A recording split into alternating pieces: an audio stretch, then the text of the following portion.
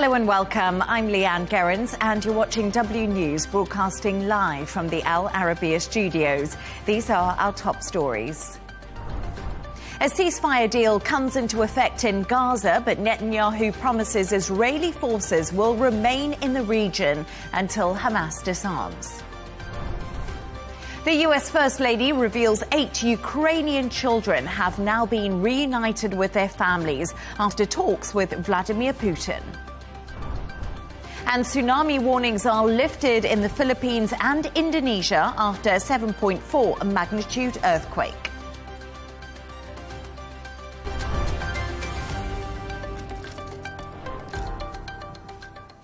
Now, a ceasefire agreement in Gaza is now in place after Israel approved the first stage of the peace plan.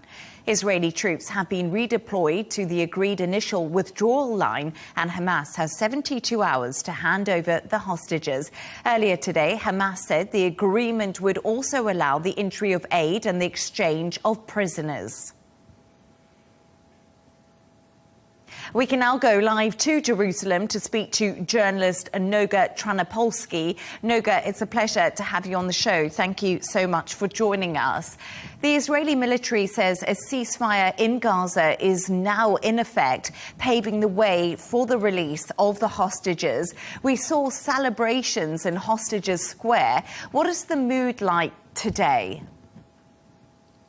The mood in Israel remains fairly tense, I have to say. Surprising, there are genuine eruptions of joy and relief. You see that families dancing in the squares, much like some of the scenes we've seen in Gaza, I should say.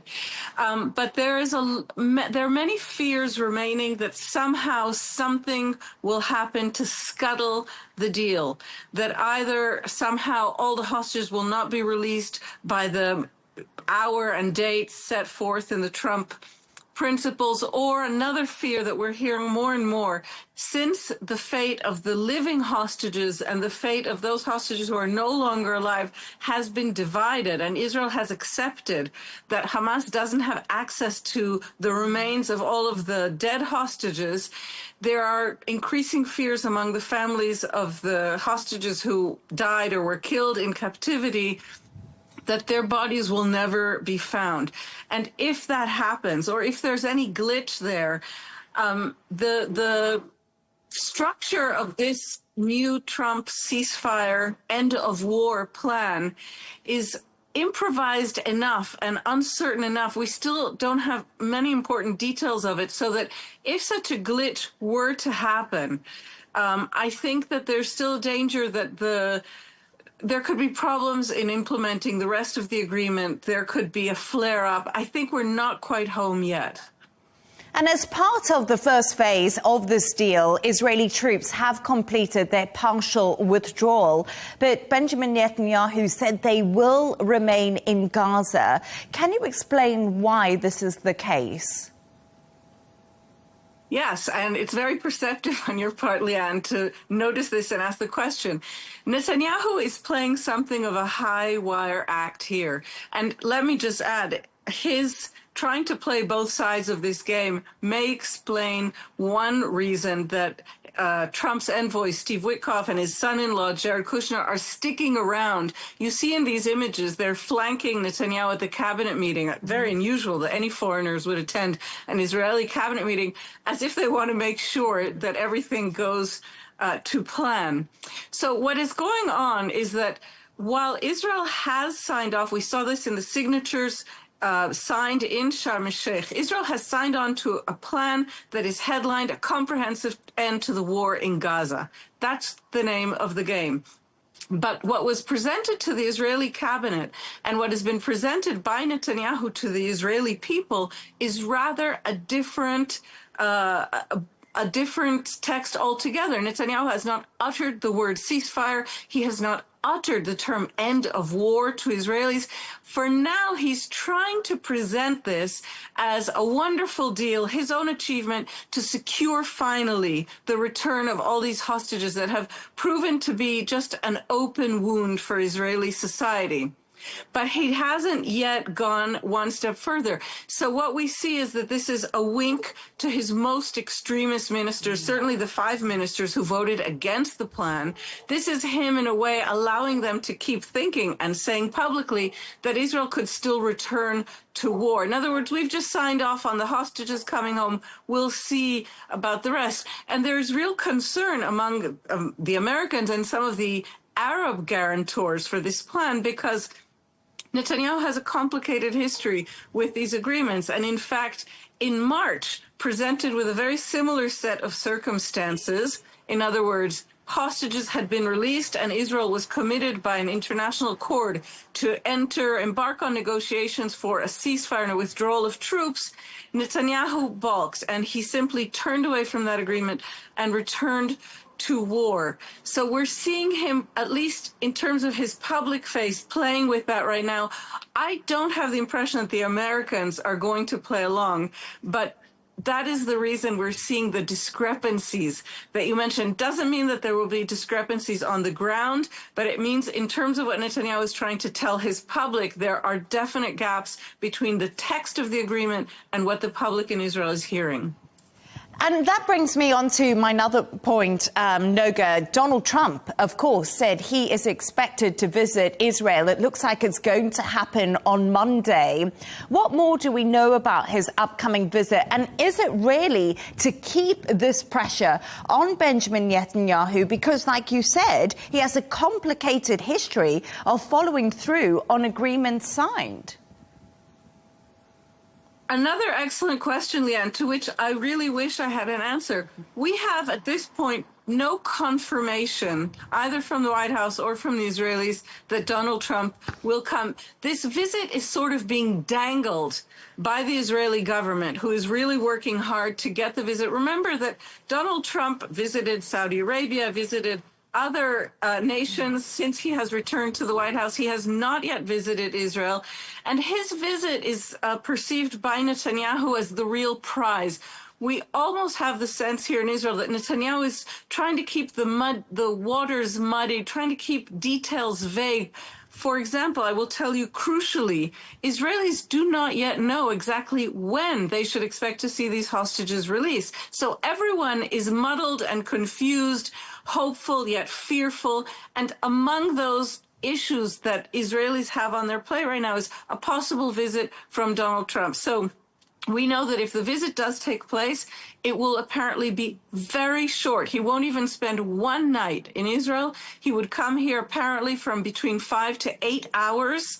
He would apparently, again, deliver a speech in the Knesset, but we don't yet have any confirmation. So it might be, as you're suggesting, that Donald Trump wants to supervise things himself. He's known to like to do that. On the other hand, the fact that we don't yet have confirmation may indicate something else, that Donald Trump or the White House are waiting until they know that this deal is underway and that Netanyahu is fully on board before they confirm any such presidential visit.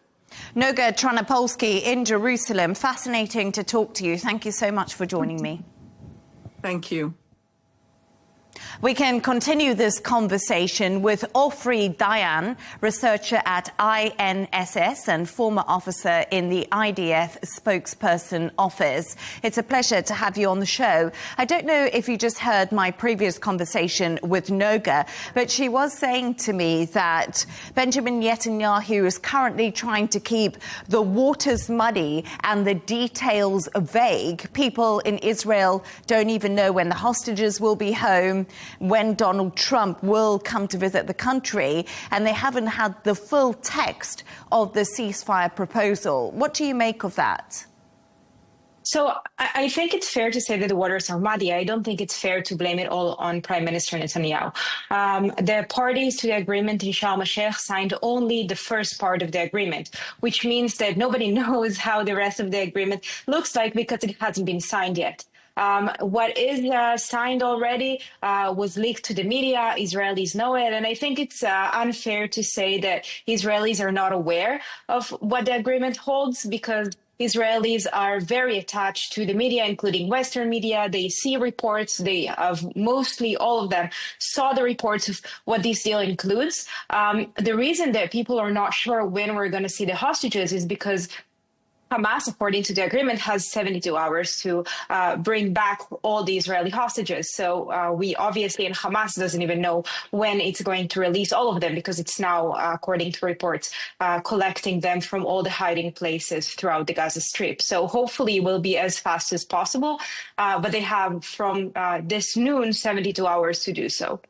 And I wanted to ask you a little bit about Israel's military. It's now completed the first phase withdrawal to an agreed point. So we've seen thousands of Palestinians begin returning to Gaza's north. I'm sure you've seen those pictures today. Can Israel guarantee their safety and not start bombing again, and make sure that Netanyahu does stick to the ceasefire agreement, because his history hasn't been great? So I think when we signed an agreement, we stuck to it. When the agreements have collapsed, obviously we return to fighting. But I think Israel has every intention to maintain this ceasefire agreement to the letter. The IDF ordered the soldiers to stop bombing and stop all military activities that are not defensive. By the way, we were required for defensive actions in the past 48 hours, because Hamas operatives still are trying to attack military installations inside the Gaza Strip, Israeli military installations in the Gaza Strip. One soldier was killed in the past 24 hours. So the IDF and the chief of staff of the IDF ordered all soldiers and commanders to cease any activity that is not defensive. And I think Israel has a clear aim and a clear interest in maintaining this ceasefire. So I really believe that it will be kept. And the UN Commission did conclude that Israel has committed genocide in Gaza. Aid agencies say they are ready, but details of a rollout of food and aid do remain unclear. When will Israel start opening those crucial aid passageways to get to the Palestinian people? So, first of all, obviously, I dispute the independent committee of the UN that stipulated that Israel is conducting a genocide. It has been proven by many researchers, not just Israeli, that the data they relied upon was inaccurate. Israel has shown that there are a lot of aid packets outside the Gaza Strip waiting for UN agencies and other humanitarian agencies to bring them into Gaza, and they do not do that. According to the agreement that was signed in Sharm el-Sheikh, in the next few hours, in the coming days, aid will be delivered into Gaza based on the model of the last ceasefire agreement, which means that Gazans will be supplied with all the aid that they need. Hopefully this time Hamas will not steal that aid and let it get to the Palestinian population who desperately needs it. It is important for me to say, especially here, that I obviously understand the plight of the Palestinians. I understand the very difficult living conditions that they have been living in the past 2 years. I don't think any of us would want to be living in Gaza right now, and my heart goes to them. And I really hope that Hamas will let the aid get to those Palestinian civilians, the medicine, the food, everything they need. I really hope it will be delivered to the point person in the end of the day. And I think all of us echo your words there. It's been a very difficult 2 years for the Palestinians. And just finally, Benjamin Netanyahu has thanked President Donald Trump for securing the ceasefire. How much pressure was Netanyahu under after international isolation and also the failed attack on Doha, where he tried to kill Hamas's top brass, but it actually failed? Look, Leigh Ann, I think we all speak a lot about the international pressure Israel is facing, and there's no point in denying it. Israel is under an isolation that hasn't been experienced by Israel in the last few decades, at least. But I think what's more interesting is the internal arena in Israel. I think one of the biggest pressures that Prime Minister Netanyahu and his cabinet and his entire government is facing is that Donald Trump is extremely popular in Israel. Donald Trump is more popular in Israel than Prime Minister Benjamin Netanyahu. Donald Trump is popular in Israel among the right and the left.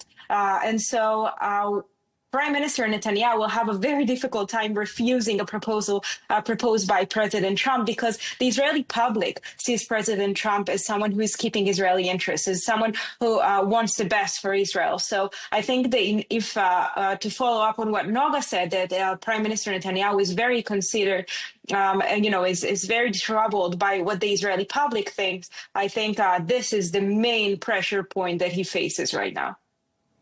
Ofri Dayan, researcher at INSS and former officer in the IDF spokesperson office. It was great to have you on the show. Thank you so much for your time. Thank you for having me, Leigh Ann. Of course. I'm now joined by Jamal Nizal, spokesperson for Fatah. Jamal, it's a pleasure to have you on the show this evening with us. How optimistic are you that this could be the start of lasting peace? I am optimistic that it could be the start of a lasting ceasefire, but it takes more than a ceasefire to restore peace and have a lasting peace. The requirements of peace is a comprehensive resolution to the core of the conflict, which is the lack of our people's right to self-determination. That is the issue at stake. But a first step has been made, and we now need to build on it. The ceasefire is a good start, not only because it stops the killing, but it also prevents the forcible displacement of our people. It puts an end to starvation and hunger. It rules out, at least for now, the possibility and the threat of annexing the West Bank or Gaza. So there are good takeaways from this deal, but it has a lot of flaws that we need to fix and build something on it. And also, Jamal, Israel has published a list of 250 Palestinian prisoners to be released. We have been told that Marwan Barghouti, who is a Fatah member, will not actually be released. Why are they keeping him, and what does this mean for the Fatah party? Because we know he's potentially the most popular politician in Palestine. When we recall that Israel had a history of releasing high-ranking members of Hamas like Aruri and Sinwar, knowing what they were going out of the prison to do. And in fact, Sinwar carried out October 7th. Israel knew this beforehand because they knew who he was and what he was going to do. And also they know Mr. Barghouti. He is a man of peace, and he can garner a lot of popular support in the Palestinian state. And because Israel doesn't want to open a political path, it ruled him out from being released, because Israel is not afraid of wars. Israel is afraid of peace. And that's ironic. This man is mostly needed to increase the popularity of Fatah and the standings of the Palestinian Authority itself. So do you think that if Marwan Barghouti is released at some point, he will help reunite a government that could possibly run Palestine in the future? We have a government now that can run Palestine now and in the future. But Barghouti is a member of the Central Committee of Fatah. This is the high-ranking body of Fatah. It's like the government of Fatah. And he's been in prison for over 2 decades now. It's time to release him and release all the prisoners who were sentenced to life sentence in prison. It is time to do this. Israel shouldn't be playing business with human lives, and it should end the suffering of Palestinian prisoners. The whole world has been talking about 20 Israeli hostages, neglecting the fact that the Palestinian people have at least 17,000 prisoners in the Israeli jails. And I just want to say, a senior Hamas official has been speaking to Sky News, and it's been quite interesting because what he said is a ceasefire wouldn't be possible without Donald Trump, but no place for Tony Blair running Gaza. So that's from a senior Hamas official who's been speaking to another news organization. Would you agree with that? Tony Blair has no place to step in and help with the rebuilding and the running of Palestine? Well, we disagree with Hamas on basically almost everything. Almost everything. I agree that Mr. Trump is doing his best and has been doing his best to enforce this the ceasefire. We need a political horizon because, as I said before, a ceasefire, it takes more than a ceasefire to have a full-fledged, lasting peace. And when it comes to Mr. Blair, he is probably going to be the head of an international body to be created by, hopefully, a UN resolution to confer legitimacy on this body. But it takes more than a body of oversight to govern Gaza. Gaza can only be governed by the Palestinian Authority, and we have reasons to why we believe in this. Because the role of the Palestinian Authority may be now conditional and gradual, but it's essential and ongoing.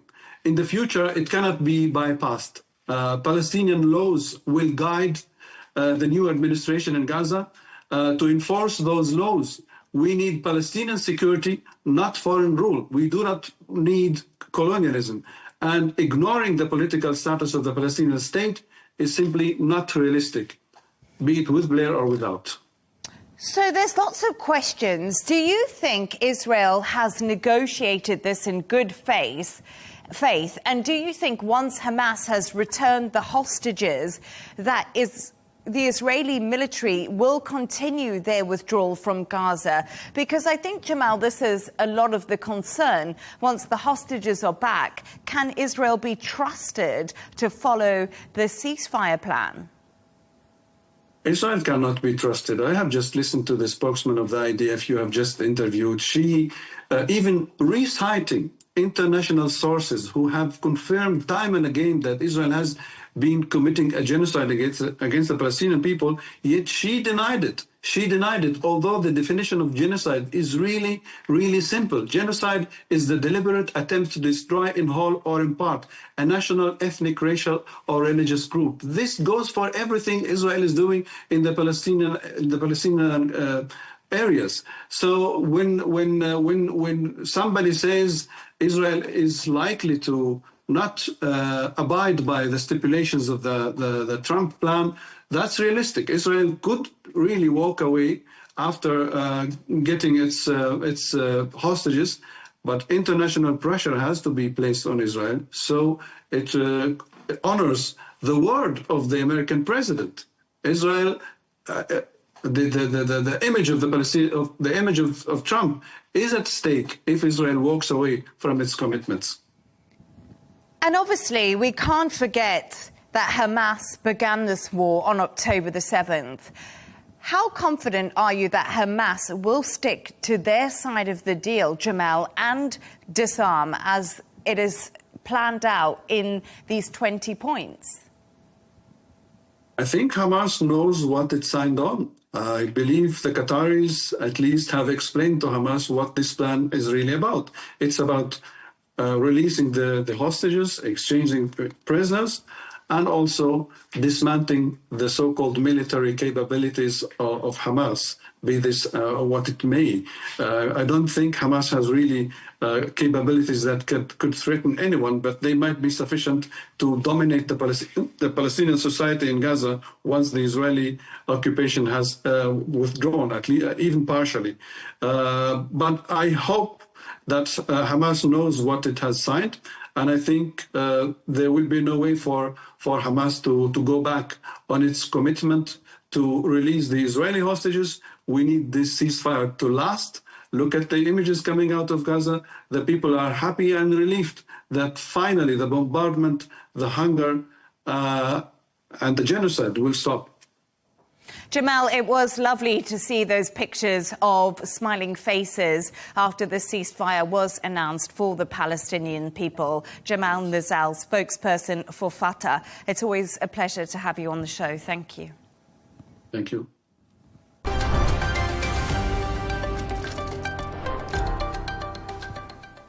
US First Lady Melania Trump has delivered an unexpected message at the White House today regarding the return of 8 Ukrainian children thought to be abducted by Russia. It follows an earlier letter she wrote to the Russian President Vladimir Putin, imploring him to return them safely and protect their innocence. Today, she told reporters that she hoped peace can begin soon and can begin with our children. Take a listen. President Putin and I have had an open channel of communication regarding the welfare of these children. For the past 3 months, both sides have participated in several back-channel meetings and calls, all in good faith. We have agreed to cooperate with each other for the benefit of all people involved in this war. Let's go live to Kyiv to speak to Ukrainian MP Kira Rudik. Kira, it's always a pleasure to have you on the show. We just heard from Melania Trump saying that 8 Ukrainian children have been reunited with their families. How important is her involvement in this matter? Hello, Leigh Ann, and thank you so much for having me. I think Melania Trump, First Lady, is a really underrated friend of Ukraine, and we should be talking and highlighting more her role and express our gratefulness. Because I want to remind you that there were many attempts by different leaders onto returning Ukrainian children home, and these attempts were rarely successful. So as of right now, we know of at least 20,000 children that have been abducted by Russia. And it's not only Ukraine saying that, that has been confirmed by International Criminal Court. And this is why there was an order to Putin's arrest issues, exactly because of abduction of these children. And so even if when a small amount will return to their families, it's a huge deal, and we are so grateful for it. But we need to be working to figure out how to return all those children home, because they are the victims of the war that were obviously uncalled for. And Kira, let's talk about something a little bit different. It's been an extremely difficult night in Kyiv, and thousands of homes are still without any water or power after Russia struck Ukraine with hundreds of drones. What are residents experiencing? Oh, well, Leigh Ann, I can tell you from my own experience, because right now when we are talking, my home is running on a diesel generator. So I have the laptop, I have the lights, and I have my fridge that is connected to the power, so we are able to somehow survive. But there are so many people who do not have that, and Kyiv is partially in darkness, as many other cities. This is not the first time Russia is trying to use darkness and winter as a weapon. So they are targeting our energy facilities, water facilities, and of course heating facilities. And to break our spirits, we have gone through that 2 years ago and 3 years ago, and we know what to expect. It's very unpleasant. It's terrorists as it is. However, we also understand that this is the only thing that Russia can do. They are unable to push forward at the front line. They are unable to make any significant gains. This is why they are trying to break us, and they will fail. And President Zelensky says we need decisive action from the US, Europe and the G7, Kira, in delivering air defense systems and enforcing sanctions. Why are Ukraine's allies so hesitant to do this? I think even after 3.5 years of full-scale invasion, there are still some people who have this fear in their mind about what Russia may do. Again, here in Ukraine, we already seen everything that Russia may do. They have committed all kinds of the war crimes on our territory. They have abducted our children, and we still continue fighting. You remember at the first day, nobody wanted to give us even the javelins or tanks because they were afraid of what Russia may do. And look, right now we are fighting with the tanks, we are fighting with long-range missiles, and Russia was not able to do anything. So we are saying, do not fear any kind of escalation, because it only exists in these diplomatic attempts to pressure Europe into going back. We see right now that Russia has extended the places of attack, and that there are many European countries that were attacked by so-called anonymous drones. Does anybody believe that those are anonymous? And obviously there were attacks on Romanian and Polish territories by confirmed Russian drones. So Russia feels really its impunity, and Europe needs to protect its defense. And we have been saying since the day one that if you arm Ukraine, you wouldn't have to worry that some Russian drones will be able to go to Poland, because we will be defending everyone as we were doing it before. We hope that these attacks on specific countries will again bring the decisiveness from European leaders, from President Trump, to the decisions that are better made earlier than later. Because if these decisions will be made later, we will be out with no energy system, no energy grid, totally in the darkness. And Kira, I just wanted to ask you about that, because on Monday, at least 5 people were killed, with tens of thousands also losing their power. So this week too, how is Ukraine now able to protect itself and its energy infrastructure after this constant bombardment by Russia? Do you need Tomahawk missiles from the US? Does Donald Trump need to make his mind up about that? Absolutely. So first, we need the wide-range missiles, and we have been saying it since the day one. Second, what we need is additional air defense systems, including Patriot missile systems. Again, since the day one, this was what we were asking for, because the amount of the drones that are coming our way is absolutely despicable. So you have seen there were 20 drones going onto Poland's way, and it was very hard for them to take them down. Imagine what happens when it's 450 drones that are coming our way almost every night. Like, what capacity should we have to be able to take them down? And the third, very important, is sanctions. If Russia is able to produce drones and missiles, this means they are finding the gaps within the sanctions, and they are able to still deliver the necessary particles to Russia and then manufacture those missiles and drones. So we are calling to our allies to look deeper into how the sanctions are working and close the loopholes. Because again, everybody's security depends right now on that. Ukrainian MP Kira Rudik, as always, thank you so much, and keep safe and well. Thank you.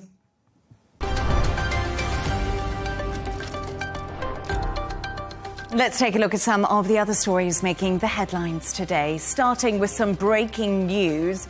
Nearly 24 people are feared dead after a huge explosion at a bomb factory in Tennessee this morning.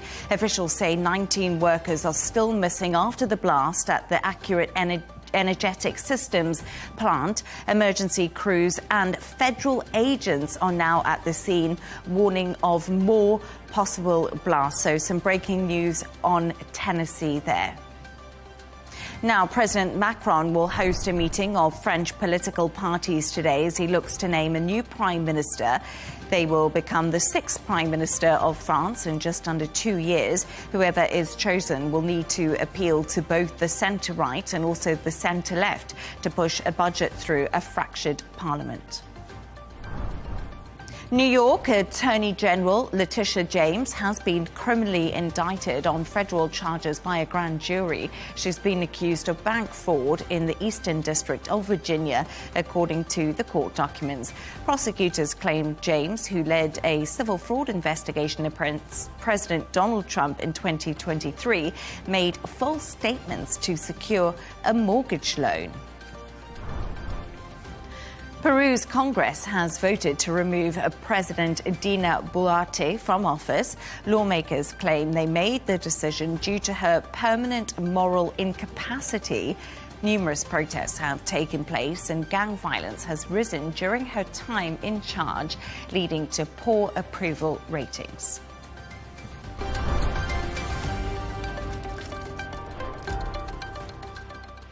At least 2 people are dead after a powerful 7.4 magnitude earthquake struck off the southeastern coast of the Philippines. Earlier, it triggered a tsunami alert for areas within 300 kilometres, but that was subsequently lifted, as Patrick Falk reports. Well, the quake struck early in the day on Friday in the Philippines off its southern coast, sending panicked residents running into the street. The timing was certainly a shock to many people, coming just 2 weeks after the Philippines experienced its deadliest earthquake in more than a decade. That one occurring on the island of Cebu, killing 74 people. This time, it struck on the eastern side of Mindanao Island, just over 100 kilometers from the island's biggest city of Davao. One of the 2 people confirmed dead was buried under rubble, according to local authorities. There were reports also of damage to homes, buildings and bridges, although the full extent of the damage isn't clear just yet. Earlier, the U.S. tsunami warning system warned of possible tsunami waves, not just in the Philippines, but also in Indonesia and the island nation of Palau. But the threat had passed by midday. There were warnings of waves potentially reaching up to 3 meters above normal levels along some coasts. Philippines President Ferdinand Marcos Jr. had called for evacuations in several coastal provinces. He also said search and rescue operations would be deployed as soon as it is safe to do so. As we know, the Philippines is particularly vulnerable to natural disasters because it sits on what's known as the Pacific Ring of Fire. The Philippines Volcanic Agency says that people need to prepare and that every now and then it's inevitable that the country will be jolted, not just by earthquakes, but also by volcanic eruptions and tsunamis as well. But I think it's fair to say that the 2 sizable and deadly earthquakes coming within the space of 2 weeks has really shaken a lot of people in the country, and no doubt it will remain on alert for potential aftershocks. And that was Patrick Falk there reporting. Let's take a look at...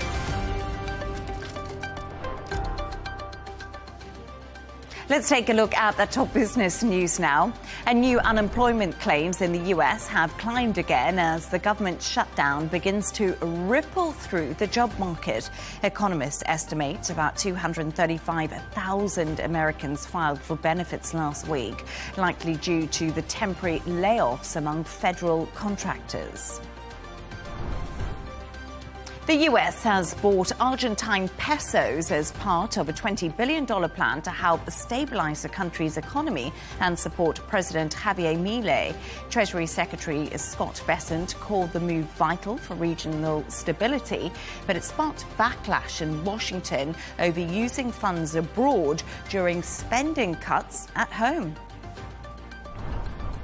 Turning to all the sports news now, and friends, family and fans have paid tribute to former world champion Ricky Hatton during his funeral in Manchester today.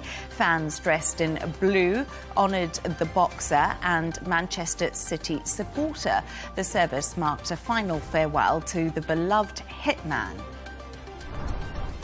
And Aryna Sabalenka continued her dominant run at the Wuhan Open, extending her winning streak to 20 matches with a quarter-final win over Elena Rybakina. The world number 1, a 3-time defending champion, will now face Jessica Pegula in Saturday's semi-finals. Sabalenka is now one of only 4 women since 1990 to win their first 20 matches at a single WTA event.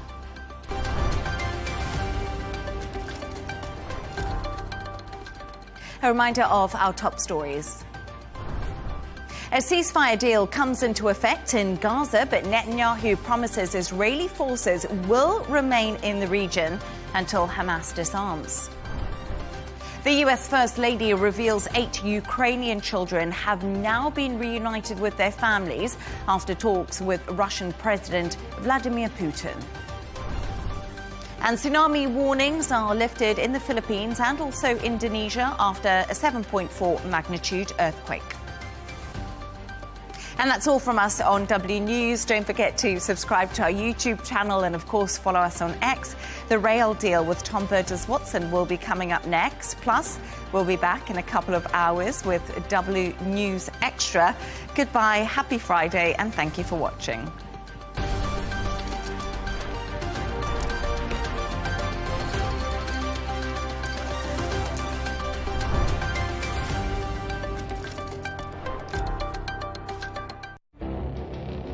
It feels like decades are passing by in a matter of weeks.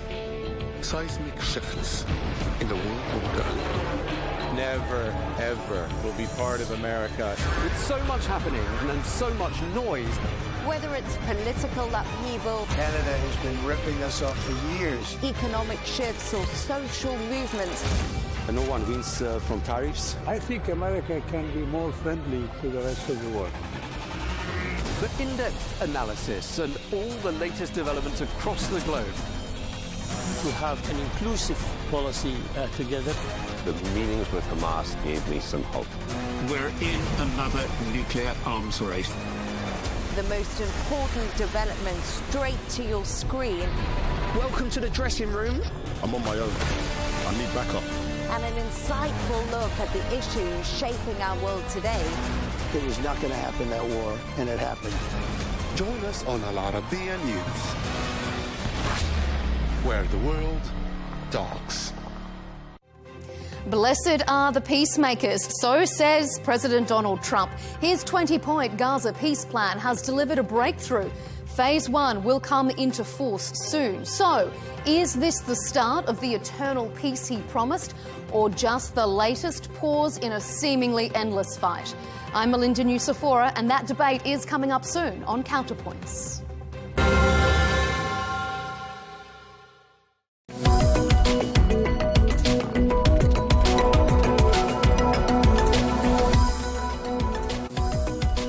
Hello and welcome to The Real Deal. Coming to you from the Arabiya English studios, this is your weekly bulletin bringing you all the latest business news headlines and analysis from Saudi Arabia. Coming up, as the kingdom unveils its preliminary budget for 2026, we take an in-depth look at the forecast deficit as well as the expected GDP growth, which is well above the IMF global average. We'll be doing a deep dive on the private wealth management entities known as family offices and speaking to an expert on why they're prominent and why they're evolving in Saudi Arabia. And the annual Hail Camel auction is well underway in northwestern Saudi Arabia, bringing together breeders, traders and enthusiasts from all across the world. Hello and welcome to the programme.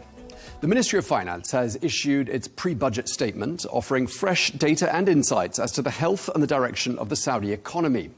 Well, the statement projects a deficit of 3.3% of GDP for the fiscal year 2026. This as a result of the government's continued adoption of expansionary and transformative spending policies. But at the same time, preliminary estimates point to real GDP growth of 4.6% in 2026, boosted by an uptick in non-oil activities. Well, the projection for 2025 was set at 4.4%. Well, this puts Saudi Arabia well ahead of the IMF's 3.1% projection for the global economy. Well, we're joined now by Naif Al-Ghaith, who is the chief economist at Riyad Bank. Naif, thank you very much indeed for joining us. Always a pleasure seeing you on the programme. Before we look ahead to 2026, let's stay in 2025. GDP expected to register growth of about 4.4%. I mean, very respectable by global standards. Can you just put that number into context for us?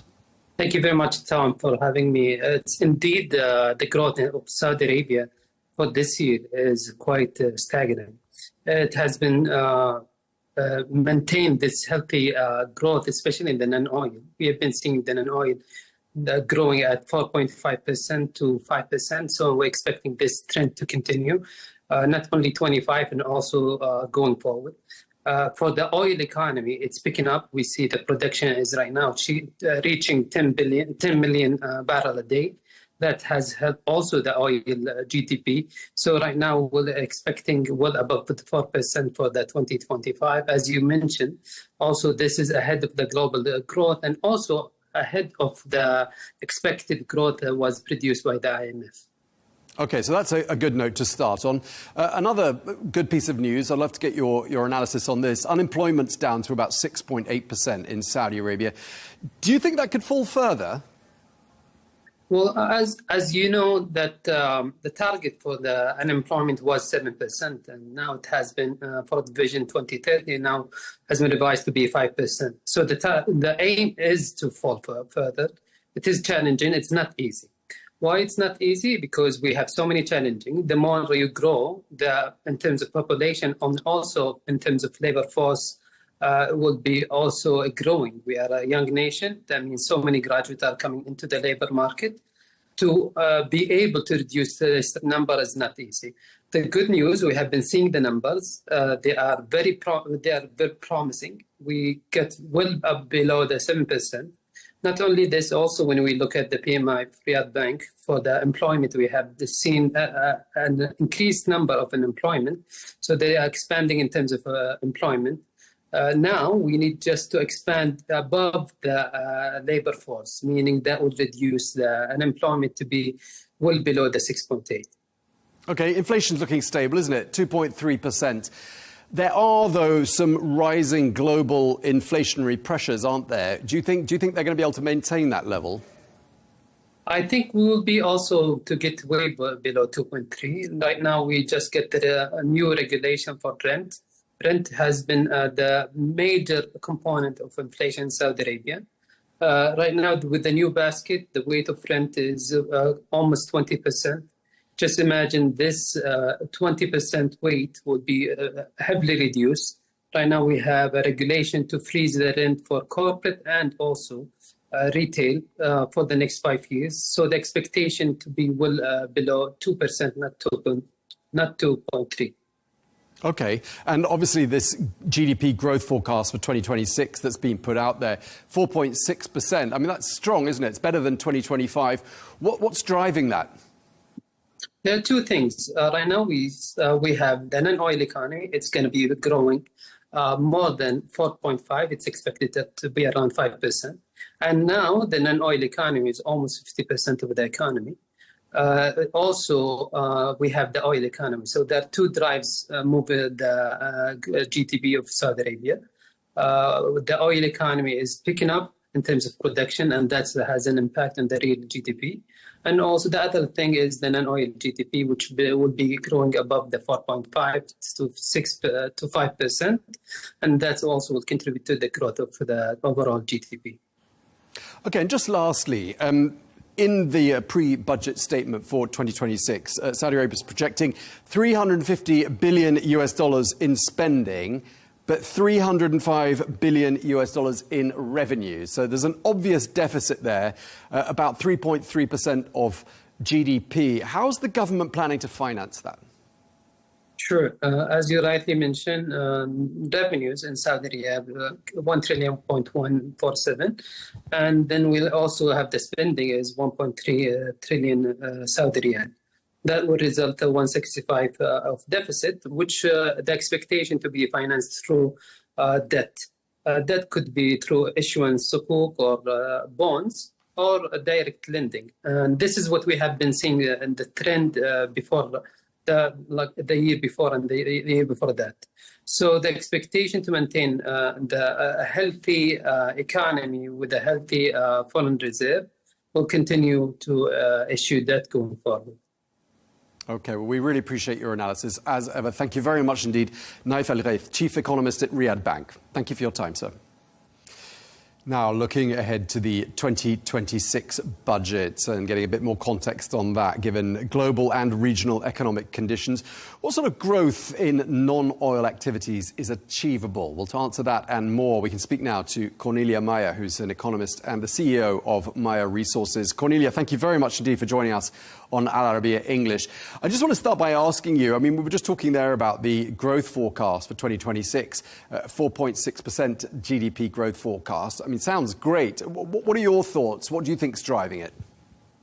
My thoughts that what's driving it, thank you very much for having me, is the growth in the non-oil economy. We now have well above 50% of the economy, 55.6% to be precise, this year in non-oil economy, expected to grow next year by 5%, whereas the rest of the economy is expected to grow, as you said, by 4.6%. So that is really very important, because that's where the employment is. And if you employ people, they will then consume, and that will help GDP to grow. OK, now in the pre-budget statement for the fiscal year 2026, the Finance Ministry forecasts a deficit of 3.3% of GDP. First of all, I mean, deficit always sounds slightly alarming, but do you think there's anything to worry about here? No, I think there's nothing to worry about. I mean, it's still, if I look at the GDP, it's 3.3% of GDP, so that's not that much. And if I look at the total public debt to GDP of the Kingdom of Saudi Arabia, it's around 30%. So in the globe, look at the US, look at Japan, look at European countries. In the global context, it's a very low leverage, and there's plenty of debt capacity. OK, so clearly nothing to worry about there, in your opinion. How does the government, do you think, plan to finance it? Well, it will finance it with debt. It will finance it with sukuks, with bonds, with direct loans, as they have done over the last few years. We had debt over the last few years, and we projected to have debt until about 2028, 2029. Next year is the highest level, and then they're projecting it to go down. And they're also achieving the going down in the debt by becoming fiscally more conservative on some of the giga projects. OK, so I mean, when you look at what the price of oil has done in the last few months, and you also take into account spending, especially on expansionary and transformative projects, I mean, none of this should be at all surprising, should it? No, it's not surprising. And if I look at the price of oil, yes, it's down between 7 and 10%, depending on the day, since January. But you also had, the kingdom is also producing more than 300,000 barrels a day more a year, because they have, the OPEC Plus has sort of opened the taps. The 2.2 million first tranche of voluntary cuts has been totally unleashed onto the market. And they're unleashing the second tranche of voluntary cuts now. So the revenue is not just the price of the oil. The revenue is price times volume, and volume has gone up. We were just speaking there to the chief economist of Riyadh Bank, who painted a pretty rosy picture of the Saudi economy, unemployment, inflation. All the other major indices seem to be pretty positive. I mean, would you share that general assessment? I would share that general assessment, especially going out. But look, I think tourism is a sector really to watch. Let's not forget, we have 2030, we have the World Expo in the kingdom, and 2034, we have the FIFA World Cup. So there will be loads of hotels built, loads of, restaurants built and so on. So yes, I would certainly still 2034, I would see it growing. In terms of inflation, they're doing better. The kingdom is doing better than many other countries. However, with tariffs, with the unhinging of global supply chains, also the kingdom will have to feel some of the inflation. They're in a really good spot. Okay, so you're already looking beyond 2026, which is great, because, of course, we're always looking towards Vision 2030 year, which is, of course, 4 years away. And if anything, I mean, all of this, just to sum up the conversation, really, Cornelia, just shows that given fluctuation in global oil prices, the logic behind diversifying away from oil is all the more apparent, isn't it? Oh, it's totally apparent. And let us also not forget, 70% of the population in the kingdom is below 30 years old. So there's a lot of people who will need a lot of jobs. You know, they're coming out of universities, out of schools, and they will need jobs. And the oil and gas industry, as well as petrochemicals, are not labor-intensive intensive industries. So it's important to have manufacturing, to have tourism, and to do all of these things to provide a perspective and a future for that bright young generation. Okay, well, we really appreciate you taking the time to speak to us and really appreciate all your insights. Cornelia Meyer, thank you very much indeed for your time. Thank you very much indeed. Well, staying with the 2026 budget, we're joined now by Edward Bell, who's head of research at Emirates NBD Bank. Thank you very much indeed for joining us, Edward. What are your thoughts with regards to the 2026 budget? I mean, a small deficit, but as we were just saying there with our previous guest, not really surprising in the context of current oil prices and current expansionary and transformative spending policies. No, we don't think it's a very surprising idea that Saudi is going to be running a fiscal deficit for next year and indeed for the next couple of years as the government carries out, as you say, quite a lot of transformative investment into the economy to help support transformation of Saudi's economy and achieve some of the Vision 2030 goals. I think when we are looking at it, we look through the breakdown of the numbers. You know, the expectation that we're going to have these deficits sort of in the 2.5% to 3% of GDP range, we actually think they're probably going to be a little bit wider than those numbers. That was a similar kind of projection that was planned for 2025 when we had the similar pre-budget statement released around this time last year. And we thought that the revenue projections were a little bit too high and we were expecting a wider fiscal deficit. And that's more or less come out with what the estimate from the Ministry of Finance has on for 2025 in the statement that was released this week. Okay, and just looking at some of the other key metrics that have been announced by the Ministry of Finance in Riyadh, I mean, growth expected to continue, way above global averages, isn't it? Yeah, I think that speaks to quite a couple of positive factors for the Saudi economy, and the projection for next year is very much, I think, on trend with what we've seen in the non-oil economy, which has been growing by just a little bit shy of 5% for the last couple of quarters, and it really growing across multiple sectors as well. Construction, obviously, a big part of that, but investment into infrastructure and other sectors, tourism, travel and logistics, all those seeing a boost in Saudi's economy. We expect that kind of performance to be maintained, that sort of 4.5% to about 5% non-oil growth.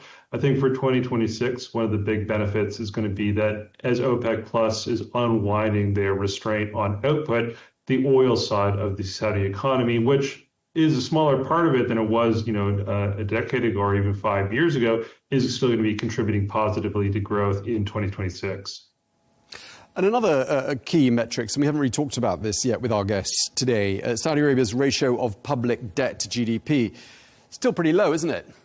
Yeah, you got to think for an economy in the G20 that's as large as Saudi Arabia's is, over $1 trillion US, estimates from the National Debt Management Center in Saudi, just the low 30% of GDP range for public debt. So that's a very low number. And I think it speaks to the fact that, we have seen Saudi go out and be frankly, very transparent with its borrowing plans. And that was outlined in the budget as well, that it intends to continue to use international markets, local real markets, as well as actually some more innovative forms of financing, perhaps some direct project financing, or using export credit agencies for some of the project spending. But the starting point for the debt remains quite low. And when Saudi has gone out to tap international markets for bonds, they've been very well received by investors, very strong coverage ratios, and being able to price inside of initial guidance on most of the bonds that have come out from the kingdom. Right, so you're echoing what our previous guests have said, which is that when it comes to financing that deficit, there aren't going to be any particular issues, are there? Yeah, we see quite a lot of flexibility. We've had some other comments about opening up the local debt markets a bit more into 2026, and I think that would be encouraging. We will be mindful of liquidity in the Saudi economy, though. That has been relatively tight compared with some of the other markets like the UAE, for instance. So we want to make sure that the government is not crowding out private sector borrowing. So there could need to be some intervention from the Saudi central bank to make sure that liquidity is functioning properly. But I think really, what we're seeing is a reflection of strong economic conditions in the kingdom, good money supply growth that should help to alleviate some of those liquidity issues. Okay, at the start of the show, we were talking about sort of the overall health of the Saudi economy with the chief economist of Riyadh Bank. When we looked at unemployment, inflation, GDP growth, I mean, all the obvious indicators are pretty upbeat. Is there anything out there that strikes you or maybe something we should be mindful of? Yeah, certainly like inflation has been pretty accommodative, and I think that's chiming with what looks like still a good consumer profile in Saudi Arabia. When we track consumption spending in the kingdom, it looks like it was up about 10% year on year in the first half of 2025, so a pretty healthy pace of growth. PMI numbers have actually been really resilient this year, very strong. And as you mentioned, the inflation rate has been quite accommodative. And if we stripped out, for instance, housing in Riyadh, then price pressures across the rest of the kingdom would be relatively muted.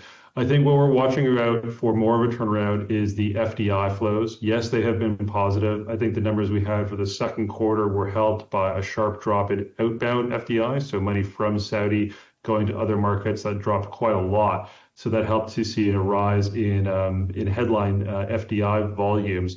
But really, we're still falling short of some of the government's targets there. So we'd like to see more of that investment coming into the kingdom to take some of the burden off the public sector in terms of supporting growth. Okay, well, we're going to leave it there. Really appreciate your time. Thank you very much indeed, Edward Bell, Head of Research at Emirates NBD. Thank you very much indeed.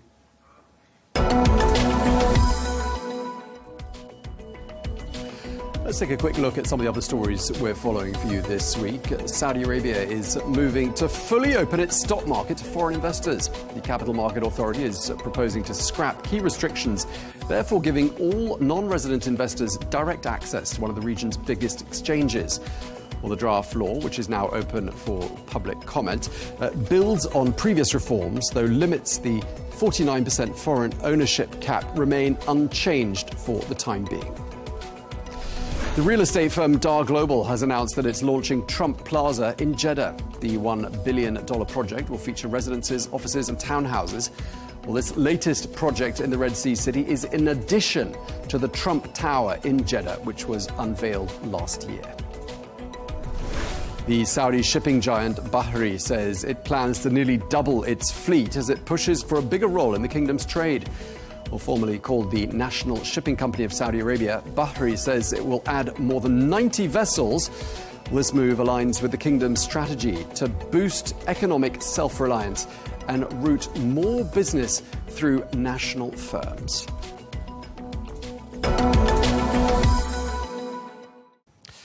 Now, we often hear about family offices across the Middle East and much further afield as well. Well, a family office is a private wealth management entity set up by high net worth families with the goal of overseeing their investments, estate planning, and also the transfer of wealth to future generations.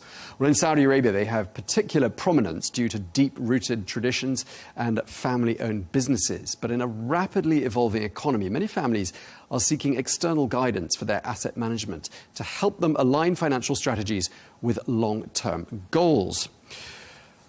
Well, to tell us more, we're joined here in the studio by Asra Abdelaziz, who's a CEO and an executive leadership coach. You have more than 15 years of experience in investment banking and in the corporate world, and you specialize in working with family offices and businesses across the Middle East, including in Saudi Arabia. Thank you very much for coming to see us. Thank you, Tom, for having me. Now, first of all, just tell us, what exactly is a family office? Because it sounds like a very basic question. Some people might be confusing it with a family business, which it isn't necessarily. Exactly. It's two different things. A family business is actually the retail, the factory, the conglomerate. It's the industry. It's a business per se. The family office see it as the success. What happens after the family business has succeeded. This is where the private wealth of the families goes in. And it's managed in different ways. The family business is managed as a business. The family office is managed for its legacy, the vision, the future. Not just the future of the business, the future of the family itself. And when you look at it, the family office will have different investments, different ways of looking at it. You know, when people ask me, like, how would you simplify it? I would say, well, the family business is what's going on now. The family office works on what's next for us. Okay. So sort of looking to the future and future generations. And obviously a family office, as the name implies, it's got sort of a family mindset, probably got family values at work in it. And they're trying to reconcile those values and those traditions with the realities of the outside world. I mean, it sounds like a bit of a dilemma, is it? It is. The reality of it is that this is where the whole tension lies. But, you know, as human beings, we tend to always want to choose. We think it's yes or no, it's black or white. The reality of a family business, it can't be black or white. It can't be, is it family or is it business? It's always both. So there's actually a nice analogy that I use. I tell my clients and people, think of it a little bit like breathing. When you breathe, you have to inhale and exhale, which are two contradictory things. You need to do both in order to stay alive. And if you don't do them, well, you'll simply die. In a family business, you can't say, oh, it's just family, or, oh, it's just business. It will always be both. If the father is the CEO, he'll always be the CEO, and he'll always be the father. And business will always be personal. And that's where they actually start interacting with, well, people like me and others that help them manage this tension. So, you're the sort of the fresh pair of eyes that they clearly, obviously need sometimes. What do you typically do for them? The reality is, when I come in, I listen. I listen a lot because what happens is there's too many things that are going on and there's too many things that are unsaid between let's say sometimes the founder, the children, the grandchildren. And the first thing that we try to do is, well, how structured are you? What do you want? And the reality is, again, in the same way that they structured their business with a vision, is what is the vision for the family? The reality is a family office could be one single person, and it could be dozens and dozens of people working in a massive building. So it all depends on what is it that you actually want? And then once we have this, how do we help you get there? Okay, so, I mean, I'm trying to imagine the dynamic. You know, you've got these different generations with presumably some very different ideas. And, you know, it's very personal, you know, going into someone's family office, I'd imagine, because you're not just advising on numbers, are you? No, you're not, actually. The number part is the easiest part and is often done by bankers. The reality is you're advising them on their legacy, on the way, actually, that the world will remember them. The reality is today in Saudi, in the kingdom, but also in the region, most family offices are first generation, second generation, maybe in some cases third, but it's very rare. When you compare it to the rest of the world, some families are at seventh, eighth generation. So we're talking about really very different dynamics, and things are much more sensitive. Once you've created something, every entrepreneur, every person that has launched a massive business will always tell you that for them it feels like their baby. So letting go of that baby is a little bit challenging, and then picking which baby or, you know, whom in the family will take over, and why would that person take over, and does that person want to take over? Like, these are all the challenges that all these families face and, well, work on. And do the same sorts of challenges replicate themselves from one family office to another? Do you see quite a lot of similar patterns? Overall, yes. I think that it all depends. The pattern is always, I like to tell also my clients, think of it in the same way that you were scaling your business. When you start scaling a business, first you don't really know what you're doing, and then you start to learn and you grow and you get people, etc.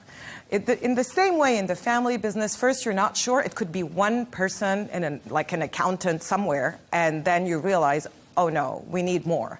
We need to build the family council. We need to actually have an office with experts in asset management that will speak to our different bankers. We need to launch a foundation because this is the legacy that we want. And the more, the more time passes, the more most of the biggest families, and for those that are still not doing it, are going through that direction. Because the world is changing, the kingdom is changing, and they need to follow, and they are part of that change in a massive way. Right, so they're having to evolve and innovate. And I'm just wondering whether family offices in Saudi Arabia are now sort of more embracing of innovation. Are they open to entering into new sectors that perhaps they weren't so open to before? They are. I mean, it will always be a challenge. It's a little bit like, when you launch a business and you've done it so well, again, we're coming back to first, second generation. And often the founder is still around. So it's very difficult to be like, okay, it's always been done that way. Now let's try to do it another way. But this is where the future lies, and it's the reality anyways of the country and of the region. The region has been working in a specific way, and it's now evolving in a different way. And all we do today throughout the Gulf and in the kingdom is talk about Vision 2030. Where is the future going? Let's build the future. And the future needs to be built with what's happening today, not about, it's not about the things that were working necessarily in the past. And yeah, this is where the challenge lies for them, but they're going. Yeah, while you were talking, I was thinking to myself about the next generation. You've probably got, in some family offices, the latest generation, they've been educated in different countries, maybe not all educated in Saudi Arabia. And I'm just wondering what sort of an impact that's having on family offices. Are you seeing a significant shift? It does. It creates, disruption is good overall. Because disruption by the younger generation will have to create first conversations within the family. That's one thing about, where do we want to go? What do you want to do? And then anyways, within the country itself. So overall, yes, the younger generation is pushing it. Today we see it with the entrepreneur scene within the kingdom, within the Gulf overall, all these entrepreneurs, all these different projects. And at the end of the day, all these families and founders, they've built something thinking of the future. Right. And they're going to go that way also. Sometimes it's just difficult to let go of something that you've done in a specific way all your life. That's just human habit. Right, and this young generation is a really important radar, isn't it? Because, it's a young population in Saudi Arabia. We often talk about that on this program. And presumably the young generation is all the more supportive of ideas of, involving tech, innovation, entrepreneurship, venture capital. Are those the sorts of things you're seeing? Yeah, a lot. The reality, so you'll have different examples. You'll have those that will say, okay, within our family, so there will be two things. There will be those that will say within our family business, we need to diversify in these things. And then there will be those that will be like within our family office, so within our investment arm, which is different from the family business, these are things that we should be looking at. And it's two different things. You'll also have those that will be like, that will decide to be, our business is this. I don't want to be part of that part of the business. I will launch a new vertical within that business and develop it. And, sometimes the founder of the business will be like, okay, but eventually it did work out. There's like some great stories in Saudi around this. So, no, it's shifting in the right way. And I'd imagine that family businesses, family offices represent a huge slice of the pie in the Saudi economy. And I'm also wondering to myself, is there a typical structure to a family office? Do they tend to have a fairly similar template? Okay. There's two questions. The first one, in terms of size, the size of family businesses overall, and including therefore family offices, probably represents 80 to 90% of non-oil GDP in Saudi and in the Gulf. These are very rough numbers, but it's pretty much the number one employer within the private sector. So this is how this economy overall thrives. Regarding, remind me your question. The structure. Regarding the structure, there's no one size fits all, but overall, so it all depends on the size. But overall, what you will find is a family council. The family council is only family members, and this is where the tough conversations are going on around values, vision, etc., and it's really only family.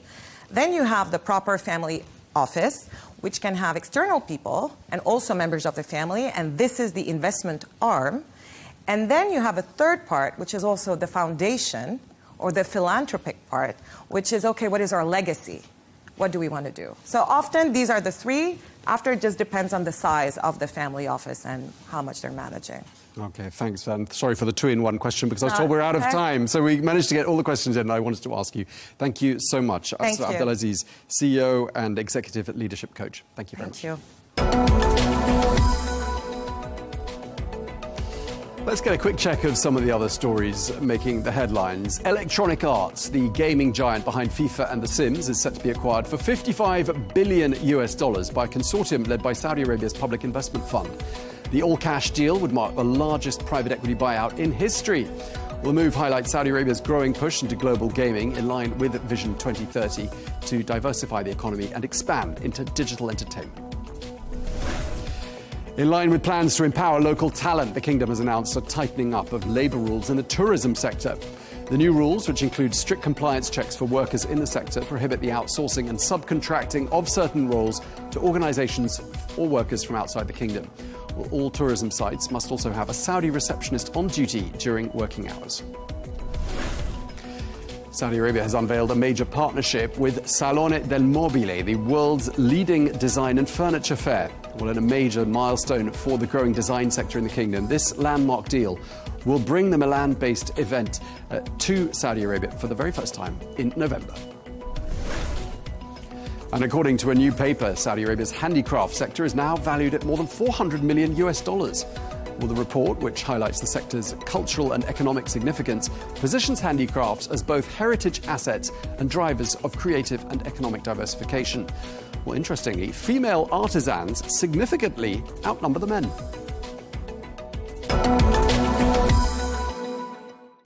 And finally, the annual Hail Camel auction is well underway in Al Qaid, which is about 600 kilometers north of the capital, Riyadh. Well, the event brings together breeders, traders and enthusiasts from across the kingdom and the wider region. Well, the 10-day auction showcases rare and purebred camels. And as well as being a marketplace, the Hail auction is a celebration of Saudi heritage and promotes tourism and economic activity in the Hail region. Well, strong sales have been reported with close to 6 million riyals in transactions so far. Well, I'm still here with my guest, Asra Abdelaziz. Asra, I wanted to ask you, spring a question on you. How much do you think a top camel would go for at an auction? Oh, wow. $10 million? Okay, well, that's generous, actually. I was just doing my research, and in fact, the most expensive camel ever sold was a dromedary. It was sold in Kuwait for $53 million. You were right there.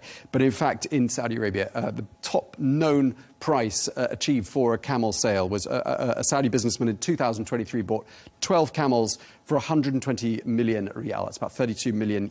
So around $3 million a camel for a top camel. Good diversification. Indeed. Worth a lot more than a car as well, isn't it? Yeah, there you go. All right. Thank you very much again, Asra Abdelaziz. Thank you for your time. Thank you. Well, that is all we have time for on The Real Deal here on Arabiya English. Thank you very much indeed for watching. Look forward to seeing you again next week.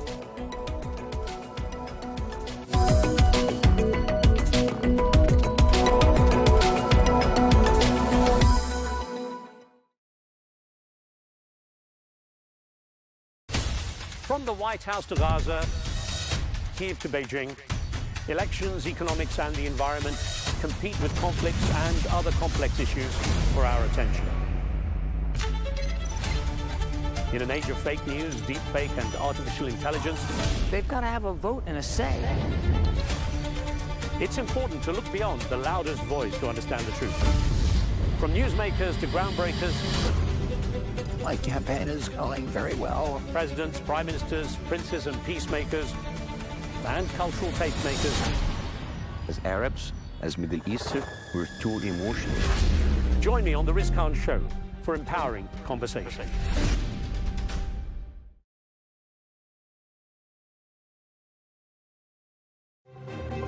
Blessed are the peacemakers, so says President Donald Trump.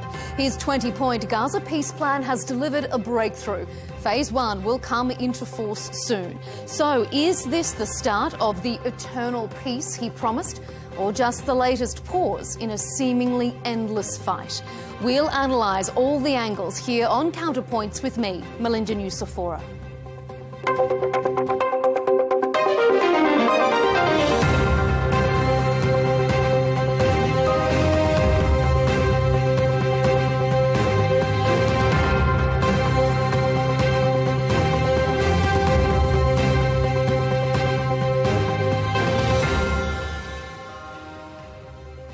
True to his word, President Trump has succeeded where other world leaders have failed. He's pushed through a deal that will see all the hostages released in exchange for Palestinian prisoners and a partial Israeli military withdrawal. Israeli Prime Minister Benjamin Netanyahu is selling it as a diplomatic success and a national victory, writing, "From the beginning, I made it clear we will not rest until all our hostages return and all our goals are achieved." But it's the last part of that sentence that has some regional analysts concerned. Far-right members of his cabinet have already said they don't support phase 1 of the deal, let alone moving forward with the broader agreement. And we've been here before. Once in November 2023 and again in January this year. Both times, the path to peace has never progressed beyond the first phase. So, on this episode, we'll ask, is the war really over, or is this just the start of yet another pause? Will Hamas need to disarm in order to keep this ceasefire alive? And how much credit does President Trump deserve? Joining us to discuss the ceasefire deal between Hamas and Israel is Yaakov Amidror, a former Israeli national security advisor during a previous Netanyahu administration. Leila Farksak is a professor of political science at the University of Massachusetts, Boston, and author of, among others, Rethinking Statehood in Palestine. And joining our panel again is Tobias Ellwood, a former British Middle East minister and Conservative MP. Thank you all for joining us here on Counterpoints. President Trump has described this agreement as a strong, durable and everlasting peace. But is it? Because nothing has formally been agreed to beyond this first phase, which could be viewed as concerning because without concessions from both sides, it could collapse after phase 1, just like the previous deal did. We're hearing that not even the prisoner exchange list has been formalised before President Trump made his social media announcement. So, Yaakov, it's good news, obviously, but is this the end of the war or just the start of another fragile pause? It very much depends on the continuation of the negotiations that's supposed to begin immediately after the release of the hostages. The intention of the Americans, as was declared in the 21 points plan, is to disarm Hamas, demilitarize Gaza Strip, and to build kind of a mechanism under Mr. Tony Blair, which will be responsible for rebuilding Gaza. So the next two steps is disarming Hamas and demilitarization of the Gaza Strip, which is something that should understood into details. What does it mean? Because from the Israeli point of view, what's important for us is the security of Israel, to be sure that the Hamas and Islamic Jihad and other terrorist organizations will not have the ability to rebuild their terrorist capability. And Israel will be in a position to destroy any attempt to build such capabilities in the future. Mm-hmm. How the system will work under the new kind of international administration with the coordination with Arab states, which is supposed to contribute to the ability of the Palestinians to disarm Hamas and so on and so forth. All that is very vague in the 21 plan, 21 point plan, and that should be discussed in the negotiations after the release of the hostages. Of course, after the release of the hostages, it will be easier because every Israeli understands that something was achieved, and now we can trust the system, something that in the past we couldn't. Okay. But the IDF will remain in Gaza as part of the process, and we have to see how the negotiations will continue after the release of the hostages. Okay. Leila, what do you think? Are you confident, optimistic? There are, as Yaakov said, so many vague elements of this deal still. Is there enough to hold on to beyond phase one? Well, that has always been the tricky situation in every negotiation with Israel during Gaza's war, also before 2023. We should not forget, since 2007, there were 4 wars against Gaza in 2008, 2009, 2012, 14, and 21. And in each of these wars, when they ended, the first phase went okay, the second did not. I think now we are in a new situation in which we are coming at the head of a genocide that killed so far 67,000 Palestinians and destroyed all of Gaza. And there is finally seems a commitment regionally and internationally to end this war. The question is how we're going to end this war. So phase one, I think, is happening. It has, we know the ceasefire is going to take place within 24 hours. The release of the hostages are supposed to happen in by Monday or Tuesday at the latest. I think the key issue will be the entry of aid. That has been a very important condition, and I think it will. The disarmament of Hamas is, of course, a stumbling block with regards to the second phase. But I think the second phase is going to take some time. I don't know, because the Trump 20-point plan is quite vague and meant to be kept vague so that the negotiators can push and direct it to see who can pull more, Israel and the American on one side, or Hamas and the Arab countries on the other. What we know is that nobody wants this war to expand. What I suspect is that the war will enter a new phase. So it will be war by new means, where we're not going to have 100 or 50 Palestinians killed per day, but we're going to have 20 or 30 Palestinians killed per day. It's going to be a question of Israel now agreed that it will control only 53% of Gaza. The question will be, will it retreat into the blue line, as it said, and the red line? That's going to depend on how much the America will continue to push for the implementation of this deal. But what is clear, Hamas has said is not interested in governing. The focus right now is on the entry of aid. And ending the genocide, ending the famine. Don't forget, we had 485 Palestinians who died of famine, of starvation.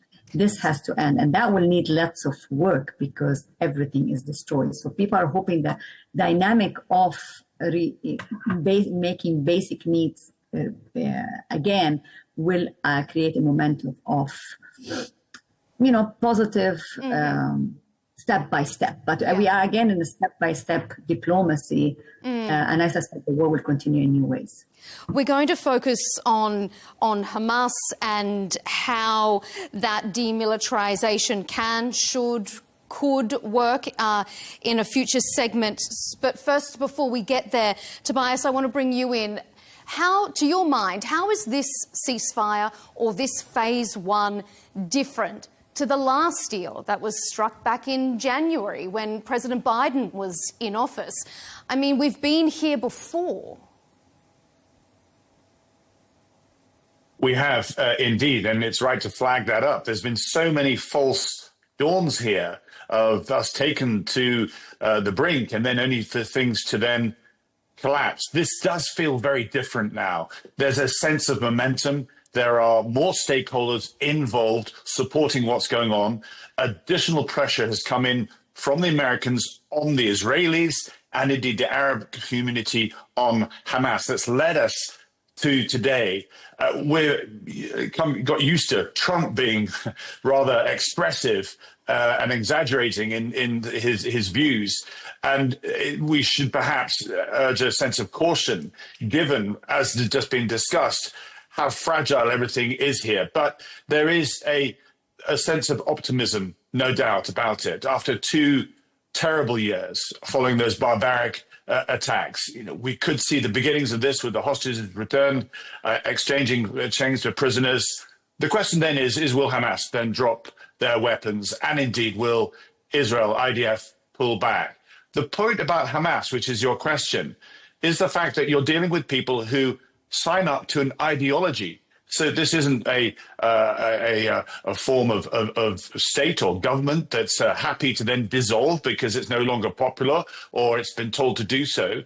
But you have tens of thousands of people that have bought into that way of thinking, that are happy to give their lives for their cause. And that will be the challenge, is to convince them and indeed wider Palestinians that there is a direction of travel to go to that actually takes Gaza and indeed potentially the West Bank into a more peaceful, stable place. That is supported by Israel itself.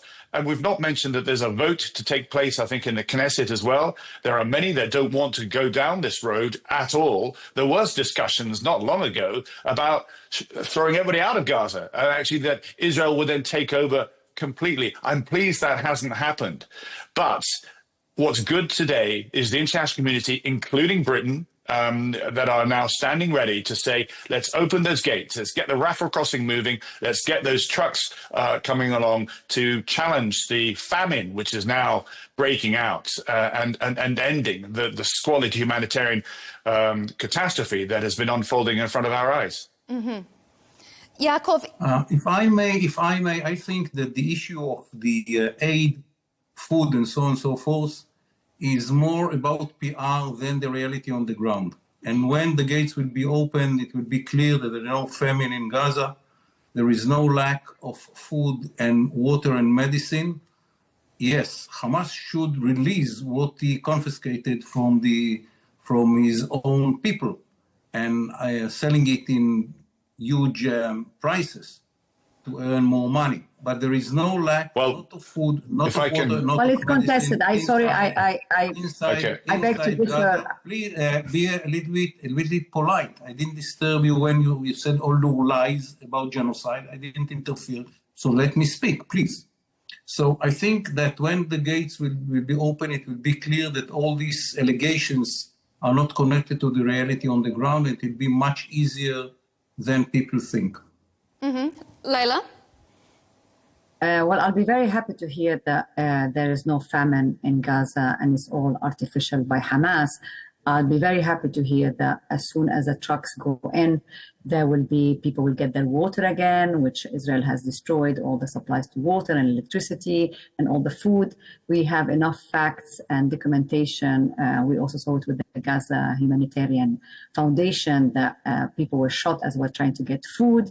4,560 Palestinians were killed while trying to get food. So we will not contest now there is famine or not famine. There's enough studies and data to prove it. And also on the issue of genocide, there's enough international and also Israeli human rights groups who testified and argued that there's a genocide. This is not the point. The point, it is a point, of course, because famine and genocide is unacceptable in the 21st century. But also the big question is, how do you want to have security for Israel, as you argued? You said that Israel wants the security. Well, you cannot have security if people are starving, and you cannot have security if people are dying, and you cannot have security when people are massacred in this way. So let's hope that now the ceasefire will allow a serious attempt for aid to go in, because we're talking about basics, guys. I mean, the reason why this ceasefire is likely to work, unlike the other ceasefire, is because now the military capability of Hamas has been decimated. This was not on scene in January and February when the hostages exchange happened. I think now Hamas military capability has been decimated. But as your guest also explained, Hamas is not just a military power. Hamas is also an ideology. And above all, it's not just Hamas, it's the issue of resistance. People are resisting their oppression in Gaza. This has been a catastrophic war. This has been a horrible war in terms of, this has been a worse Nakba than the Nakba of 1948. But after 2 years of it, I think it is clear that there is not a military solution to the Israeli-Palestinian conflict. There's only a political solution. And the problem with the political solution is that Israel has destroyed the two-state solution.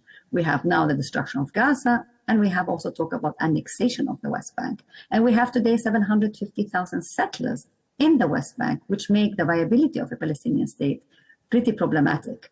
And the reality we have on the ground, a reality of a one state, which is Israel, controlling 7 million Palestinians between the river and the sea, and in which the prospect of a two-state solution remain very far. And what we're dealing with now is an attempt to provide a humanitarian solution to a political problem. Okay, Tobias. It is very peculiar genocide in which the Palestinians are growing from 3 million people 15 years ago to 10, and now there are 7 million. I mean, it's a very peculiar genocide in which the number of Palestinians is growing all the time under the Israeli occupation. It's a very, how to say, inefficient genocide of Palestinians. With all the lies about genocide, just took the number of Palestinians to understand there is no any hint of genocide. By the way, the 7th of October happened when the economic situation in Gaza was much better than in the whole decade before it. So there is no any connection between the atrocities of Hamas in the 7th of October and the objective situation inside Gaza, because what Israel allowed the Palestinians before the 7th of October is to work in Israel, to export to Israel, and they have very good situation economically inside Gaza. So to connect between the results of the war, which are devastating, no question, and inside Gaza, and the atrocities of the 7th of October, which had been done before the war, before the attack of Israel. No Israeli was in Gaza, and the people of Gaza could benefit from the relations with Israel, and they decided, in spite of that, to make what they did in the 7th of October. It's a very peculiar way to connect between the war and the atrocities of Hamas. And Hamas should be destroyed and dismantled. Otherwise, the war will continue. Okay. Tobias, I know that you wanted to jump in on that earlier as well. Give us your impression on that phase of the discussion. Yeah. I absolutely agree that Hamas needs to be destroyed. And that's very clear. After the 7th of October, they ruled themselves out from ever participating in the governance of Gaza. The question that you then pose to Israel, particularly to Prime Minister Netanyahu, is what is your strategy to then remove Hamas and offer something else? And up to this point, prior to this plan being put forward, it was not clear, given what was happening on the ground, as to where Netanyahu wanted to take the destruction of Gaza.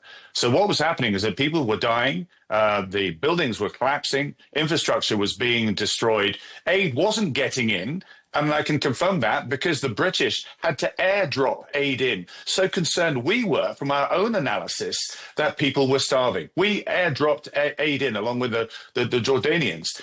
Perhaps if you allowed media in, then you could have independent views rather than one person saying one and one person saying the other.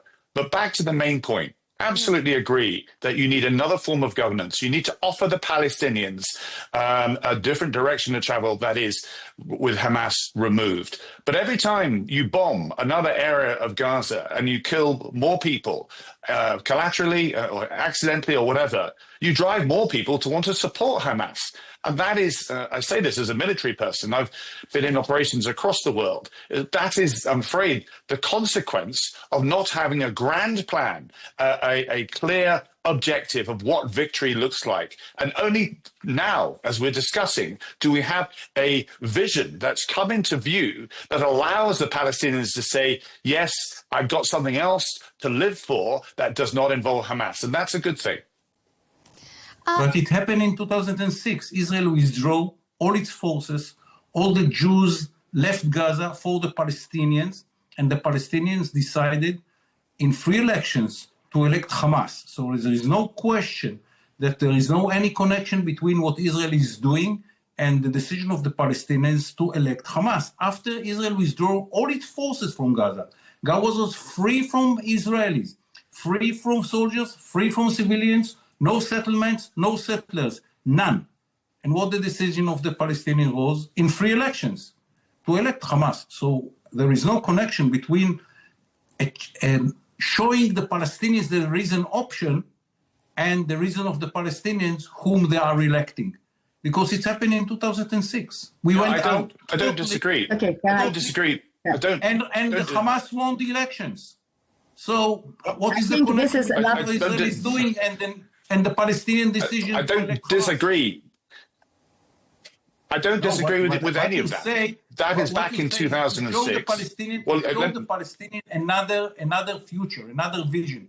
We did it in 2006. No, but you had an opportunity. Okay, can we move on, because there's something more important here, with all due respect. I think in 2006, Israel, 2005 is retreated, but with all due respect, Israel still remained an occupier, because Israel put Gaza Strip under a siege for 17 years, where no water could come in without Israel. There was an open There were 4 wars. There were Just 4 wars a moment, against Yaakov. Let Leila finish, and then we'll come back to you for a response. Just a moment, Leila, continue, please. Go ahead, Leila. Passage to Egypt all the time. Leila, go ahead. Okay, but the fact is that's not true. International legal experts will tell you that, and also Israeli legal experts will tell you that Israel wasn't still in control of the Gaza Strip. It's just put a siege around the Strip where they could not fish beyond 5 miles, where they could not. Okay, I need to finish what I have to say. Okay, so the point that we're discussing right now is that what the Palestinians choose to elect is their choice. If you call it democracy, if you don't call it democracy and you call it occupation and colonization, then you tell people what they should vote for and not vote for. Hamas won the election of 2006 because of the corruption of the Palestinian Authority. It was punished by the collapse of the government, by an attempt to have a coup in Gaza, and then Hamas took control of the Gaza Strip, and Fatah took control of the West Bank. And Israel was interested, as you know very well. It accepted and coalesced to this arrangement, as we know, and it conducted full war against them. The question now is, how do we move forward? I think Hamas has clearly said it does not want to be in the government. Hamas is interested, and it said it left it to the Palestinian people how they choose to decide and continue their path forward. But they clearly said they don't want to govern. They are accepting the technocratic government that has been proposed by the Trump plan. They are talking about demilitarization. This we're going to see within the details of the second phase, because demilitarization is going to be based also on the Israeli retreat from areas in the Gaza Strip, and also by the guarantees by the US and West and Arab countries, and by the flow and aid and the reconstruction. So it's all tied with how you're going to implement the second phase, in which you guarantee Palestinian a dignity of life and guarantee the minimum of their political rights, which is recognized and protected by international law, and also which is only way to provide peace for Israel. Do you ready to outlaw Hamas, or we will expect Israelis to agree to an elections in which Hamas will re-elected by the Palestinians? No, that's not a helpful comment. All this is about removing Hamas. Everybody said this from the very, very start. The pressure that how you can guarantee that in the new elections by the United States. Let me finish, sir. Let me finish. No, I didn't interrupt you. Just to ask, please let me finish. Can you guarantee we made it really? You're still interrupting me. You're still interrupting me. You're still interrupting me. Okay, let me finish, and I'm pleased to listen to what you have to say. But all along, the international community has been very clear. I've said it in Parliament. The Prime Minister has said it. I think the American presidents have said it as well. That Hamas has no responsibility to participate in the future of Gaza. So please don't raise this as a concern. I raise the ideology as an issue which needs to be tackled, and there are ways that we can go about that.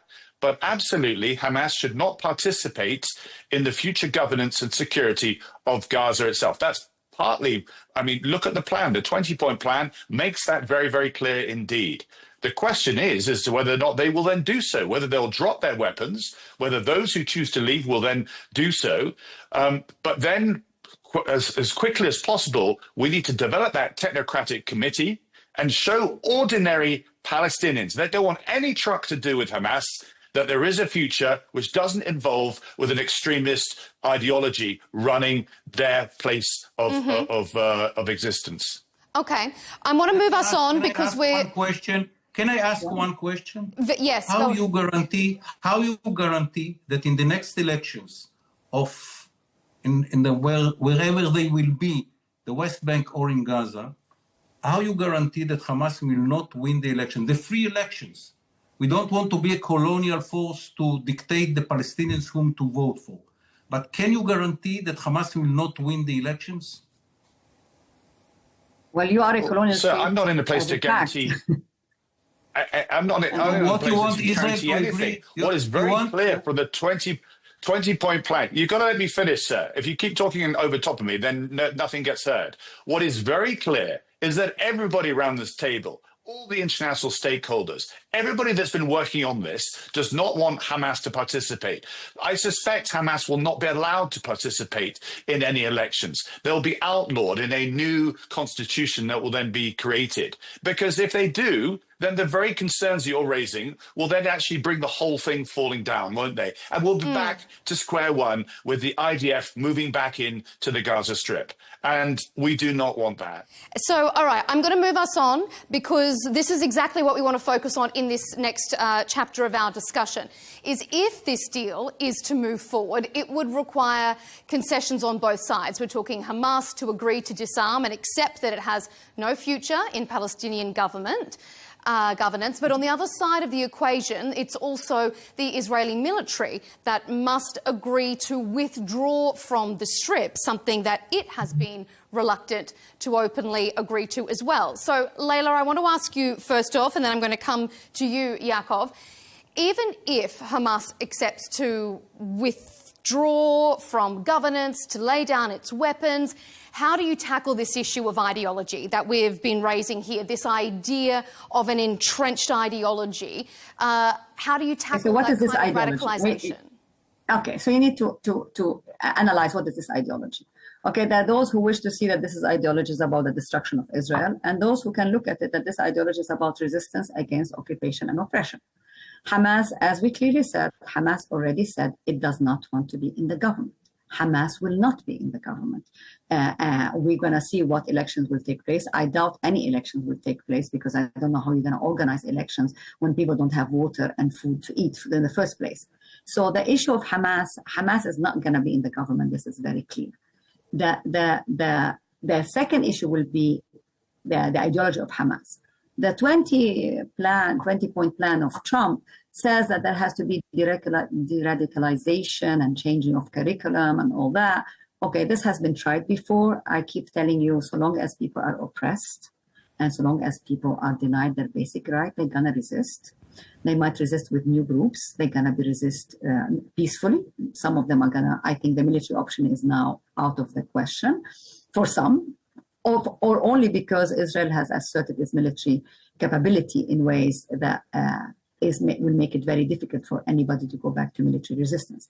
But the fundamental question remains, so long as Gazans don't have, and Palestinians don't have independence, don't have their own state that is connected, West Bank and Gaza, and don't have food, economic prosperity, and freedom, they're going to resist. It's not going to be Hamas. It could be another party. It could be another movement. It could be another. So being fixated on the Hamas, it delays you and takes us away from the real issue. What the real issue is, will you implement a two-state solution, or will you just continue playing along? Yeah, maybe we'll have it, but we'll continue annexing the West Bank. Yeah, Gaza can stay a poor, decrepit place because the amount of reconstruction it will take will be years. We're gonna see that in the details. I think the phase 2 will be the key in how far you're going to create this technocratic government, how far will you allow aid and reconstruction to start, who is going to be involved in the reconstruction, how much Israel will retreat to allow the reconstruction to happen, because Israel is still occupying the land and it's unlikely to retreat from the land because it doesn't know what to do with the Palestinians. Yaakov? Probably at the end, the demand of Israel will be to have a buffer zone along the borders. Depths will be between 1 kilometer to 1 mile. Other than that, Israel will not annex and will not be inside the Gaza Strip. The government is very serious about it. The right wing in Israel is wanted the prime minister to say that Israel will stay in Gaza, and he will refuse to say, and that is not going to happen. The big question will be the lesson that we learned from the fact that in the previous situation before the 7th of October, there was open border between Gaza and Egypt, unlike what was said here. Israelis were not in the passage in Rafah, and the Palestinians could move in Rafah whatever they wanted, food, water, whatever. So there is practically no siege. Mm-hmm. The problem was that we learned after the beginning of the war that not only food and water transferred from the Egyptian side into the Palestinian side.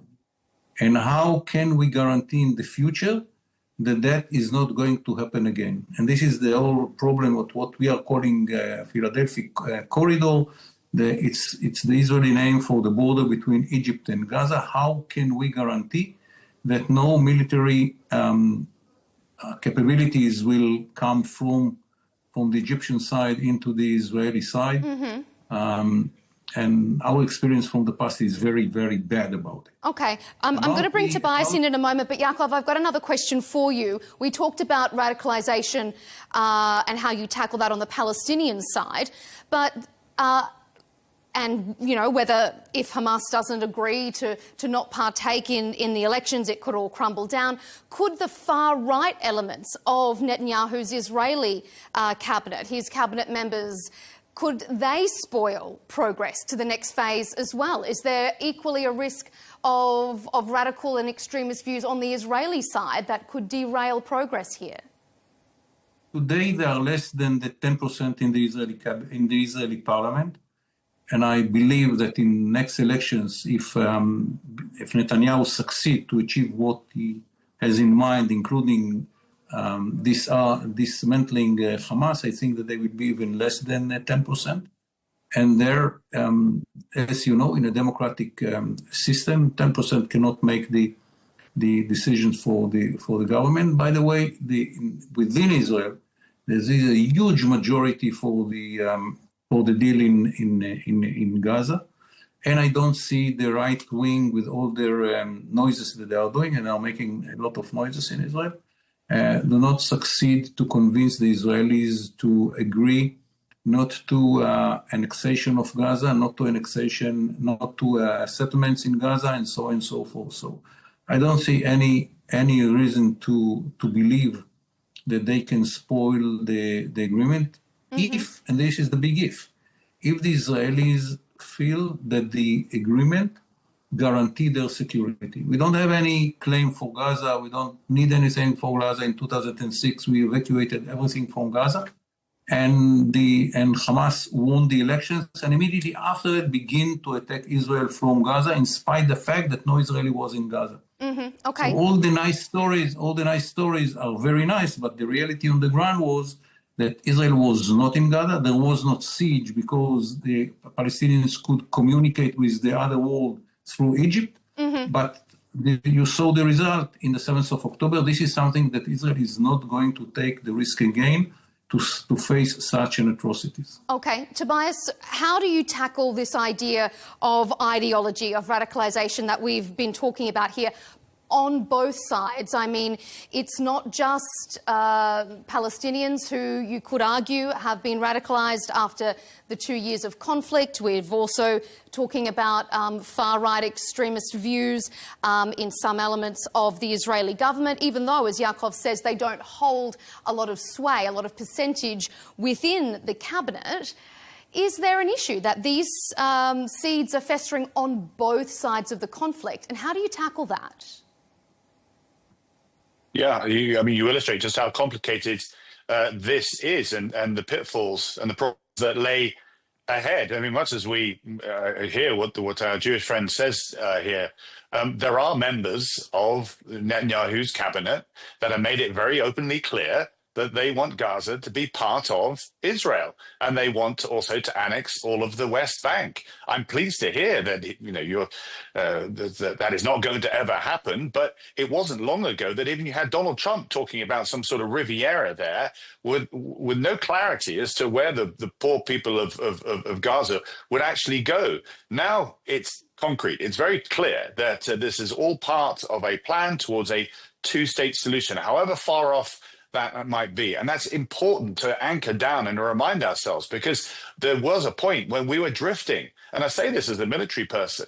I got the impression, and you ask yourself, what was all this destruction doing? What was the IDF trying to achieve, other than make the Gaza Strip so miserable that there was no chance that anybody would want to stay there, that would actually be part and parcel of the strategy to eventually get everybody to then move. Where to? Well, that's another challenge. And the fact that it's completely illegal to move populations in this way, I think is a headache that eventually even Donald Trump recognized was never going to happen.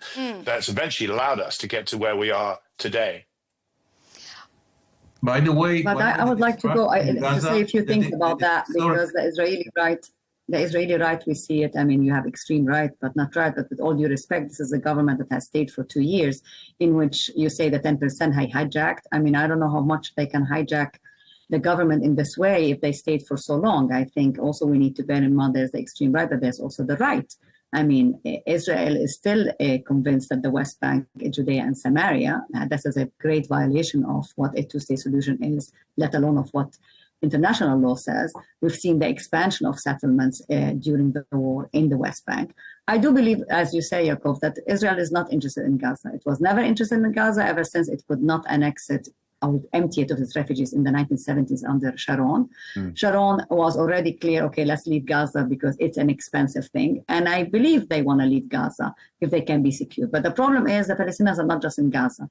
So coming back to your point, just refer to your Israeli Central Bureau of Statistics. They will tell you how many Palestinians are in the West Bank, are in Gaza, and are inside Israel. And if you add them up, they come up to 7 million. It's your own data, not my data. So the question that remains, those who are citizens of Israel are citizens of Israel, but what are you going to do with the 5 million that are in the West Bank and Gaza? And that we also see Britain recognize the Palestinian state, recognize that the annexation of the West Bank is illegal, and it's important to have a two-state solution that is viable. But I'm not too sure Israel is interested in that, because Israel's policy has been to try and eliminate the Palestinian people. And that's the mainstream in Israel, unfortunately, not the little 10%, rather than live with them in two viable independent states. Yaakov, a response from you, and then I'm going to move us on. If I may, 3 remarks. One, with all due respect, I think to compare with the radicalism of a terror organization with the right-wing parties in a democratic system like Israel, I think it's a big mistake. You not understand the situation if you think that this radicalism is equal to this radicalism, and there is far-right movements inside Israel, but it is part of our democracy. I'm sure that in many democracies around the world today, there are people which belong to the far right, and many of which are members of the far left, and it's still a democracy with all the problems that it brings to the table. And Israel is a viable democracy and will remain democracy, unlike what we see in the Palestinian side in Gaza or in the West Bank.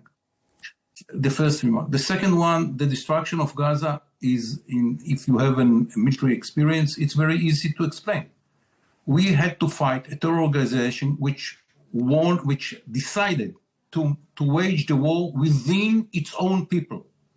And the only way to get them and to kill them, and we didn't kill enough of them, is to destroy the area in which they prepared the war. And they decided, it was their decision, to make the war within the civilian areas in the Gaza Strip. Mm-hmm. And there was not any way, and there is no any way. And I spoke with so many experts around the world in the last 2 years. No one offered us a way to fight Hamas without fighting within the civilian areas, because it was decision of the terror organization to do it within the civilian areas. So all these nice words about the destruction and so on and so forth, if you have any offer how to fight Hamas, how to fight this terror organization within its own community, and how to kill them without destruction, it will be very interesting to you. There is no way. And to say to us, don't destroy Gaza, meaning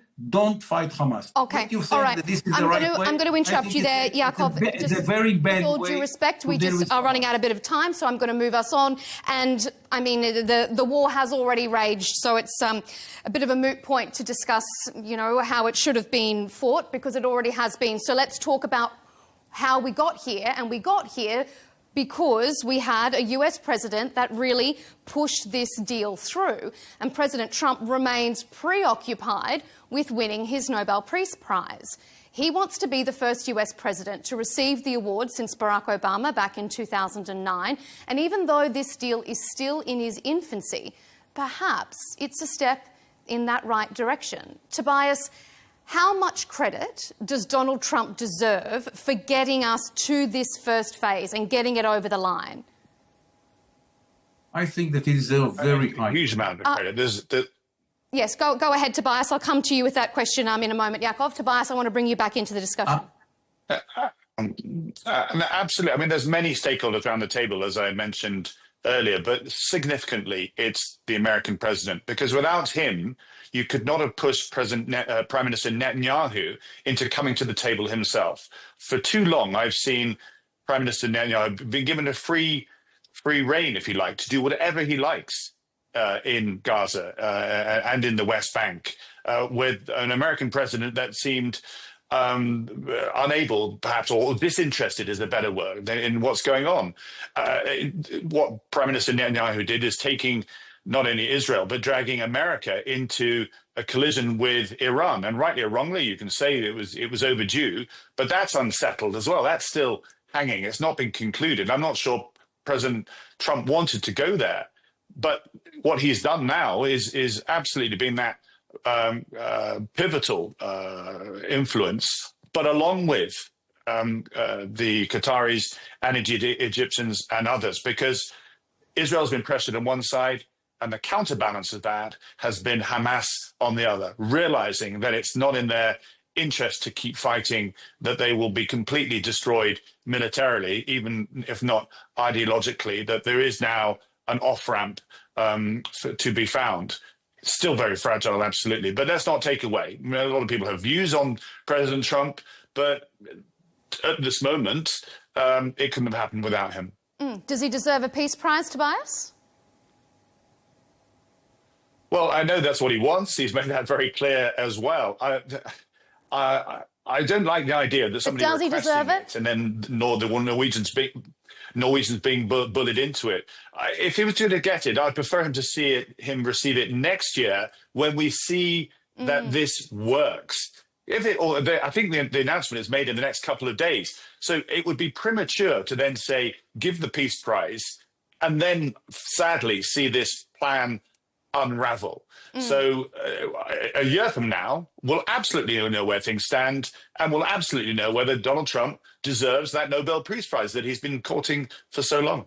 You're right, because, I mean, the January deal lasted for 6 weeks. So, I mean, it's very premature to say that it's been a raging success. Leila, what do you think? Do you think that this could have happened? Could we have gotten to this point without President Trump in the White House? I think it's a little bit more complicated than that. I think Trump has been important, but also don't forget that Israel, the international solidarity with the Palestinian people globally, the growing isolation of Israel has become costly both for Israel and the United States. And the United States was concerned about this isolation, which is not good for Israel or for business. And I think also the latest attack of Israel on Qatar in the name of, trying to target Hamas officials in Qatar has been very detrimental also for the relationship in the Gulf, which is a very important symbiotic relationship between the United States and the Gulf. So I think Trump had to intervene, and Trump had now the leverage to intervene, because it is not in the interest of Israel that this war continues. It's not in the interest of Israel to continue to be ostracized, thanks to the international solidarity for the Palestinian people. And given also that the region is interested in stabilizing the situation, not a continuation of this war, because business does not flourish through war. So I think I would give credit to a little bit of Netanyahu's Sparta discourse about wanting to launch a war on the region and the new hegemon. Being the new hegemon in the Middle East is not beneficial for business or for everybody, and I think Trump had to intervene. So he's important because he's also somebody that Netanyahu thought he can have in his pocket. Trump is an entity which is not as controllable as many people think. He's very flimsy. He doesn't care about details. Everybody's trying to manipulate everybody. But the conclusion is, yes, the U.S. intervention was key to making this possible because Israel is dependent on the U.S. and the U.S. can put pressure when it wants, and in this case, it did. Yaakov, is President Trump a decisive character here? I agree with Leila that it is more complicated than people think. I think it's a combination. Mm-hmm. I think that the fact that the president gave Israel the free hand in Iran and even took part at the end of the operation in Iraq was very important to gain the trust of the Israelis and the Prime Minister Netanyahu and what he is saying. I think that the fact that Israel succeeded during the war to eliminate or almost to eliminate Hezbollah and to destroy the Iranian strategy by taking out Syria from the Shiite bridge going from Tehran into the Mediterranean helped the Israelis to feel that there can be more comfort with the situation in the Middle East. I think that the operation in Doha was very important. It made people in Doha understand that they are not immune anymore, and it gave the leadership of Hamas more than a hint that they might be eliminated around the world. And then the president, who understood that this is a very peculiar situation for both the Gulf countries and the Israelis, found the right time and the right way to put it on the table, that could be bought by the Israelis in one side and the Arab and Muslim world on the other side to put pressure on both. But with Israel, it was less pressure than convincing friends that this is the right time to do what is needed to do. Because, as I said, we gained very high trust in Israel by the government and by the people of Israel after how he helped us, based on what he helped us in Iran and in Gaza as well. So I think it was no question. Without the president of the United States, it couldn't work. On that point of semi-consensus, on a point of agreement, we might leave it there. I will just note for our audience and our other panelists, we've lost our connection with Layla, but we do, of course, appreciate her contribution. So I will thank her, Layla Farsak, the Professor of Political Science at the University of Massachusetts in Boston. We thank her for joining us before her connection dropped. Also to our other panelists, Israeli National Security Advisor between 2011 and 2013 during the past Netanyahu administration, Yaakov Amadror. We always appreciate having you here on Counterpoints, as we do for you as well. Tobias Ellwood, former British Middle East Minister and Conservative MP. It's a really important discussion to have, a little bit of good news, a glimmer of hope. Hopefully we can join you all again soon with more elements of Phase 2 to discuss. Thanks for being here.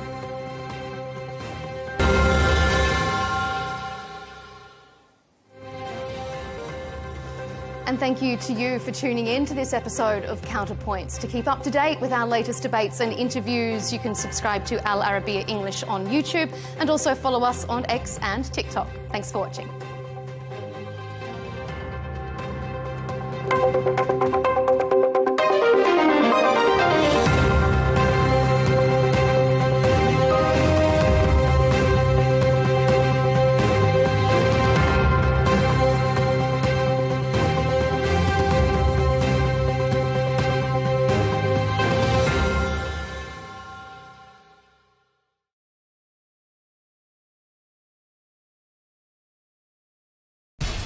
We have to take care of our people, and we're going to take care of our people first. For in-depth analysis and all the latest developments across the globe, make sure you join us every weekday.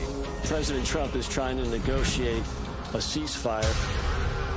With so much happening, so much information, and so much noise, International law will have no part in his administration. It can be hard to keep track.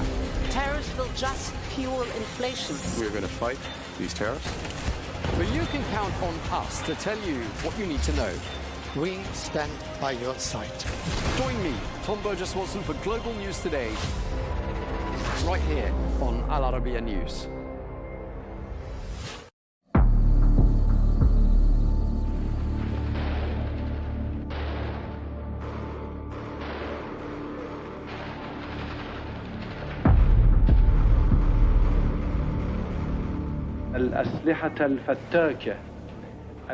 Lethal weapons that have spread into people's hands have begun to ravage the country and tear it apart. And they are killing the innocent, tarnishing the reputation of the country and its people.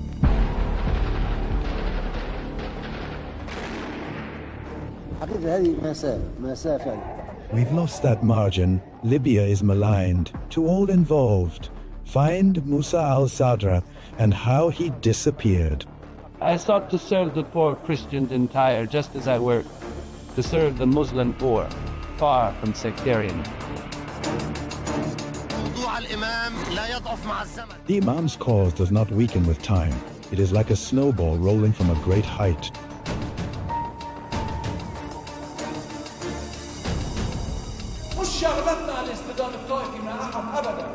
It is not our business to clash in sectarian conflict with anyone.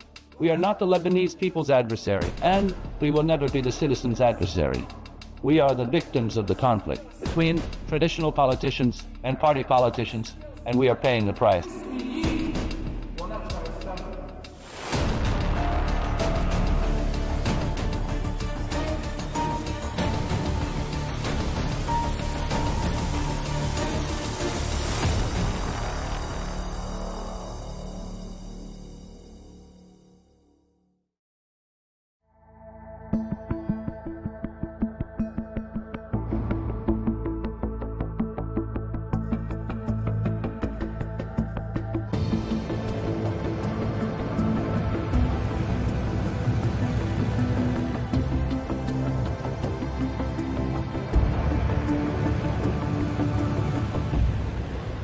In 1959, an old plane from Tehran landed at Beirut International Airport. Among its passengers, Musa al-Sadr. The young cleric, born in the Iranian city of Qom in 1928, where he studied jurisprudence and philosophy before continuing his higher studies in Najaf. Before earning a degree in law from the University of Tehran.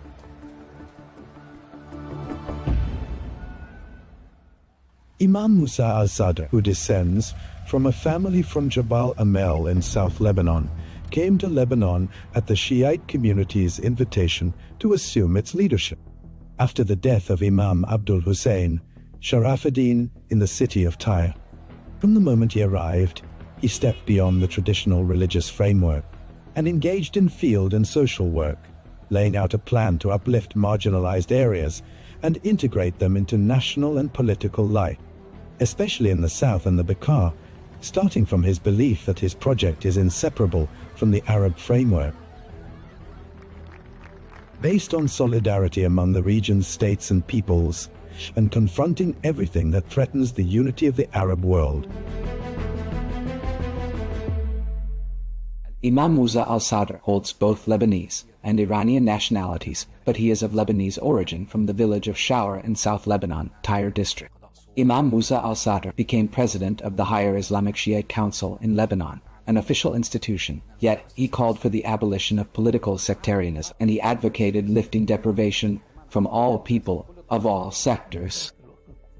At the same time, Imam Musa al-Sadr was free of many slogans and many policies that were being imposed on Lebanon at the time, to the point that he opposed armed Palestinian resistance operating from South Lebanon.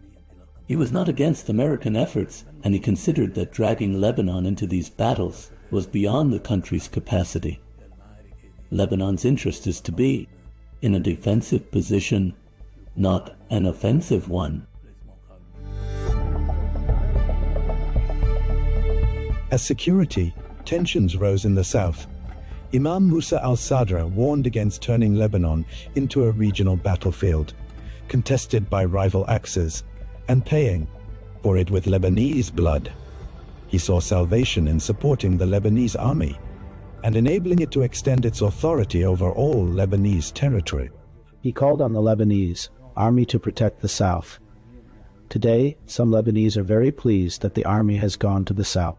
And this was Imam Musa al-Sadr's demand since 1975. He insisted that the Lebanese army be at the border to protect the land in the south and safeguard Lebanese sovereignty. Today, the Shiites need the logic of Imam Musa al-Sadr, who was a pioneer in anchoring the principle of the state among Lebanese Shiites. After they had, for a time, drifted away from Greater Lebanon, he brought them back together with Imam Shamsdin into the fold of the Lebanese state. This is what we need today. And when he also founded the Shiite Council in Lebanon, he was the first to declare that Lebanon is a final homeland with an Arab identity, meaning even before the Taif Agreement. Imagine in 1989 in the Taif Agreement that Lebanon would, in its first 2 articles, affirm in the Lebanese constitution that Lebanon is an Arab identity homeland. This is what Imam al-Sadr, with Imam Muhammad Mahdi Shamsdin, wove into a paper of political and social reform that was adopted at the Higher Shiite Council on May 11, 1977.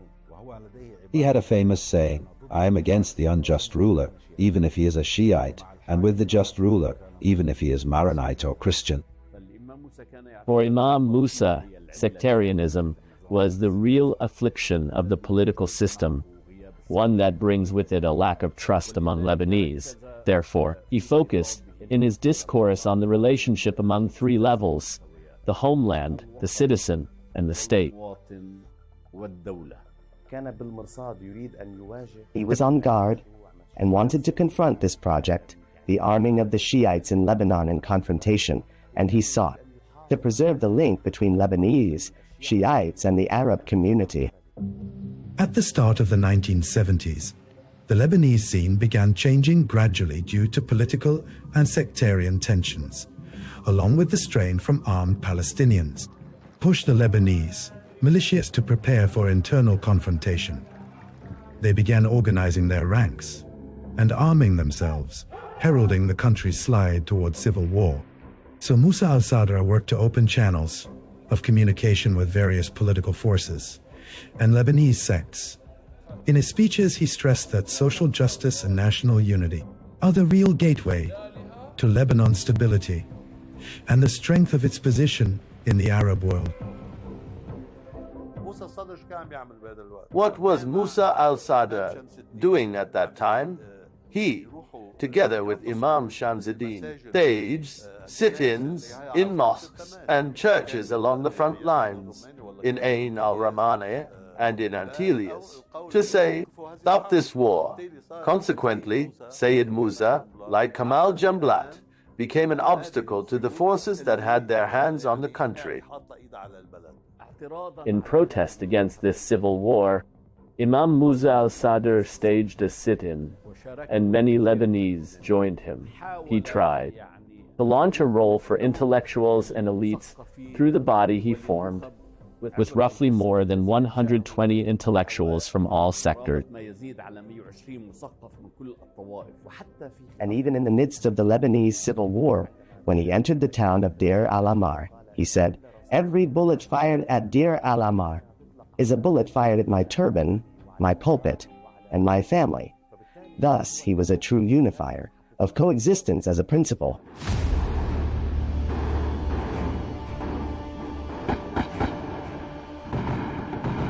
Despite the ferocity of the civil war and its pressures, Imam Musa al-Sadr managed to protect his community and keep it from being drawn into the furnace of battle, charting a path based on the idea that dignity is preserved by the unity of the country, not by plunging into its internal conflicts. Here the national movement, meaning the leftist parties at the time, convinced Colonel Gaddafi to summon Imam Musa al-Sadr and support him in exchange for his entering the war. Indeed, Imam Musa al-Sadr went to Libya, and something like an agreement took place between him and Gaddafi. This agreement remained a mystery, an opaque deal. In short, what was understood by Imam Musa al-Sadr was that Gaddafi wanted to support the Shiite situation as a whole. What Gaddafi meant was that this support was in exchange for Imam Musa al-Sadr and the Shiites in Lebanon taking part in the war. And here began the so-called misunderstanding, or the beginning of the rift. Each side viewed the understanding through its own lens, to the point that the national movement, which was unable to win this war, and which failed on almost every front, they went to complain to Muammar al-Gaddafi, saying so as to justify their reason for failure, that its lack of victory was due to the Shiites not joining this battle, and Imam Musa al-Sadr, in particular, not joining, and that Gaddafi should summon Imam Musa al-Sadr and hold him to account for this.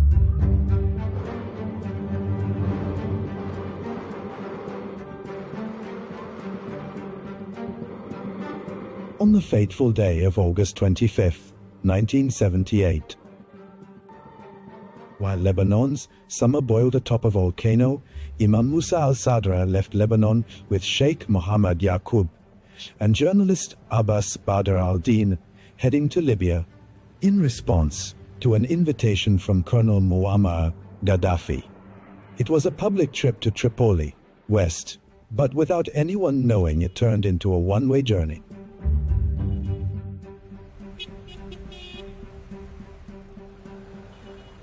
The fate of Imam Musa al-Sadr and his two companions became an open riddle in which testimonies intersect and diverge.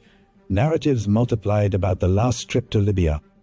What I learned is, first, that Gaddafi was not about to invite Imam al-Sadr to the Al-Fateh celebrations in September 1978, and Hafez al-Assad intervened. With Algeria's President Houari Boumediene, a friend of Muammar Gaddafi, and asked him to invite Imam al-Sadr to the celebrations and to arrange the relationship with him. I will reveal to you something for the first time. There are two figures whom I know, and am certain, warned my father, Sheikh Mohammed Yaqub, not to go to Libya, though I don't know whether Imam al-Sadr was also included in that warning. The first figure is Rifat al-Assad. Rifat al-Assad loved my father greatly and told him and advised him not to go. The second figure who advised him was the late former president, Camille Chamoun. I don't know the background of these warnings, but it turned out they were correct.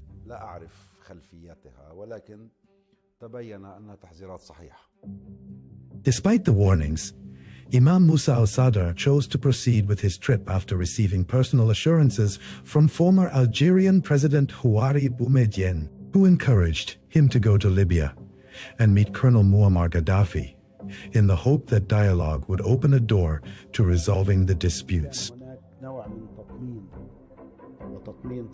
There was a kind of reassurance in the positive sense, not in the sense of deceit and treachery, from the president of Algeria, Houari Boumediene. He asked the Imam to make this visit, and believed that with this visit, all the differences in viewpoints and opinions between Imam al-Sadr and the Libyan leaders would disappear. There was a studied, planned conspiracy, calibrated to the circumstances I mentioned, especially since Muammar Gaddafi had some time earlier sent his prime minister, Abdel Salam Jalaud, to Lebanon, where he met most of the leadership, national or Islamic at the time, under a certain banner, and most of them differed with Imam Musa al-Sadr in their approach to the Palestinian issue and to the Lebanese reality. Imam Musa al-Sadr's trip to Libya came to coincide with the Al-Fateh anniversary, which led many to believe that his visit was tied to the festive atmosphere that Tripoli, West, witnessed. However, the official committee following up on the Musa al-Sadr case affirms that the direct aim of the visit was to hold a meeting with Colonel Muammar Gaddafi. He went to Libya at Muammar Gaddafi's invitation to meet Muammar Gaddafi, not to attend the Al-Fateh of September celebrations, nor for anything else. To meet Muammar with the aim of addressing the issue of the civil war in Lebanon, which was raging at the time, and to solve the problem of South Lebanon and the scorched earth policy. A meeting took place with Muammar Gaddafi on August 31st, 1972, in Bab al-Aziziyah, with the Imam's two companions, the travel companions His Eminence Sheikh Mohammed Yaqub and journalist Abbas Badr al-Din.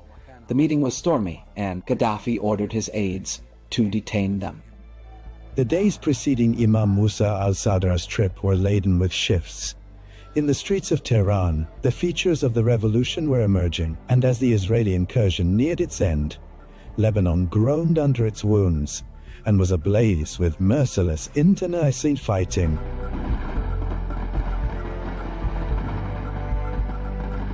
These interlocking storms made Imam Musa al-Sadr's meeting with Gaddafi a pivotal encounter whose implications went beyond mere political courtesies. And as he recounted to Mohsen Dallo, whose memoirs I wrote, and which will be published before long, he says that Riyad Taha and Abu al-Mutasim in talks with Libyan, that in the session where Muammar Gaddafi met Imam Musa al-Sadr and his two companions, there was discussion of supporting the communist Iranian opposition. And there was a representative of that opposition in Libya, and groups of the Iranian opposition were present in Libya. Imam al-Sadr was asked to cooperate with them. Imam al-Sadr refused. According to Riyad Taha, and according to Abu al-Mutasim bin Hussein Dalu, Imam al-Sadr said these people are suspect, therefore I will not deal with them. Despite Gaddafi's insistence, Imam al-Sadr refused to comply. Then another discussion was opened about the Green Book, and that discussion was the reason. A problem in a previous meeting between Imam al-Sadr and Gaddafi also developed into disagreement over the idea of the Green Book, and Imam al-Sadr's view of this was negative.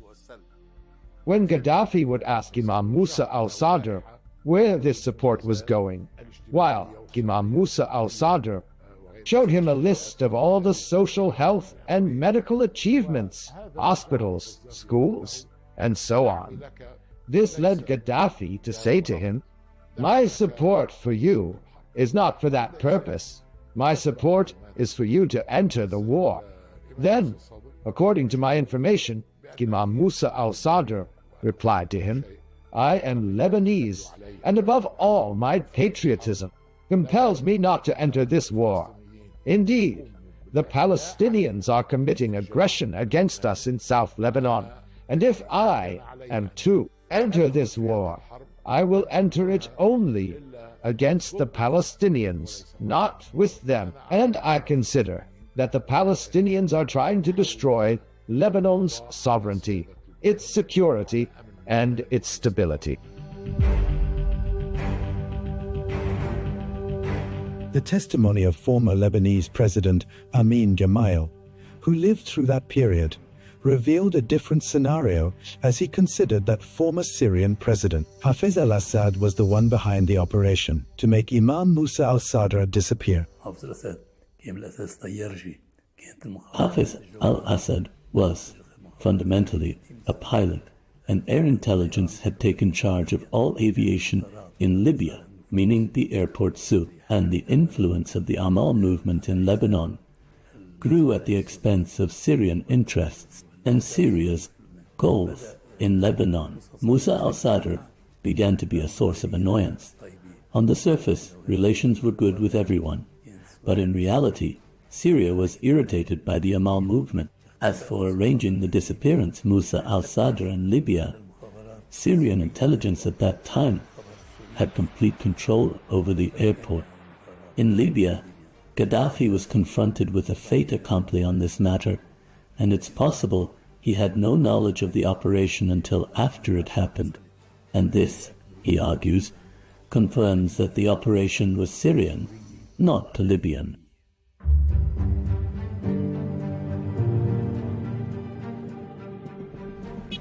In late August 1978, a delegation of Arab journalists was in Tripoli, West, to meet Colonel Muammar Gaddafi. Among the delegation was the Lebanese journalist and former MP Mohammed Kobani, who by chance met Imam al-Sadr in the corridors of the Al-Shati Hotel. He later became the last Lebanese to see him alive. In his testimony, he recounts that the Imam appeared calm and told him he would leave for Italy the next day. His Eminence, the Imam, was there. We saw him in the courtyard, right opposite the Al-Shati Hotel, which at that time was a 5-star hotel. My wife said to me, "This man resembles Sayyid Musa al-Sadr himself." I told her, "It is indeed Sayyid Musa al-Sadr." We then asked him, would he join us for suhoor? For suhoor, indeed. We had the pre-dawn meal in his suite at the Al-Shati Hotel. The occasion, this significant moment, brought to mind the main keys that connected al-Sayyid Musa, his legacy deeply intertwined with Lebanon and the Arabs. After that, as dawn broke, we left. And by then, he had already left for Italy, specifically to Rome. After that, when I finally reached Beirut, I learned that news of him had completely ceased. The reception at the airport was not up to par at Tripoli Airport on August 25, 1972. The Libyan media published only a small item and did not cover the Imam's visit. What most caused the Imam's displeasure was that he spent 6 days waiting at the Al-Shati Hotel in the capital, Tripoli, and the appointment with Muammar did not happen until the 31st. Thus, the Imam intended to meet Muammar and then leave for Paris as planned, to visit his wife, who was ill at the time in Paris, where she was being treated. So, the intention was to head to Paris immediately and not to attend the Al-Fateh celebrations on the 1st of September.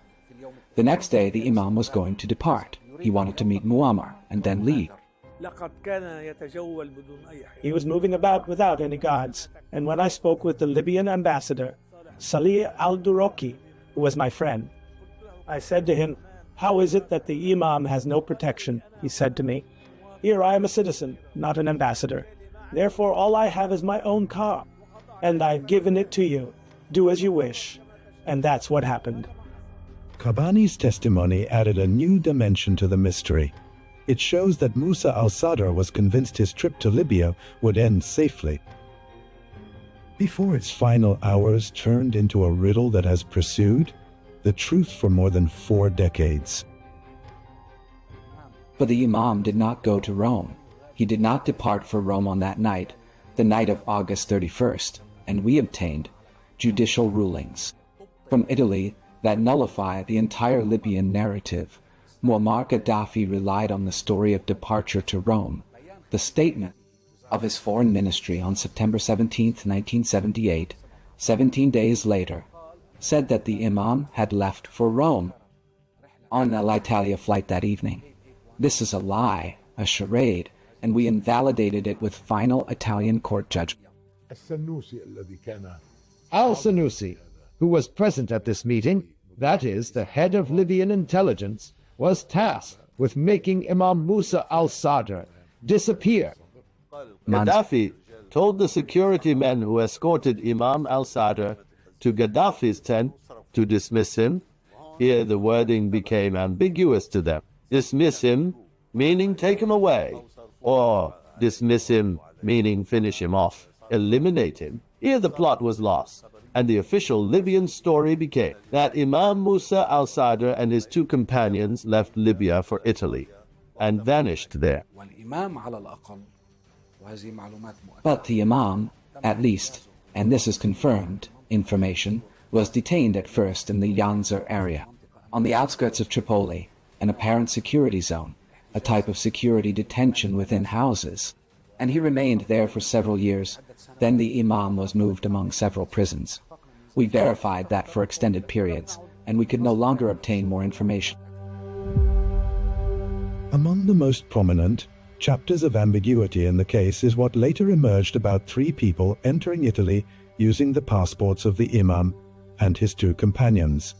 This identity theft operation was later documented in airport records, which sent the investigations spinning in circles and opened the door to endless questions.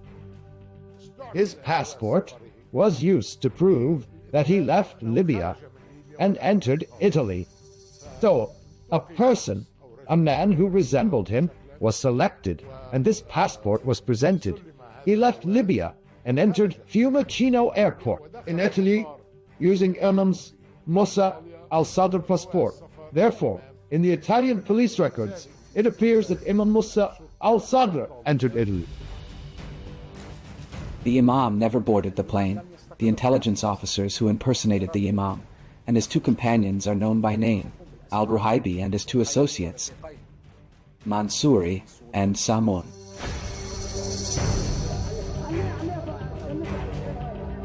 With Imam Musa al-Sadr's disappearance and that of his two companions, anxiety and anger swept Lebanon. Demonstrations erupted, demanding to reveal his fate, while institutions moved through their official channels to pressure the Libyan authorities and demand clarification of what happened. The Lebanese state, the Imam's family, and the pillars of the higher Islamic Shiite Council mobilized when news of the Imam and his companions was cut off. And the one who reported that was the Lebanese ambassador, or the chargé d'affaires of the Lebanese embassy at the time in Libya, Mr. Nizar Farhat, who went to check on the Imam at the hotel. They told him he left, meaning he did not vacate the room. He left, meaning he went out for an errand. They hadn't even cleared the hotel. So he became suspicious. Where did the Imam go? The then president, the late Elias Sarkis, and the then prime minister, the late Salim al-Hos, took action and tried to make contact with Muammar, but Muammar Gaddafi refused to answer Elias Sarkis's calls. May God have mercy on him, and the Libyan side did not respond at all. He imposed blackout and tried to evade contact, and this incriminates him. Prime Minister al-Hos had called me several times and said, "Why don't you return to Libya to look for Sayyid Musa?" And I called, as I said, my friend Kamal Younes, in whose house I had met the Imam. He said to me, "Call me back in 15 minutes. And after 15 minutes, he told me, he is in his suite at the hotel, which means that in Libya, they did not know the whole world was searching for Musa al-Sadr.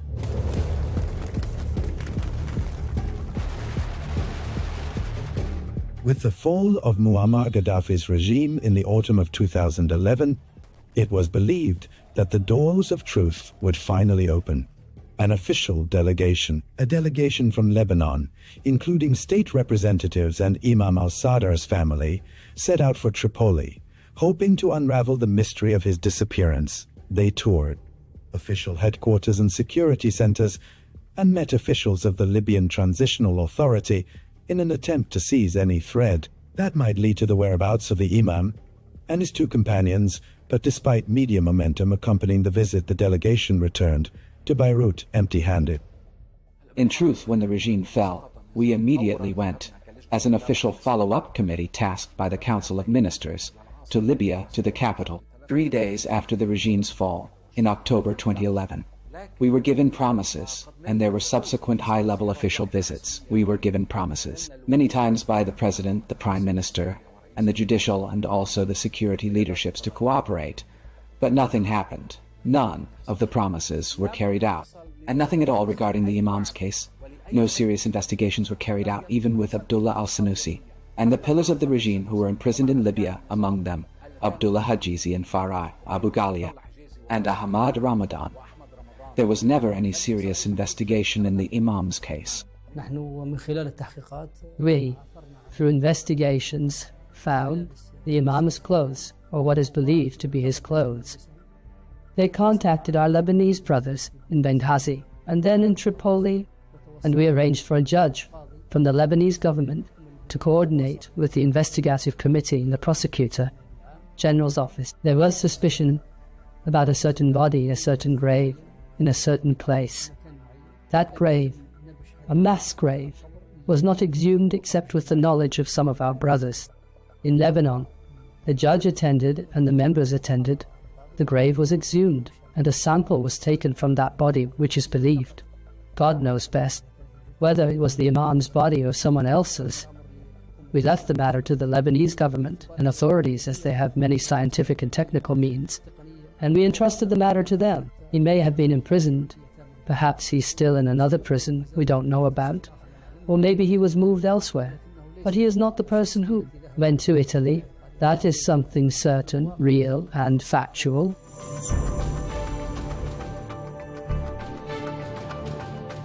In the midst of efforts to search for the truth, the committee following up the Imam al-Sadr case conducted DNA testing, but the results were decisive. The tests were negative and non-matching, and confirmed that everything that later appeared as claims about finding Imam Musa al-Sadr's remains was nothing but false reports, inconsistent with the Imam's characteristics and with scientific facts.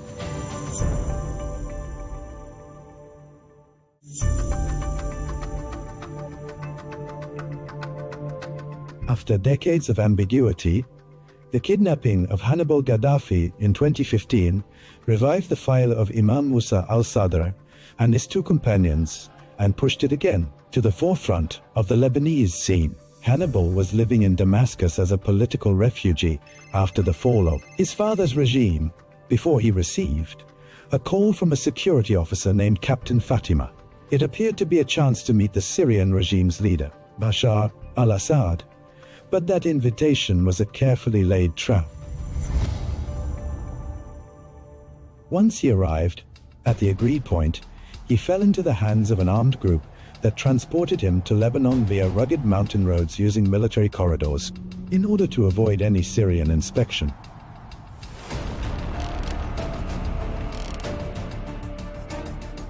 Later, accusations were directed at former Lebanese MP Hassan Yaqub as being behind the operation.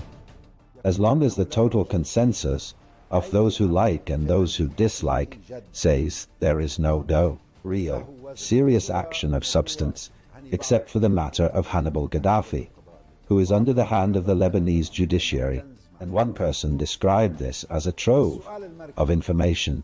The central question: if I am accused of arriving at this result, then why did the world rise up against me? I was arrested, and there was an attempt to assassinate me physically, politically, and in the media, and the matter is still ongoing. After days of secret detention, Hannibal appeared in a video with bruises on his face, issuing an appeal to anyone who has any information about Imam al-Sadr to disclose it.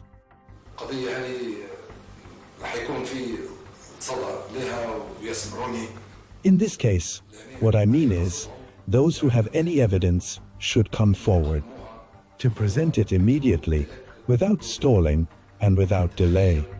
He was handed over to the Lebanese authorities and has been detained since on charges of withholding information about Imam Musa al-Sadr's disappearance. Was not yet 2 years old when the incident occurred. 10 years have passed, during which he remained in detention without a clear trial, amid criticism from various human rights organizations. Hannibal's problem is that he is Hannibal Muammar Gaddafi. That is Hannibal's problem. That is his only crime. Of course his case is moving even before international courts. There is also contact with global human rights organizations, including Human Rights Watch, which wrote an official report. That is, it contacted the Lebanese authorities and conducted its investigation and procedures regarding this file, and it issued an official public finding that he is a political detainee and an arbitrary detainee, and that he should be released immediately. He decided to withhold the rest of the information and told the judicial investigator, "I will not say the rest of the information until I am on the plane.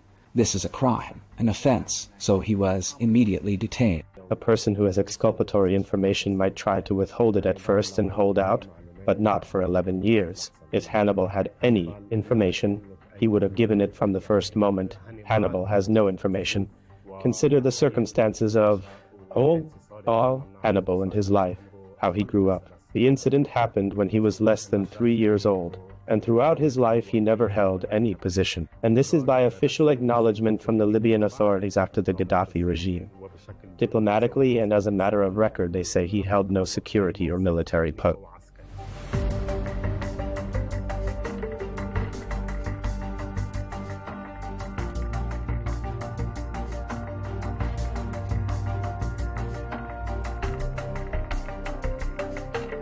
The one who undertook to make the Imam disappear was Abdel Salam Jalad, but without Muammar Gaddafi's knowledge. Hannibal tried to say that. For 8 years, no judicial procedure has happened with him to this day, and he has not yet met the judge, and note the judicial investigator. Handling Hannibal's case, the judicial investigator had previously issued an indictment decision, and referred the case to the Judicial Council before the arrest of Hannibal al-Gaddafi. Here we may speak about whether he has the authority to look into his case.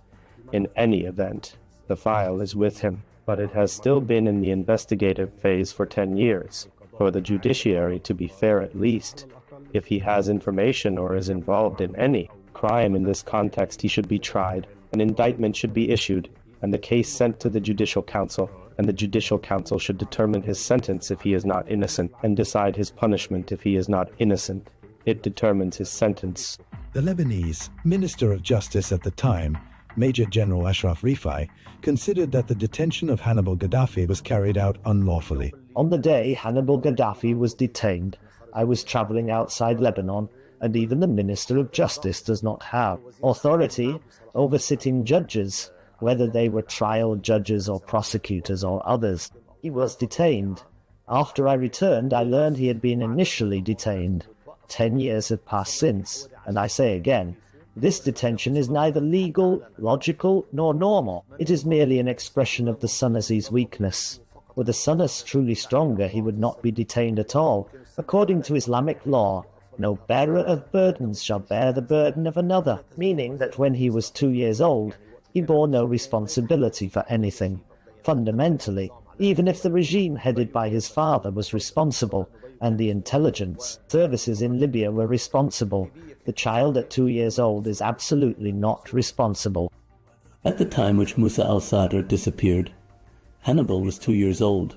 What could he possibly tell? He was not involved in any of these matters, and had no role in intelligence or politics. His detention is strange, and it does not do the Lebanese system credit. To say that Hannibal Gaddafi took part in the operation of the change, or in the kidnapping, how could he have taken part when he was 2 years old? That is not the point. The point is what Hannibal Gaddafi said. In the investigation, he declared he knows, but he stipulated he would not disclose that information until the aircraft stairs, when he departs and is released. As for Hannibal, he does not believe in the fairness of the Lebanese judiciary. For him, he sees that God, those who kidnapped him in this manner, are outside prison, while he has been in detention for 11 years. All the agreements related to human rights, from domestic law to the Constitution, to the international conventions Lebanon has signed, have, in Hannibal's case, all been violated. No one is taking revenge on him. He is not a hostage. We did not stalk Hannibal, and we were not concerned with Hannibal or anyone else. But when he gave some information and withheld the rest, he became implicated. He is in the process of taking legal action before the international judiciary toward securing his release, and even toward filing a claim against the Lebanese state for injustice, for the inequity and deprivation of liberty to which he has been subjected for 11 years. Amid the swings of time and the shifts in the Lebanese scene, the lines of the last letter Imam Musa al-Sadr sent from Algeria remain. To the Minister of Education at the time, Edmund Riss, testimony to a man who carried his country's burdens to the very last moment. A letter he wrote with a heart preoccupied with the teachers' issues in Lebanon while far from his land, to affirm that his constant concern was none other than Lebanon and its people. This was the last letter. He said no other. He said to me, "Your Excellency, my dear brother, Professor Edmund Riss, Minister of National Education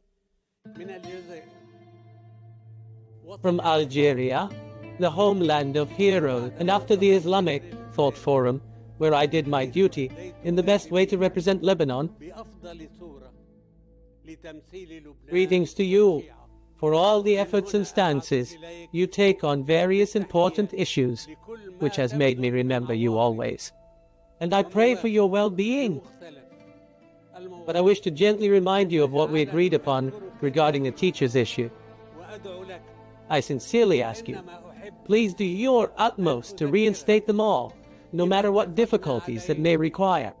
To do your utmost to reinstate them all, whatever difficulties that may require. May all God preserve you. All is in the service of the country and the people, the youth and the friends. Musa al-Sadr, he went to Libya after that and disappeared.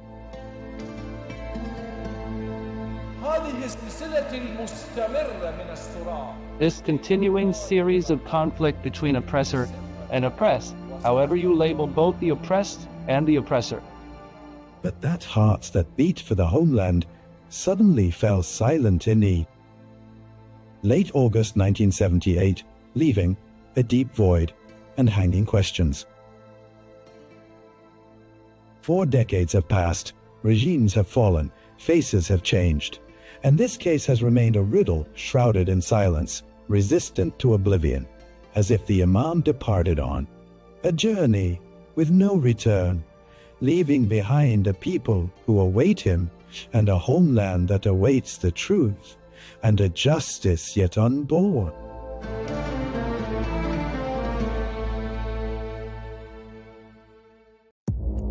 Our allies, in many cases, are worse than our enemies. Stay informed and connected with the latest international headlines. There obviously is a risk.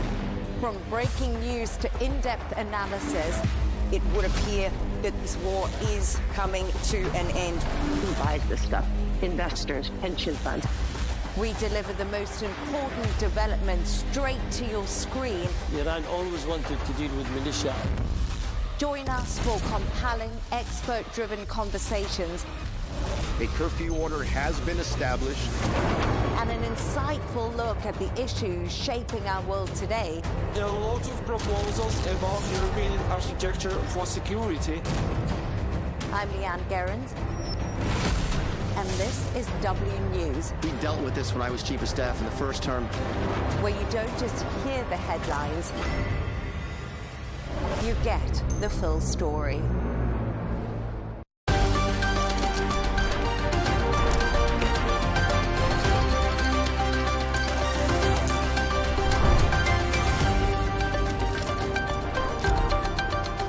Hello, I'm Leigh Ann Gerrans, and welcome to a special edition of W News Extra. Coming up on today's show, we'll be taking a look back at some of the highlights of the week, all broadcast from the Al Arabiya headquarters.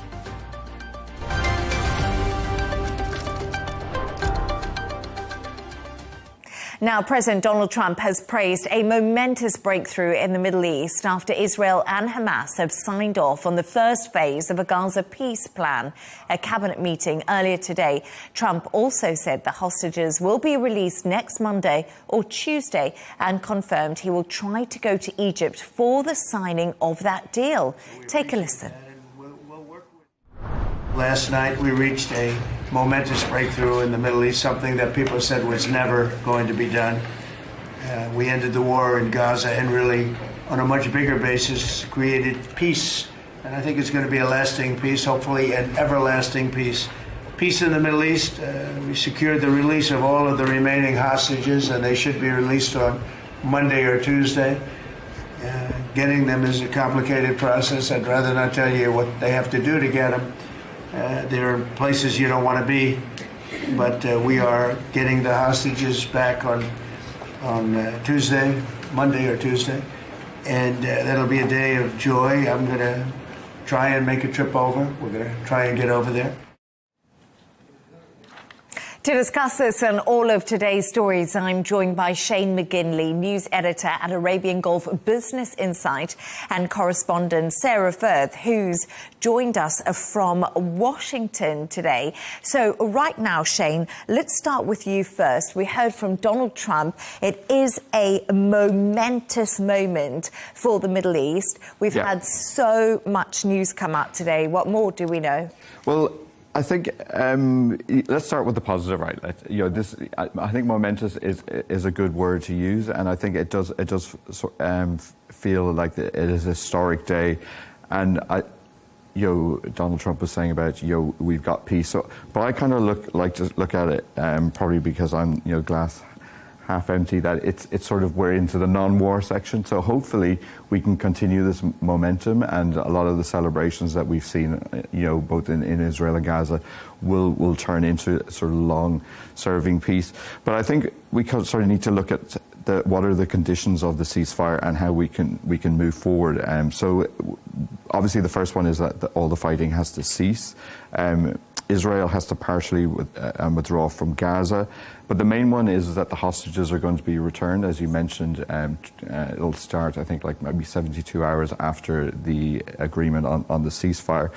And I think that's kind of going to be the main sort of image that will come for it, because when we see all these hostages, going home, and then even if it's, the bodies going to the families, at least there'll be sort of a closure, and, this sort of 2 years that they've had waiting will finally be over. So I think that is the positive message to look at, is that it'll be closure for the hostages' families.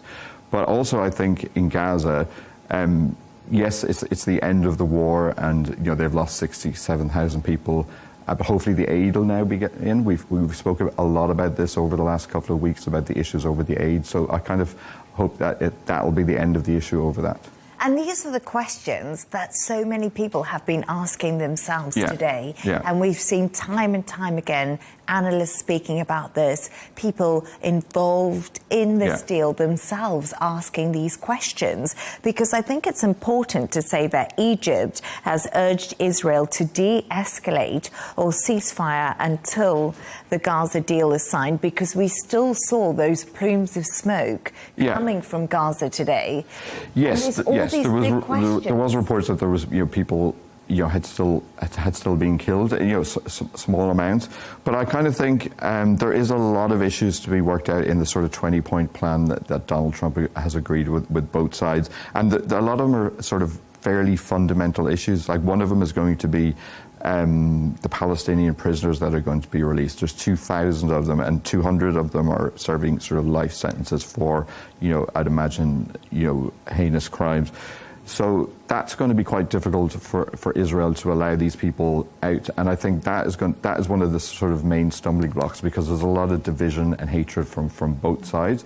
So they're both going to have to sort of accommodate each other. But I think from the Hamas side, Israel is looking for them to de-arm and to give back the hostages. So it's quite a bold move that they've agreed to phase one, because they're kind of, with the hostages going, they're losing their bargaining chip.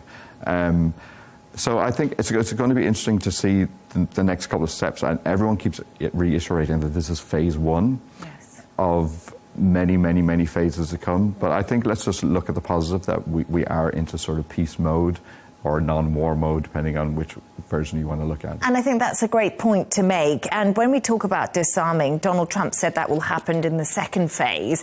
And a senior Hamas official today has actually said no Palestinian accepts to disarm. So there we are again. We see how difficult the next phase of this agreement is going to be. But right now we have to concentrate on the fact that we've seen people in Gaza and we've also seen people in Israel. It's very rare to see them both celebrating at the same time. So it's that tiny ray of hope right now that is in both parts. There is, and even the Israeli finance minister said that Hamas must be destroyed once the hostages are returned. So again, that shows you like the steps that need to be followed through. So when the hostages are returned, then Israel needs to sort of stand by what it's adhering to and what it's agreed to.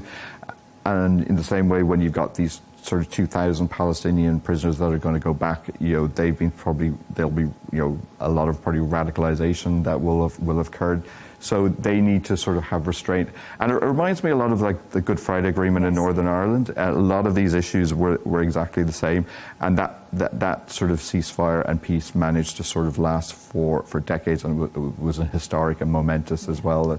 So I'm very, very optimistic that in 20 years' time we'll be looking back and go, do you remember when this great peace accord was signed, which it looks like it's going to be in Egypt, but I think Trump is also talking about going to Israel as well. So. And I must just reflect on the Good Friday Agreement, because Tony Blair was involved in that. Yeah. His name's actually cropped up when it comes to this Gaza 20-point peace proposal. But it also took a long time for disarmament to happen in the Good Friday Agreement. 11 years, I think it was. One of the sort of contentious issues, and I remember, it goes right up to today, and I come from a sort of a police background in terms of my family, and people who were released who had murdered various different people and stuff like that. So, but that is when you're getting into sort of the peace phase, you have to make those sort of compromises in the same way that Israel is getting back the hostages, so they have to agree to sort of pull out of Gaza.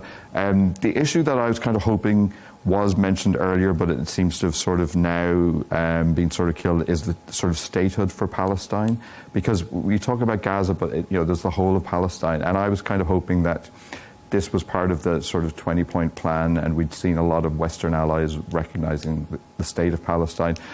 But I thought it was quite telling when Donald Trump said that he didn't really have an opinion on this. Which is not very Donald Trump at all. So that would say to me that is maybe something that is very much in the grey area.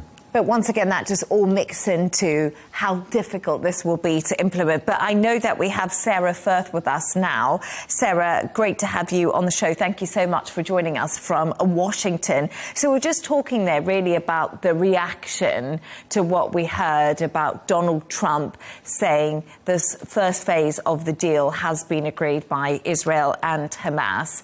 What are your thoughts on the reaction in Washington, and why this possibly just feels so different this time? Well, it is a rare and very, very emotional pause that we've seen in the wake of this announcement of the ceasefire deal. Now, of course, you've got Israel looking to try and pass that with a vote later on today. But, here in Washington, President Trump holding that cabinet meeting, we saw the likes of the Secretary of State, Marco Rubio, Pete Hegseth from the Department of Defense, Vice President J.D. Vance, all of them just singing President Trump's praises. At one point, the Secretary of State, Rubio, saying, look, one day, maybe the full story of this will be told, but that this would not have been possible without the President of the United States, President Trump. There is a real sense here, guys, in D.C. today and across the country that President Trump is the man of the moment, having finally seemed to apply enough pressure to Israel's Netanyahu to get to this point where you've got both sides saying that they are in agreement that this first phase, it looks like, will be going ahead. The president saying that possibly we'll see the hostages released as early as Monday. There's still a lot of details to be figured out here. It's important that this optimism that we're seeing is cautious optimism, because, of course, some of those sticking points that we don't have full clarity on, they remain. But look, guys, we've been covering this on Al Arabiya. We've had so many discussions and reporting of all the twists and turns of this. There is no question that this moment feels really, really different, right? We're seeing on the streets of Gaza people coming out and expressing for the first time in a long time, really, since the war began, that optimism and the hope for tomorrow without airstrikes, without funerals. You see in Israel the families of those hostages who've been held for more than 700 days, sort of having that real tangible hope now that in the next few days they might see their loved ones returned home to them. So we know in reporting this story so in depth that this is a moment that is vanishingly rare. The question is really going to be whether President Trump, along, of course, with all the regional players, so Qatar, Turkey, Egypt, whether they'll be able to maintain this local trust, whether they'll be able to protect and nurture this deal, which is in the first phase, and actually see some form of lasting peace, which is so needed for everyone involved here. It's actually really interesting because earlier I spoke to former Israeli government spokesperson Elon Levy about Trump's role in all of the negotiations that took place. Take a listen to what he told me. This deal to end the war was orchestrated by President Donald Trump and American leadership. They made the impossible happen. Israel has been under immense international pressure throughout this war to pay a ransom for the hostages that would leave Hamas in power. The previous deals would get some of the hostages out and allow Hamas to use hostages as bargaining chips to survive the war. That's horrific. President Trump here put a plan on the table that said, all the hostages have to come out now, immediately, in one go, and then we will negotiate the terms to end the war that Hamas started. This would not have happened if the US had not started putting pressure on Hamas's state sponsors like Qatar and Turkey to get them to bring Hamas to the table. It's been leading the international isolation of Hamas, which has now been left without any supporters that want it to continue fighting. And there is hope in Israel that President Trump really wants to end wars. He wants to bring peace. And I think the Trump plan really gets it. Sarah, let's go to you. So we heard Elon Levy speak there, and he was giving Trump a lot of praise, like many world leaders and many people have been today, for getting everybody together around the table to make this work. And it's really that pressure that needs to keep on being applied, because we're talking about how difficult it's going to be. But Donald Trump will probably be instrumental to see this through. Yes, and that pressure, Leigh Ann, has been absolutely game-changing. I mean, we saw the Secretary of State in the cabinet meeting talking about some of those pivotal moments leading up to this point, which, you know, for many is being seen as potentially an historic moment for this potential peace deal. He spoke about the decision by Israel, by Netanyahu, to carry out those strikes on the mediators in Qatar. Now, we know here in Washington, D.C., I can tell you guys, there was real anger, real palpable anger at those actions. It was very clear that the U.S. wasn't tapped into the lead up to those decisions to carry out that strike on Qatar. And I think since then, you then had the Secretary of State mention, we saw the meeting at the UN of world leaders, President Trump convening the leaders of Muslim majority and Arab nations. And the mood music from that was very, very positive. We saw then Turkey's President Erdogan coming to the White House. That was friendly. And then Netanyahu coming to the White House again. And very clearly, President Trump, with all those moments stacking up, willing now to apply the pressure on Netanyahu. He said after he announced the first phase of the deal had been agreed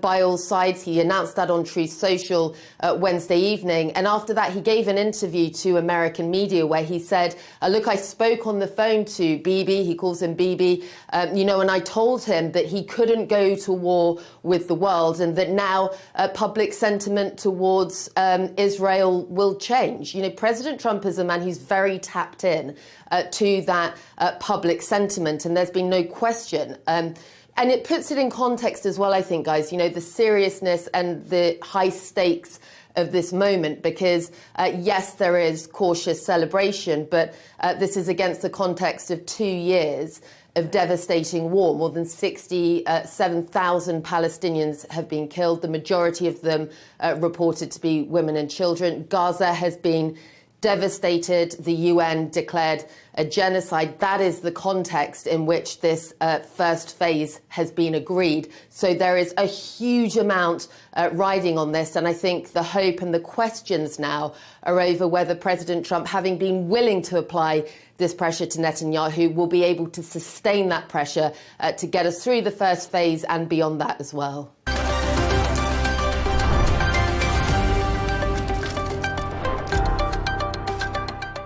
And UK Prime Minister Keir Starmer says there will be no relaxation of visa rules for India as he begins a 2-day visit to strengthen trade and also cultural ties. He is leading a delegation to Mumbai to promote investment following the new UK-India trade deal.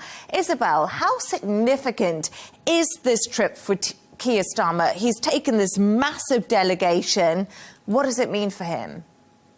Well, do you remember when he first came into power, there was lots of criticism that he was always overseas during that difficult first 100 days and the Omni crisis, Omni shambles here. And it was all upset about Taylor Swift tickets or whatever else. I mean, his suits and Specsavers. He was abroad the whole time. And I think he's playing a bit of a Macron here, if you like, trying to look strong on the international stage to shy away from his serious domestic problems, just over a year into his premiership. And here we are. He is hugely unpopular and talk of already, possible leadership challenges. Be that as it may, he wants to tout this, huge trade deal that he's done with India, which does stand to, according to the government, produce something like 3,000 jobs and millions of pounds into our economy. And, as we've discussed this evening, there are issues around growth in this country. He won that election, by the way, pledging not to increase taxes on working people and not to cut any of the services. And yet,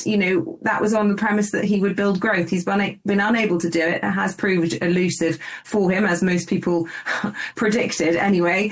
And as a result, he's going after growth. So this is really important for him. He needs to look good on the international stage. He needs to try and get some investment into the country. That might happen. But there's also, of course, the other defining issue of his premiership, and that is immigration. And, he has huge pressure at home to bring down net migration. We've seen a large increase in Indians coming to this country post-Brexit. And obviously, they're trying to get a lid on that. And big changes last week being announced at a Labour conference in terms of settlement criteria, making it harder for people to stay in this country. So he's made that point very clearly and trying to walk this line between trying to draw in their money and their brightest and their best without increasing his headache at home.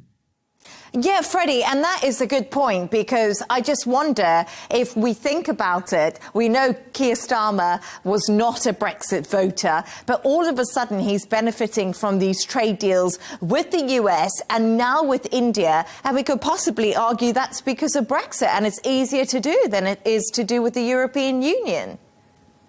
Well, I mean, certainly Brexit, a lot of people don't like Brexit, but I think one of the great advantages of it is this ability to be nimble in terms of trade, to strike up trade deals with countries without the European bloc, which is famously slow to strike any agreements. And what was funny was that the Tory party, having been the party that ended up owning Brexit, were not really able to make significant progress. And Keir Starmer, while everything else about his administration has been a disaster, I don't think that's an exaggeration to say. The two things that have gone well is this deal with India that could bring in significant investment, and the deal with a potential trade deal with America, which is also very good news. And it's interesting that Trump is sort of bullying India at the moment on trade, pressuring them to stop working with Russia, stop selling Russian oil, threatening to do a deal with Pakistan, to kind of ramp up pressure on India. And it's actually creating quite a lot of tension between America and India. And Britain is in quite a good place diplomatically, because we are sort of in between, but friendly to both. So I think that is going quite well for Keir Starmer. And I do think that is a Brexit benefit. Yeah, I would probably argue that America is an unreliable partner. You can talk about a possible trade deal with the United States, but as we know, Trump does blow with the wind, hot and cold on things. And, at the moment, the tariff situation is favourable to the UK. We've rolled out this unprecedented second state visit to try and keep him sweet. But what happens? Another third state visit, if that, it is an unreliable partner in America, which we've never really experienced, certainly not in recent history, in our special relationship. And again, you can ask people whether they think efficacy or efficiency in speed and nimble, fast trade deal is actually better than hard cash. At the end of the day, Europe was our biggest trading partner. The impact on our GDP has been far more significant than any deal that with India has been able to replace at this point. So I think, if you were to judge it on the facts today, I think that's a hard argument to make, but that's not to say that those Brexit freedoms won't produce more in the future. But at the moment, I think it's a bit of a hard sell. Well, and we have to wait and see whether, the Labour reset with Europe will work, I think. But, if you think about it in terms of which parts of the world are growing, it's China, it's India, it's the United States is still performing phenomenally economically, or at least it has over the last 5-10 years. Britain is better off being able to deal with those. Europe's overall picture is one of stagnation and decline. Yeah, absolutely. And of course, we were talking about France was just one of the countries that is struggling in the Eurozone at the moment. But, Freddie, you did say there that Keir Starmer has been a disaster as Prime Minister, and I think the polls will reflect that. I just wanted to give you that reassurance there. But just another thing, when we talk about Keir Starmer over in India and in Mumbai, we've seen him, sign these deals with Bollywood, so we're going to get Bollywood films coming out of London, which is good for the culture of the country. It's good for the arts, because the UK has lost a lot of investment in that, Isabel. Yeah, that's true. And, we do already have a large Indian settled population, of course, because it used to be part of one of our colonies. And so there is that long history. And I think, Bollywood would be incredibly well received here in the UK if we were to get more film investment. There is also the thorny issue for Starmer diplomatically whilst he's on this trip with Narendra Modi, whether or not he's going to bring up the issue of India buying Russian oil. And I understand that the Indian PM had just made a call to wish President Putin happy birthday shortly before Keir Starmer arrived, which is a scenario most people in the West find quite hard to get their head around, given the situation in Ukraine. But yeah, there are interesting sort of pulls and tensions, I suppose, with all of these major nations when it comes to trading partners and human rights and all the rest of it.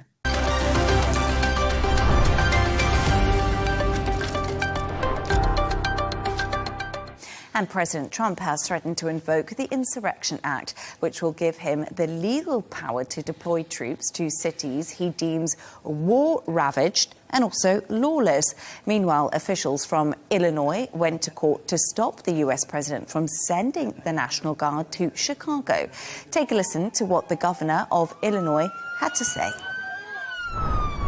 I refuse to let Donald Trump, Kristi Noem, and Gregory Bovino continue on this march toward autocracy. Their plan all along has been to cause chaos, and then they can use that chaos to consolidate Donald Trump's power. They think they can fool us all into thinking that the way to get out of this crisis that they created is to give them free rein. Well, that plan will only work if we let it. The state of Illinois is going to use every lever at our disposal to resist this power grab and get Noem's thugs the hell out of Chicago. I'm not afraid. I am not afraid, and I won't back down. So J.B. Pritzker there, not afraid, not going to back down. He's pretty up for it, by the sounds of it. It sounded like from the film Untouchables. Yeah, almost, what he it? was saying. It was very, very Hollywood, yeah. Yes, he's up for whatever's going on. But, Michael, what's the latest? Trump's escalating the clash. What is the latest that he wants to do? So he's threatening to invoke the Insurrection Act of 1807, which would allow him to bring military troops, American military troops, onto the streets and to fight crime or the criminal insurrectionists, as he and Stephen Miller have referred to them. Now, as the left-leaning member of the panel, I would have had no problem with this happening because I think the National Guard is a good deterrent, just the presence. But what he should have done with Donald Trump if I were his advisor. And I know that this is not in keeping with Project 2025. But if he was saying these are the top 10 most dangerous cities in America, Democratic and Republican, and I'm going to send the National Guard into all of those, it would be more difficult for Democrats to argue against that. And then he would also need Republican governors and Republican mayors to be aligned with what it is that he wanted to do. But he's so clearly going after Democratic cities and Democratic states. And that's where I think it's difficult for critics to see the reasoning why he would want to do this other than for politics. Yeah. It's an interesting point to make, but we have seen the National Guard in Texas too, which is traditionally red. So there have been some Republican states that have seen the National Guard. But Gemma, why is Trump trying to deploy the National Guard to US cities? I think a lot of people want to know what the root cause of all of this drama in many respects is. Well, there's what they say it is, which is under the guise of crime and immigration crackdown, and then there's the reality, which is flexing his muscles in blue states. Kind of owning the libs, I think, is the phrase that they tend to use quite a lot. Getting their own back on Democrats who they blame for the White House shutdown. You know, it feels like it's payback time. To employ another kind of Hollywoodism in all of this. Now, I think what's so interesting is that the cities that he's deployed to, they're all saying, we do not meet the legal requirements. What is happening in our city does not meet the legal requirements for you to send in the National Guard. But we've seen the rhetoric from the White House. It has amped up like crazy. You know, Trump has called these cities like a war zone. White House advisor Stephen Miller said in Portland, they've been subjected to 100 nights of terrorist assault, doxing, murder threats, violent attack, and every other means imaginable. And White House spokeswoman Abigail Jackson cited ongoing violent riots and lawlessness. The language is inflammatory and actually, the Oregon senator has urged protesters not to take the bait. He's like, it's very obvious they're trying to rile you up. They're trying to get you to do the things that they're already saying that you're doing. It's quite interesting because I spoke to a Republican earlier and he said that the reason they're doing this is because leftist woke ideology gave them no choice. They had to go and do the job. Thankless job, but it was a job they needed to do. And my argument is, how do people feel living in that city? Because what Errol Markov said to me earlier was it's not the wealthy in these cities that are subjected to the violence. It's the 25% who are not wealthy. And that's who they want to protect, because who's under threat at the moment. And that might be a valid argument. So there seems to be some inconsistencies with how they're operating. In D.C., the National Guard seem to be walking around very much tourist areas. They were not going into the areas where there was high crime rates. They were very much, again, a presence. In Chicago, it was very different. There were some instances where ICE agents with the National Guard went in and arrested a lot of people. Again, if the White House came out and said, we want the National Guard to be there so that they can protect federal agents, the ICE agents, regardless of what your thinking is with what the ICE agents are doing, that, I think, would stand up in a court of law. But because they're treating them as they don't seem to be connecting the dots, and I don't understand why, because that's where I think their argument falls short. And earlier, as I mentioned, I spoke to spokesman for Republicans overseas, Errol Markov. Here's what he had to say when I asked him if he does think it's lawful. Take a listen. It's our assertion that it absolutely is legal. If you look back at the Rodney King riots in 1992, George H.W. Bush is the one who actually invoked it the last time in regards to that lawlessness. Now, everybody who's a decent person has a little bit of squeamishness when they see federal soldiers or troops going into American cities, but that's not in a situation where you can spin things two ways, but in this situation, we see this as a way to liberate these cities from their current state of affairs. The law is behind us. We have legal precedent as well. If you look at, the history of America in the Civil War, it was the outsiders who shot at the Union. So while these guys are sort of acting that they're some sort of revolutionaries, they're actually taking on a Confederate ethos. We are the federal government. We are the Union. We are the United States of America. And they are the rebels who are seemingly trying to break away from the Union. And that insurrection and or attempted secession, if it's not done in legislature but done at least through action, is immoral and it's unconstitutional, it's anti-American, and those people are American citizens before they're Illinois citizens or Chicago residents. And I think that's the most important thing. Donald Trump is here to take care of the American citizen, and he's doing that, and he has the law behind him. So that was the answer. He said Donald Trump has the law behind him. He's taking care of American citizens. But the big question is, how sustainable is this? How long can Donald Trump be sending troops into different states? It's a very difficult situation to be in. So I would contradict a little bit of what he said there, because a judge in Oregon said no, actually, it was not legal what he was doing when he wanted to send troops into Portland. But I do think, to your question, it's not sustainable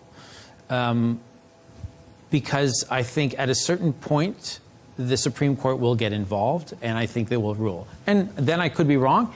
Then the law could be on his side, and then it could be sustainable, because I think that they would find the troops necessary to go into every city they wanted to.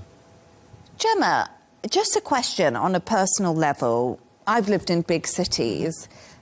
I'm a female, not that it makes a difference, but we walk around at night, and I lived in London, and there were times I felt extremely unsafe because there were not enough police on the beat.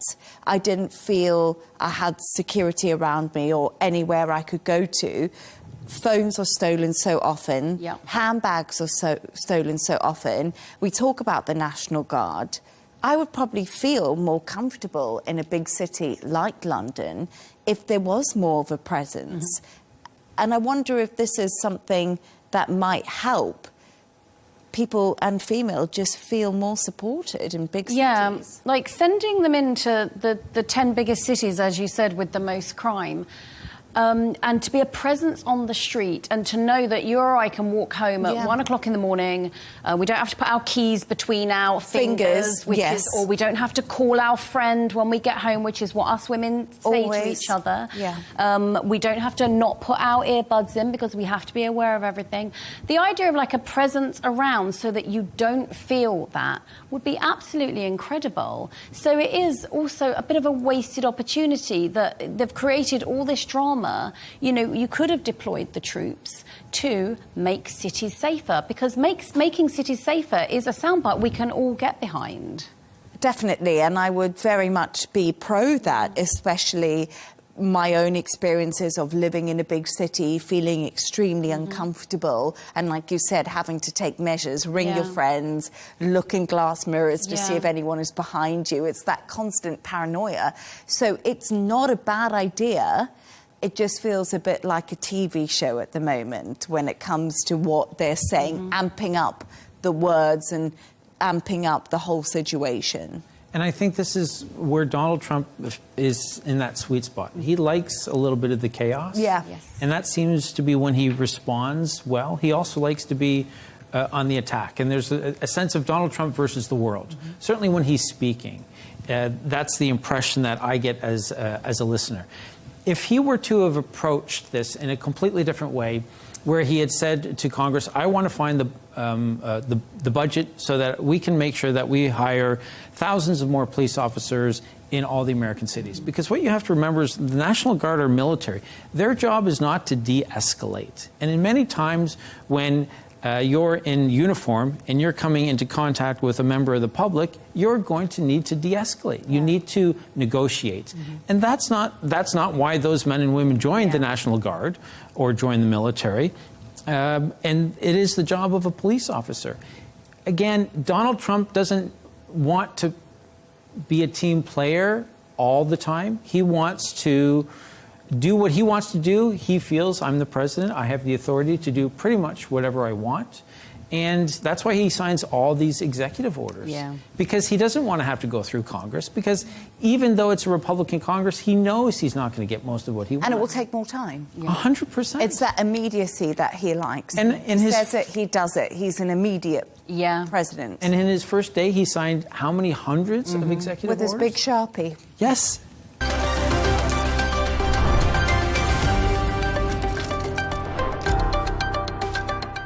And French Prime Minister Sébastien Lecornu has resigned after just 28 days in the job. The announcement came just hours after his cabinet was unveiled. Lecornu was appointed after the downfall of the previous government led by François Bayrou. Here's how Lecornu broke that news. En ce lundi matin, this Monday morning, the conditions were no longer in place for me to carry out the duties of Prime Minister and allow the government to appear before the National Assembly tomorrow. The composition of the government was not smooth and awakened some partisan appetites, sometimes quite legitimately linked to the upcoming presidential election. Now, we must be able to move forward, or at least those who want to find a path for the country must be able to move forward. High drama. Absolute high drama at the Élysée Palace today. Unbelievable surprise. Many people weren't expecting this. What's happened after 26 days in the job? Well, it's a record. We set a record. The government itself, 14 hours, and that also is a record, so that's pretty impressive. The reason he stepped down, the reason he's resigned, multiple parties in the National Assembly threatened to vote down the new cabinet, saying that it's basically more of the same. So they've just reshuffled the deck of playing cards, but the same players are still in play there as well. The last government pretty much mimics what this one was as well. Historically speaking, we haven't seen something. I mean, Michel Barnier, 3 months is what he managed in 2024. But before that, the shortest one we've had has been a one-day government in 1885. So this is something impressive for France to even do this as well. But there's been 5 prime ministers under Emmanuel Macron in 2 years, which is just a deep political, it's more than anything else, it's a paralysis of what's going on. There's nothing that's been achieved by the French government right now, but something on this scale causes a massive trigger in the markets as well. We saw the CAC 40 drop by 2%. The euro dropped 0.7 against the dollar as well. So the knock-on effect of all of this is also categorically stating that France is kind of up without a paddle right now, and whatever they have done recently has not succeeded. I find it difficult to see how Emmanuel Macron can see his position as tenable until 2027, and the continuous reiteration that he's going to remain in power. At some stage, he's going to have to back down and say, actually, I don't think I can continue to do this. I haven't got a majority. I'm just kind of picking and choosing who I'm getting to power. It seems like they're really not sure what's going on.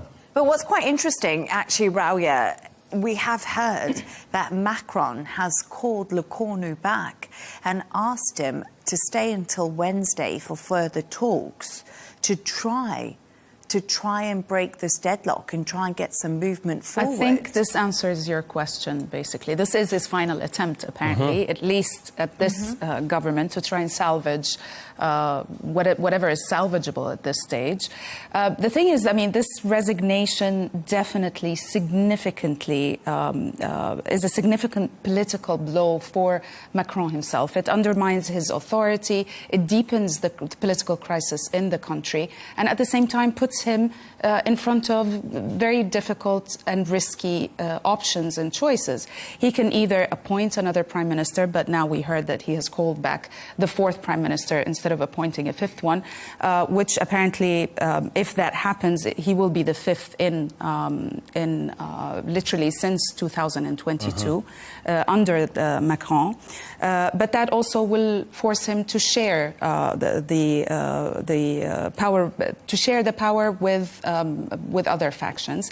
The other option that he can do is dissolve the parliament and call for snap elections, which is also very risky. And he did that back in 2024. So we actually saw him do that last year.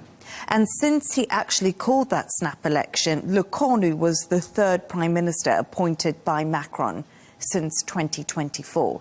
And this is what's gone so wrong. So he called that a snap election, expecting to get a majority. Well, some blame him for today's crisis because of what he did. Yeah, yes, and all he actually got was not a majority. Had to cobble together different factions, and they just and this time it could be worse apparently because it will weaken his own party while strengthening the right. So he might end up sharing the power with a prime minister from the opposition as well. The third option is for him to resign. As you said, as you pointed out, Jono, President Macron has repeatedly said that this is not a path he's willing to take because there's a risk if there's another presidential election, the rise will be for the right, and he is trying to avoid this.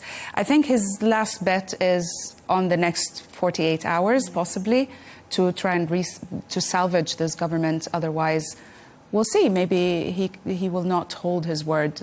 Yeah, because I don't know if he can. If you look at his approval rating, it's hovering around 30% right now. And also you've got to look at everybody else who's saying, I think it's 70% of the French public say the country is in a political crisis. So you think, how can he retain his position if that's the feeling and that's the thought that's out there? And is the rise of the right what the public are actually requesting and wanting right now as well? You can't have a country where their debt is 113% of GDP, this worsening crisis, the fuel crisis that's going on, and then the now concern that the government is falling apart and say that the president is doing his job correctly. Something's wrong somewhere. And France has been in turmoil, and let's face it, for quite a long time, and having gone from being the top dog of Europe to kind of being the Greece circa 2006 and 2009 of Europe this time round. And you think, how did it happen? Where did it all go wrong for France? And I think one of the big problems for France right now is, we've spoken about it on this show before, is the budget. This is the problem where it's coming in France. They're not meeting EU budget rules. They haven't for a very long time. What Macron and his party are trying to do is put through all these reforms in order to save money and cut down on that ballooning debt in France.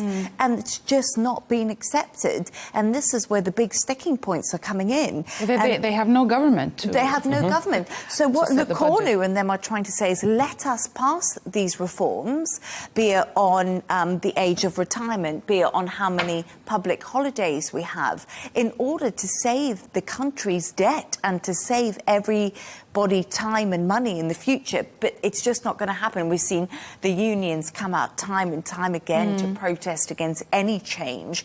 But also, it's going to be an absolutely monumental job for anyone who takes this on, because right now we speak about France's domestic issues, but Macron's been very involved in Ukraine, in the coalition of the willing.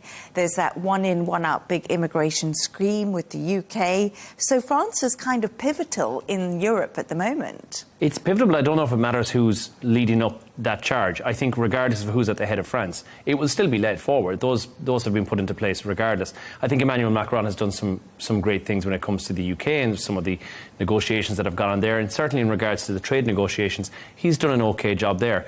But his country still, regardless, if you take the government that's currently in place and calling back the Prime Minister and saying, right, rearrange the deck chairs, you're still on the Titanic, it's still going down, you need to solve it somehow. And I don't know if Emmanuel Macron is going to be able to do that unless he had a majority.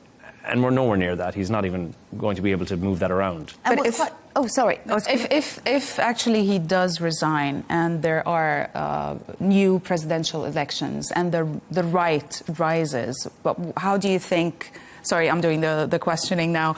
How, and also for you, Leigh Ann, how do you think what's the face of France going to be? It's quite interesting right now, because remember we had that court case recently where they said Marine Le Pen cannot run in the next election. And that was linked to a case of suspected fraud from the European Union, using finances in the wrong way. So Marine Le Pen, her far-right party, will still run, but under a different person. The young guy, I don't know his name, forgive me, I didn't do enough homework, but I will figure it out. He is young, and he is the head of Le Pen's right movement in So France. it won't be Marine Le Pen? It can't be her at the moment because of she's been banned. But regardless of who from the right, how would the presidency, the state would be? How they'll look at the issues that they currently have, and obviously you look at the GDP and the relation of debt, and that's not a solvable issue, like Leigh Ann said, overnight. You definitely can't solve that, and that's not going to be a one-term thing either. It's 2 or 3 terms. It's potentially a generational thing that it's going to take. The right are rising because of the immigration crisis that France are currently facing. And we see that with the Reform Party in the UK, they're the right of the government. The right of they're rising in Europe generally. It's the rise in Europe of obviously of the right because of immigration, but also when France try and change something like the pension age, that's going to cause a massive outcry. You do anything to pensioners who are the most vulnerable in our society. Children and pensioners are the two that you just don't touch. And Emmanuel Macron and the government had said that they want to change the pension age. That's the first thing that caused the protests and uproar in France. Then secondarily, you look, as I said, the immigration crisis, which is continuing as well. I think a right party coming in, and Marine Le Pen coming, although she can't, but her party coming into government on this, will try and tackle those charges, those issues. And I think that may be the first thing that people will see most. And it depends on what's most to people's mind right now and what French people are suffering with day to day. And if that is something like immigration... It could be the answer then. It could be the right could be the answer for the French public. If immigration is what they're suffering with, then fine. If it's money that's not in their pockets, and that's the main concern, then somebody who comes in with a smarter budget will take the win. But it's interesting because France is traditionally a very liberal country, if we look at that. So the right coming in France would actually be a really big surprise. But we do see a surge in the right when that 2024 snap election did happen. Yes. So that was something unusual because France is run by the unions, and the unions are normally not in favour of a right-wing party. So really what we're talking about here, what's really interesting is we're having this conversation. Macron hasn't come out and said anything as of yet. So, Macron, you know, we want to hear from you, maybe, you know, because we're all guessing. I suspect he will not probably for another 48 hours until sort of, you know, more talks are achieved on the new government. Otherwise, there's a caretaker. We'll see a caretaker government of some description in place until they make some sort of a decision on this as well. But it's going to be the same players. It'll be the same game. And I don't think the French public are going to sit back for that. No, absolutely not. But it's such an interesting conversation. And once again, you know, we mentioned the right in Europe, and it's risen in Germany, it's risen in the UK, it's rising in France. So you're completely correct. We have seen this movement. And a lot of people are saying, could it be down to America and to Donald Trump and the changes we've seen there? But really interesting conversation.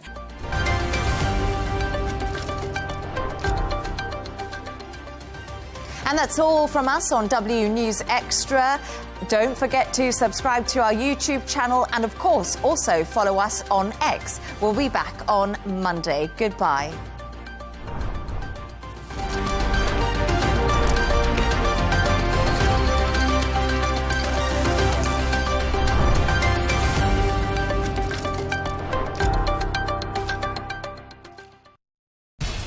We have to take care of our people, and we're going to take care of our people first. For in-depth analysis and all the latest developments across the globe, make sure you join us every weekday. President Trump is trying to negotiate a ceasefire.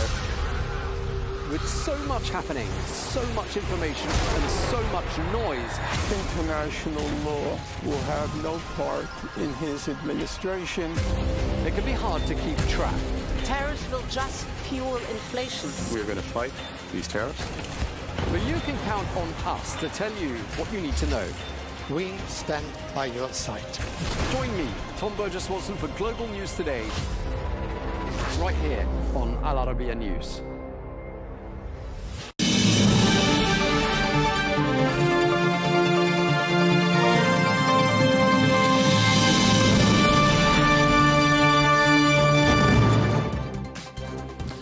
Hello and welcome to Global News Today, bringing you exclusive interviews with leading experts every weekday here on Arabiya English. I'm Tom Burges Watson, and coming up on today's programme, thousands of Palestinians begin returning home across Gaza as the Israeli military confirms that a ceasefire has now come into effect. In this edition, we'll be live in Gaza to find out what conditions are like there on the ground. We'll also be speaking to a former advisor to President Trump as the US president prepares to fly in to the region. All of that to come on today's edition of GNT.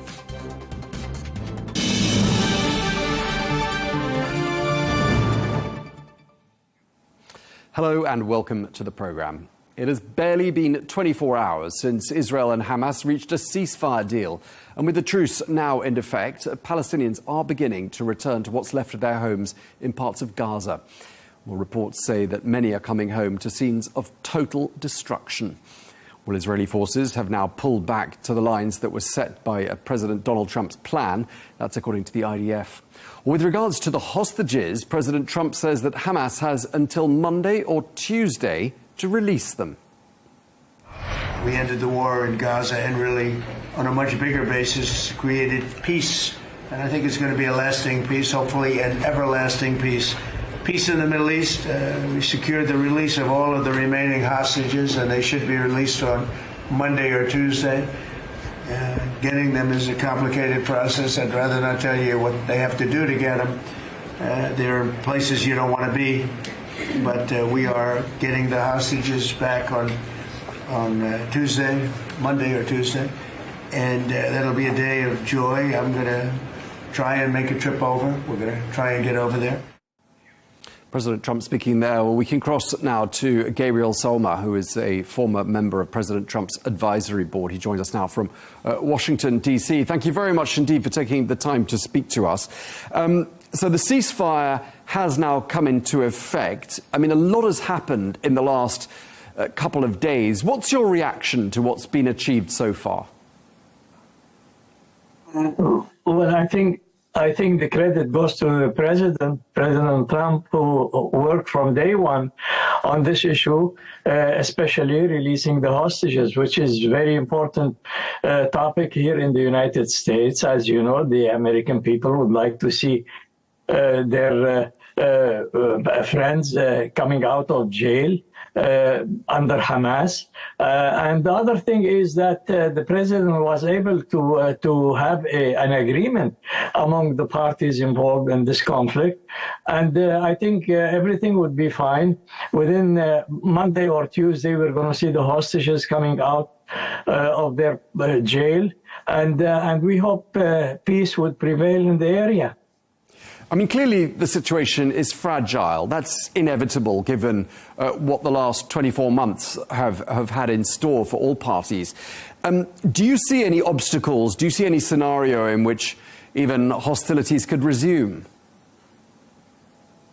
There is no guarantee that this agreement would last for a long time. As you said, the situation is fragile right now. It's on edge. All parties are on edge at this moment. Well, but the president is going to work hard to make peace possible because he has he has plans for the Middle East. As you know, the Abrahamic Accords. He wants to go ahead with these plans, and in order to do that, he has to establish peace first in the Middle East. You mentioned this in your first answer about the prisoners that are going to be released. And Israel has published, we're told, some of the lists of prisoners who could be released. Could these lists of prisoners end up being one of the early hurdles to progress here? Well, according to the news from there, it seems that these prisoners these hostages are located in more than one place. And therefore, it's a matter of time for the Palestinians, for Hamas to release them. And once they are released, everything would be fine. But with regards to who's on the list and who's not on the list of Palestinian prisoners, for example, could that be something that generates counter demands from Hamas, for example? I think there is an agreement now that Hamas has to release them. So the president is going to insist on this. Otherwise, they would be violating the agreement. Therefore, we are all expecting that all the hostages should be released. Now, it's been reported that President Trump had to apply considerable pressure to Prime Minister Netanyahu. And I'm wondering what you make of reports that have circulated that relations between the two men have been severely tested. What would you say to that? Well, indeed, it was tested from day one when Netanyahu came to Washington, D.C. And it seems that the president forced him to talk to the Emir of Qatar. It happened in the White House, and the script was written by the president, by his team, and Benjamin Netanyahu had to spell it out and talk to the Emir of Qatar.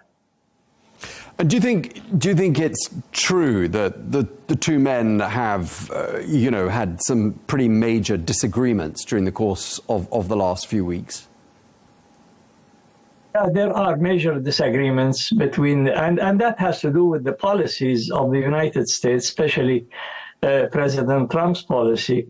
The president wants to see peace over there because he has a larger plan for the Middle East. As I mentioned earlier, the Abrahamic Accords require that there has to be peace between Israel and its neighbors. And so the president is arm twisting the situation over there to make sure that peace prevails. And Benjamin Netanyahu agree to have a peace in the region. Some people have warned that this war has isolated Israel internationally, and I think very hard to dispute that. Do you think that isolation can be reversed? I think so. I think if the Prime Minister of Israel agrees to the deal that the President has offered, I think peace would prevail over there. Remember that the Abrahamic Accords requires that all the countries in the Middle East have to agree to a peace agreement between Israel and these countries. And therefore, once, and the president wants that to happen as soon as possible. So once that starts to work, then you're going to see peace in the Middle East. And just lastly, Mr. Salma, before we wrap up, I mean, given the role you say President Trump has played in all of this, and it was announced today that the Nobel Peace Prize is not going to be awarded to Mr. Trump this year, do you think perhaps he'd be a suitable candidate for next year, especially given what you're saying about how we can expect considerable progress in the next few months on the Abraham Accords? I think we are getting closer to that. Remember, before October 7, on the day before October 7, Saudi Arabia was that close, very close, to have a peace agreement with Israel. And then October 7 happened in 2023, and everything was dismantled. And so the president is reworking on that subject and convinced Saudi Arabia to start negotiations with Israel on a peaceful agreement on the recognition, mutual recognition. And once that happens, peace would prevail in the area. Okay, well, we appreciate you taking the time to speak to us. Gabriel Salma, former member of President Trump's advisory board. Thank you for your time, sir. Thank you.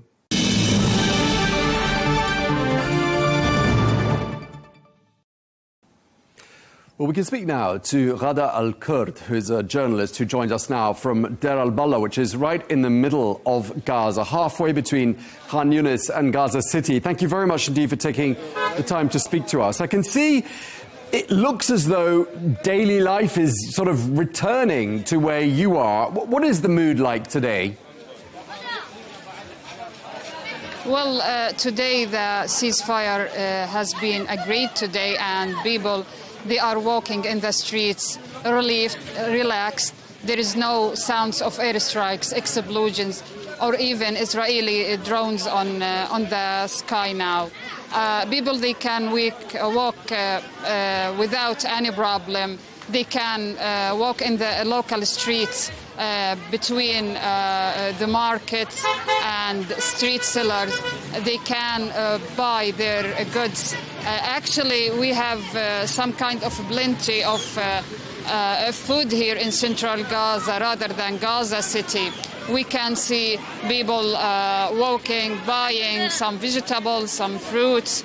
Also, the movement today is very huge because all the displaced people who have been displaced from Gaza City in the last few weeks, they are preparing themselves again to return to Gaza after the last Israeli offensive operation over there. And when was the last time you heard a gunfire or an explosion? Has it been completely quiet today? Today, before 12 o'clock, actually, we heard lots of explosion, and it seems like it was cover for the Israeli troops that they want to withdraw from some areas in Gaza City along the borders. We are not far away from Salah ad-Din streets, which is the line, the yellow line, which published by, which was published among the plan of the ceasefire. Today also we hear these explosions and shellings in early morning, but after that, since afternoon, actually we didn't hear anything till this moment. And are you hearing from people about them returning to their homes? Because we're being told that a lot of the homes that were there before the 7th of October 2023 have now been destroyed. Is that something you're hearing from a lot of the people you're talking to? Exactly. Most of the buildings here, neighborhoods, even in eastern areas of Gaza Strip, all of these neighborhoods have been destroyed. And people, some of them, they couldn't return to their houses, but they took the risk, actually, just from maybe far distance, just to see what is happening to their neighborhoods or areas. But they still want to go back and return, even in a tent. They want to stay and to rebuild their houses, as they don't want to leave Gaza. They want to stay here in Gaza and rebuild their houses in the upcoming future. I can see some people behind you who were waving a moment ago, looking very happy. I mean, that seems to really capture the mood there today. I'm assuming people are feeling celebratory there. Exactly. Yesterday was celebration for the people. Some of them, they opened some fires on the air that to express their feelings that this war has ended after 2 years of fighting. Also, we heard some music, some traditional Palestinian music were played around the area here. People are cheerful, joyful, and they want actually their sufferings to be ended, and they want to return to their life before the October 7th. And when you were saying earlier people have gone to do sort of shopping and their sort of daily chores, are the shelves still quite empty in shops, and are markets still quite empty in terms of what supplies they have, or has some food aid, has some supplies come through to you? Actually, it depends on the humanitarian aid trucks, which is entering from Israeli crossing. I mean, here in Deir el-Balah in central Gaza, we can see lots of vegetables, lots of goods here, and people, they are actually, and with the decrease of the prices, people, they are all the time want to eat, want to find food after the starvation that hit Gaza city in a couple of months ago.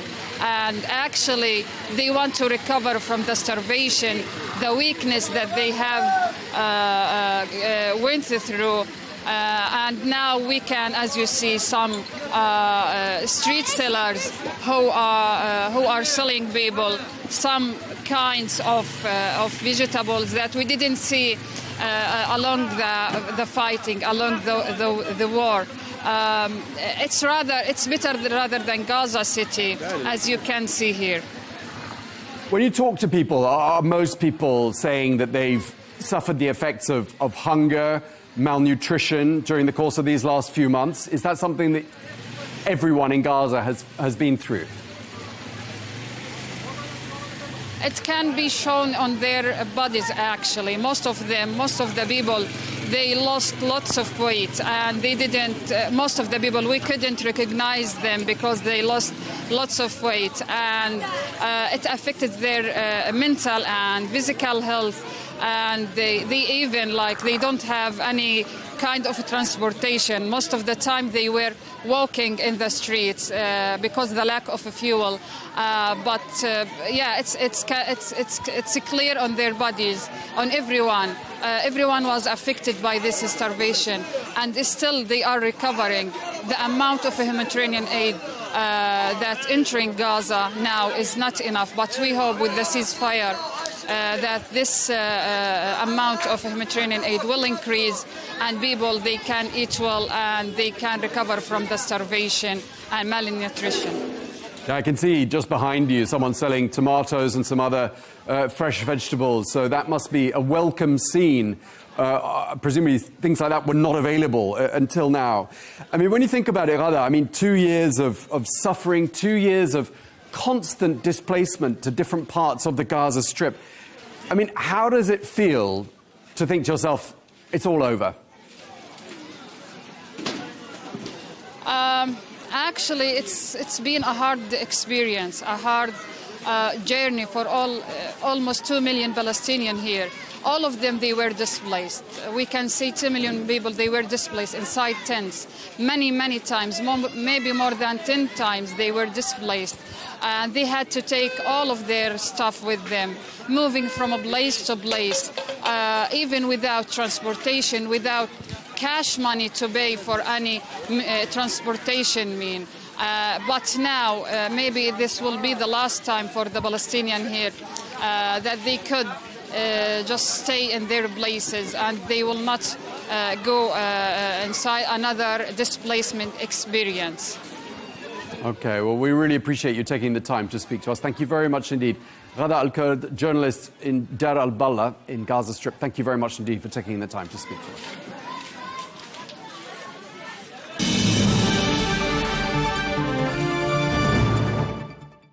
Well, we can speak now to Pascal Confavreux, who is a spokesperson for the French Foreign Ministry in Paris. Thank you very much indeed for taking the time to speak to us. First of all, I want to talk to you about the Gaza conference that's been taking place in Paris. The foreign ministers of lots of countries have been there, the US, the UK, Saudi Arabia, to name but a few.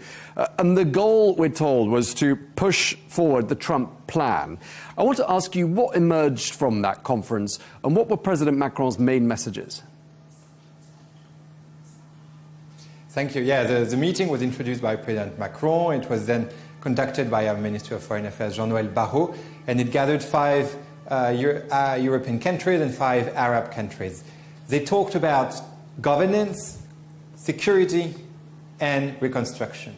On security, one of the main things they discussed was the force of stabilization, which should be under the mandate of the United Nations Security Council. And the goal was to see which countries were ready to contribute. You had different types of contributions, from training to sometimes troops, and how we could achieve to have a mandate by the United Nations Security Council. Because if you have a mandate by the United Nations, it makes it much more much stronger, and to have other countries join this stabilization force. And this stabilization force will be very useful at the moment when the Israeli force go out of the Gaza territory.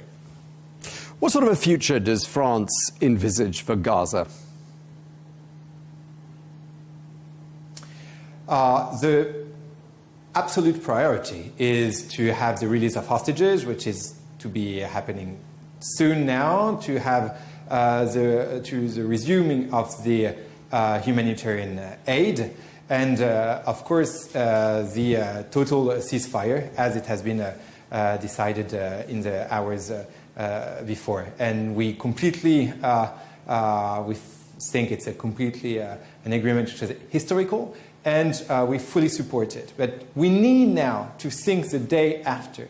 And we are ready to contribute to the stabilization force. And we are also very vigilant about the future governments. There will be a transitory governance on the Gaza territory. But what is also very important is that the role of the Palestinian Authority on this Gaza territory in the future has to be recognized, as it is in the American plan, but has to be operationalized in the future and for a Palestinian Authority, which will be itself also modernized as it has been decided in the Saudi-French plan that was adopted by the United Nations last September.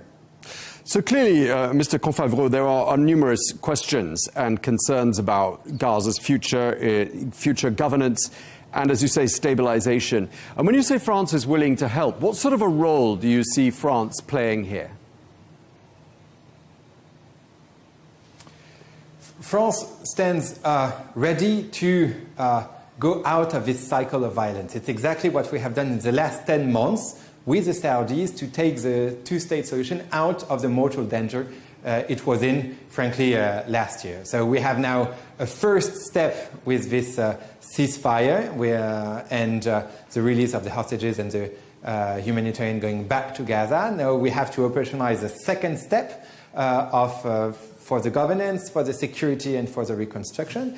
And we have to, in the end, put all these pieces together to build on that dynamic so that it doesn't stop at this ceasefire. Otherwise, it could be very fragile. So we have to put everything together, and we think that thinking of the day after helped having this ceasefire signed because the ceasefire was very hard to obtain because the parties were not really ready to say, okay, when the arms stop, what do we do after? And so now that we helped thinking this day after, this ceasefire has been signed. So that's all these pieces that we're putting together and this dynamic that we want to push in favor of the American plan. France was one of the countries that announced in the last few weeks that it recognized a Palestinian state. I'm wondering if you think that made a difference towards getting us to the point we're at now. And the second part of my question is, do you think the momentum is now there to turn this idea of a Palestinian state into a reality? Oh, definitely the momentum is here. We have to seize it. The thing was for us to use this card of the recognition of the Palestinian state to obtain very tangible results. That's what we did in the last months, to have the condemnation of Hamas, to have the reform of the Palestinian Authority, to have some very strong commitments for a regional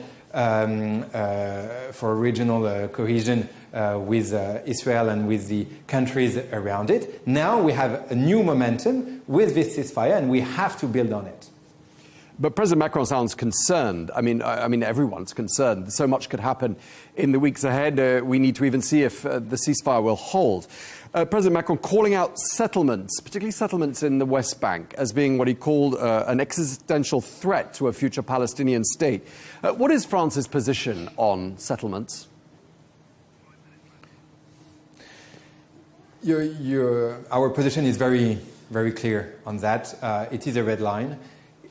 West Bank is not where Hamas lies, and it should not be having these settlements, and we condemn them day after day. And the last one being the E1, which has a major risk because it could endanger the unity of the West Bank. So we are very strong on that. And what we also tell the Israeli government is that, for instance, the Emiratis are very also against it, and that it could endanger Abraham Accords that were signed during the first Trump administration. And so we also hear that the Trump administration, the second Trump administration, would be very against such a move.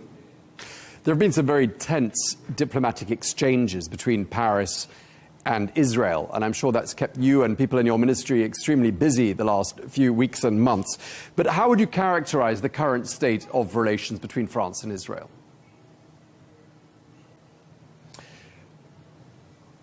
The relations are ongoing. They are very demanding. And we tell each other what we really think. But the relations have never stopped.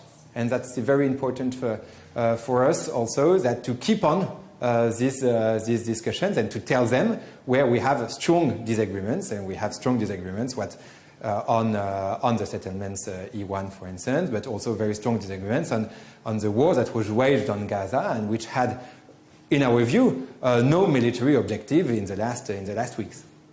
Would you say relations have been damaged?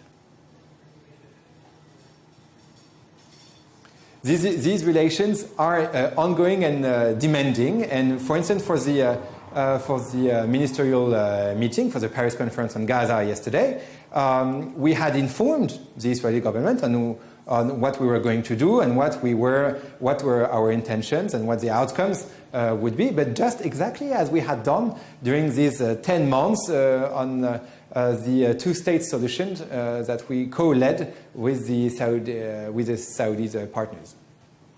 There's been huge progress the last few days. We've got this Sharm el-Sheikh agreement. There's now a ceasefire in effect in Gaza. Hostages due to be released. I mean, your reaction to that, and also if you could just tell us, what's France's role? How do you view France as having played a part in all of this? Our role was really to take this two-state solution back on track. That was not the case last year. And frankly, last year, if you would have told us that we would be in this situation now, we wouldn't have believed it. We have created a dynamic of 10 states recognizing Palestine and also a dynamic of having Arab countries and 142 countries condemning very clearly Hamas, the October 7th attack, and having this reform of the Palestinian Authority. A lot of this plan was in the American plan that was proposed on the 29th of September. And our role was to support this American plan, and now it's to help this second stage of this American plan. That's how we see our role there, and it has been a long efforts by the French diplomacy led by Jean-Noël Barrot and by our President Emmanuel Macron. Okay, well, we really appreciate you taking the time to speak to us. Pascal Confavreau, spokesperson for the French Foreign Ministry. Thank you very much for your time, sir.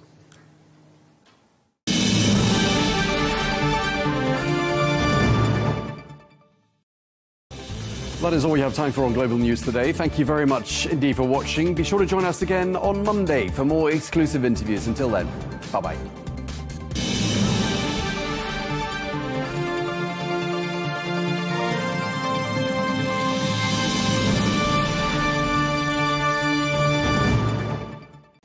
We're joined now by Mike Pompeo, the former US Secretary of State and former director of the CIA under President Trump. But thank you very much indeed for speaking to us. Always a pleasure talking to you.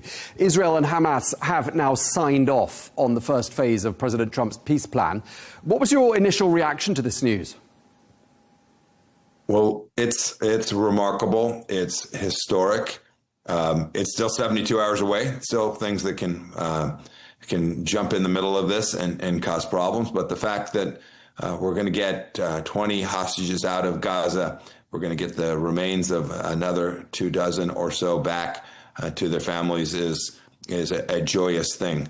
The fact that they've had to release a bunch of folks who committed crimes, hundreds of folks who are being held by the Israelis today who have been convicted through due process, doesn't make this an equal trade.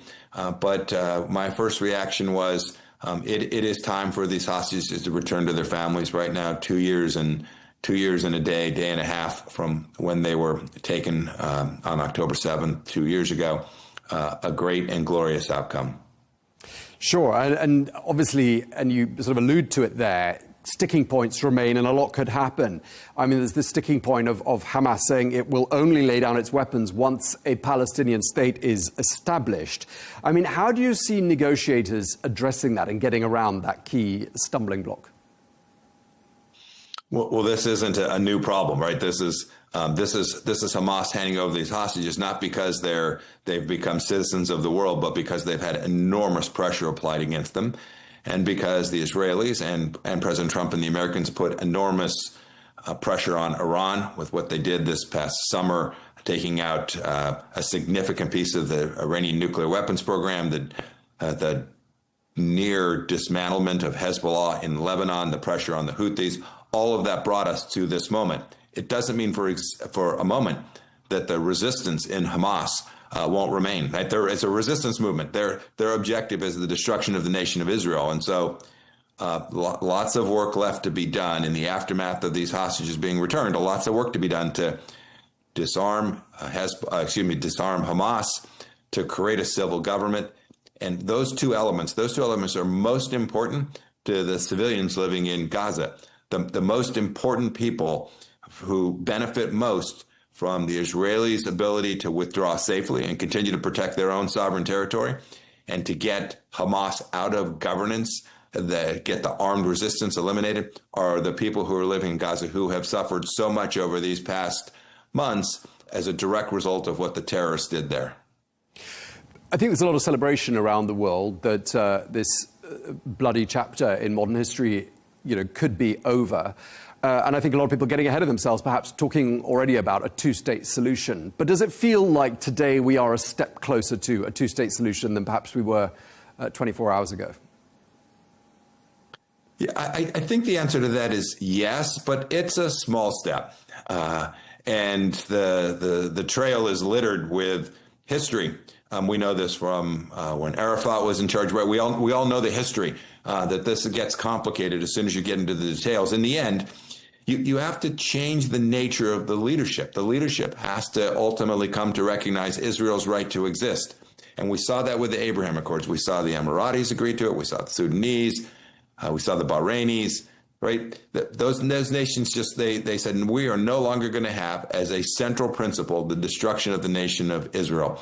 And to the extent Lebanon can do that, Syria can do that under their new leadership, to the extent we can find a political solution in Gaza, then you can begin to build out a model that looks like a just and stable and near permanent peace in the region, which would be a fantastic outcome. But there's a lot of work left to do. And you can see from the statements coming out from various parties who assert they represent Hamas, it's not at all clear exactly who Hamas's leadership will be 2 months or 2 years from now. You can see those leaders already beginning to hedge their bets, because they know, too, that the resistance is the reason for their existence. Their entire enterprise revolves around continuing armed conflict against Israel. So your point is well taken. A lot of work remains to be done to get what we hope is a step towards a sustainable outcome. In terms of President Trump's approach to this 8 or 9 decades old problem, what we've seen the last couple of weeks is markedly different from what President Trump was talking about earlier in the year when he talked about a Gaza Riviera, which would require 2 million people being sent into exile.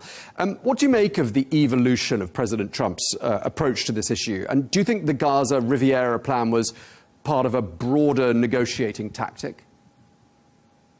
I always watch President Trump's actions closely, right? He has been remarkably consistent on this file in the Middle East since I was his Secretary of State in his first term. We have a great, reliable partner in Israel. We want good things for the Palestinian people that are living both in Gaza and in Judea and Samaria. We want good things for them, but we're not going to allow them to stand in the way of a broader peace. And so we, in the first term, the Gulf Arab states were great partners for America. They continue to be. Mohammed bin Salman, Mohammed bin Zayed in the Emirates, the leadership, the Crown Prince in Bahrain are all great partners of the United States. And so, in Gaza, President Trump has made clear he was going to allow Israel to do the work necessary to get these hostages home and to give Israel all the capability they needed to go take down Hamas so that it no longer threatened the nation of Israel. Those pillars have been incredibly consistent. And then you can see, as part of this plan, this 20-point plan, you can see a plan towards political governance not connected to Hamas. And second, a theory of the case on how you're going to rebuild Gaza and make it a peaceful, livable place for the civilians that live there. That's been his mission. When he talks about, Gazan, the Trump on the Mediterranean, all the Trump Tower stuff, a lot of that was theatrics that the media brought on. President Trump has been remarkably consistent here. These were, of course, not direct talks that took place in Sharm el-Sheikh. Lots of parties were involved. From the US side, Steve Witkoff, Jared Kushner, and, of course, senior officials from Qatar, from Egypt, from Turkey. Do you think there was anything or anyone that stands out as having been a winning ingredient or a winning player to bringing us to the point we're at today? Oh, goodness. No, I think lots of credit, and President Trump said this, right? It took many nations coming together and many leaders who were very bold. The Egyptian folks did great work in hosting this. Mr. Witkoff and Mr. Kushner obviously lent America's authority and power and certainty to the transaction as well, but brought together the Gulf Arab states, the Emiratis, the Saudis. Everyone signed off on this, the Qataris, the Turks. That's a remarkable act of diplomacy. It's a really good outcome. And so I don't know that there's any one individual, but lots of leaders who worked tirelessly to get an outcome that gets us at least a point where those hostages can be returned home. Do you think we have here in front of us the blueprint for perhaps solving other conflicts, as some geopolitical analysts have suggested? I think the whole world will be watching what President Trump did in the Middle East. He gave the Iranians space. He told them there was a deadline, and when they didn't comply with the deadline, he took a strike and decimated their nuclear program. I think for Xi Jinping or for Chairman Kim or for the Ayatollah himself in Iran or for even Vladimir Putin in Europe, I think they can see that, the storyline somehow that President Trump is an isolationist president who puts America first and ignores the rest of the world is belied by the actions that President Trump and his administration have taken. I think that was true in his first term. I think it's equally true in this one. He is judicious in how we use American power, but he understands America's best interests are creating peace and stability in these regions.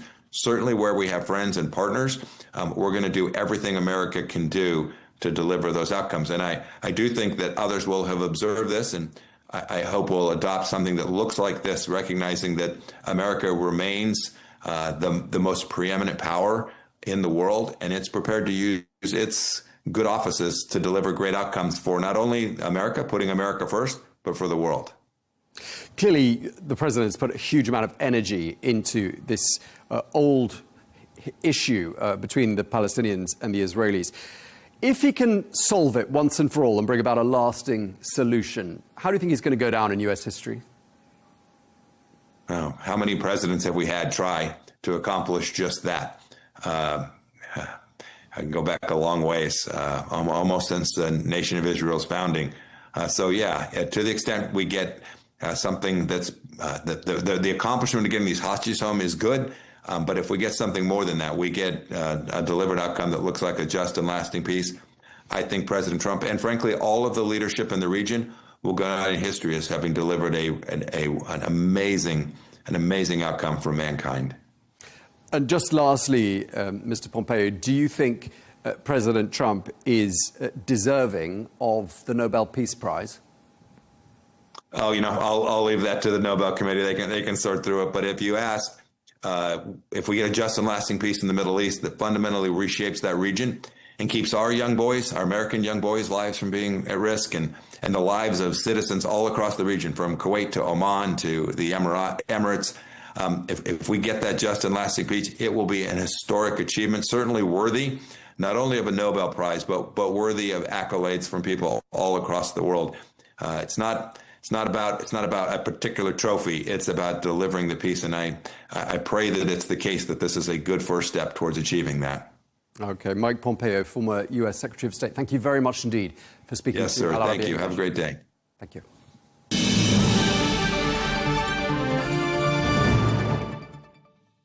Well, we can speak now to Ambassador Dr. Omar Awadallah, who is the Deputy Minister of Foreign Affairs in the Palestinian Authority. He joins us now from Ramallah. Thank you very much indeed for taking the time to speak to us what I'm sure is a very busy day for you.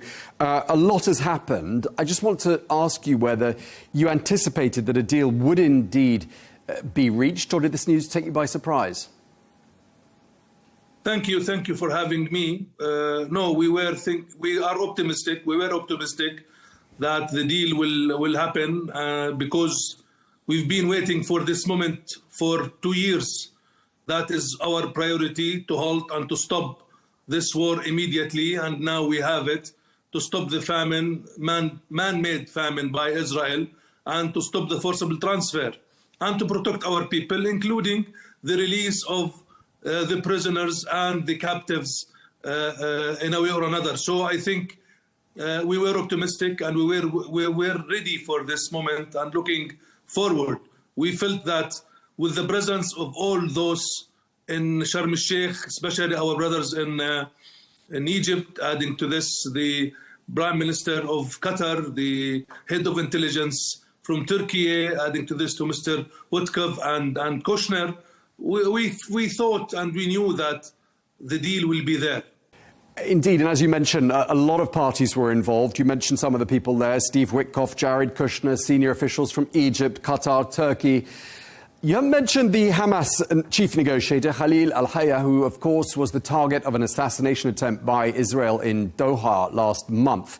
I mean, he must have been under enormous pressure. I mean, given this climate of mistrust, you know, negotiating, albeit indirectly, with people who try to assassinate you. I mean, how do you think he got on?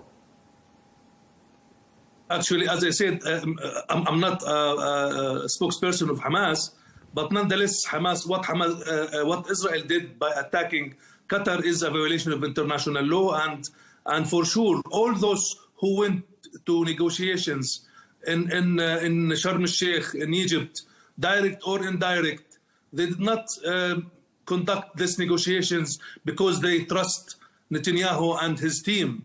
They went because the Americans are the guarantor. The plan is American. The American representation is there. The mediator, the main mediator, is the American. And we think that we all were looking at this deal because the Americans are there, and they are going to impose on Israel the conditions and to accept the deal that Mr. Trump came up. No one is there because of Israel or they trust Israel or they have good relations with Israel. No one trusts Netanyahu and his team because they broke the deal before, unfortunately, at the beginning of this year. So the idea is about the genuine process and efforts by the American administration and mainly the President of the United States. That's why the teams are there in Sharm el-Sheikh, not because Netanyahu is a man of trust or a man of his word. Let's talk a bit about your vision for all the Palestinian territories, Gaza included. I mean, there is this plan for a technocratic Palestinian committee who will hand over power to the Palestinian authorities. What's your vision for how Gaza will be governed in the future?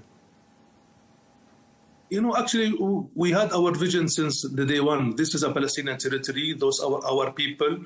The cause is Palestinian. We are the sole representative of the Palestinian people. We had our plan. The plan became an Egyptian-Palestinian plan. Then it became the Arab-Islamic plan for recovery and reconstruction of Gaza.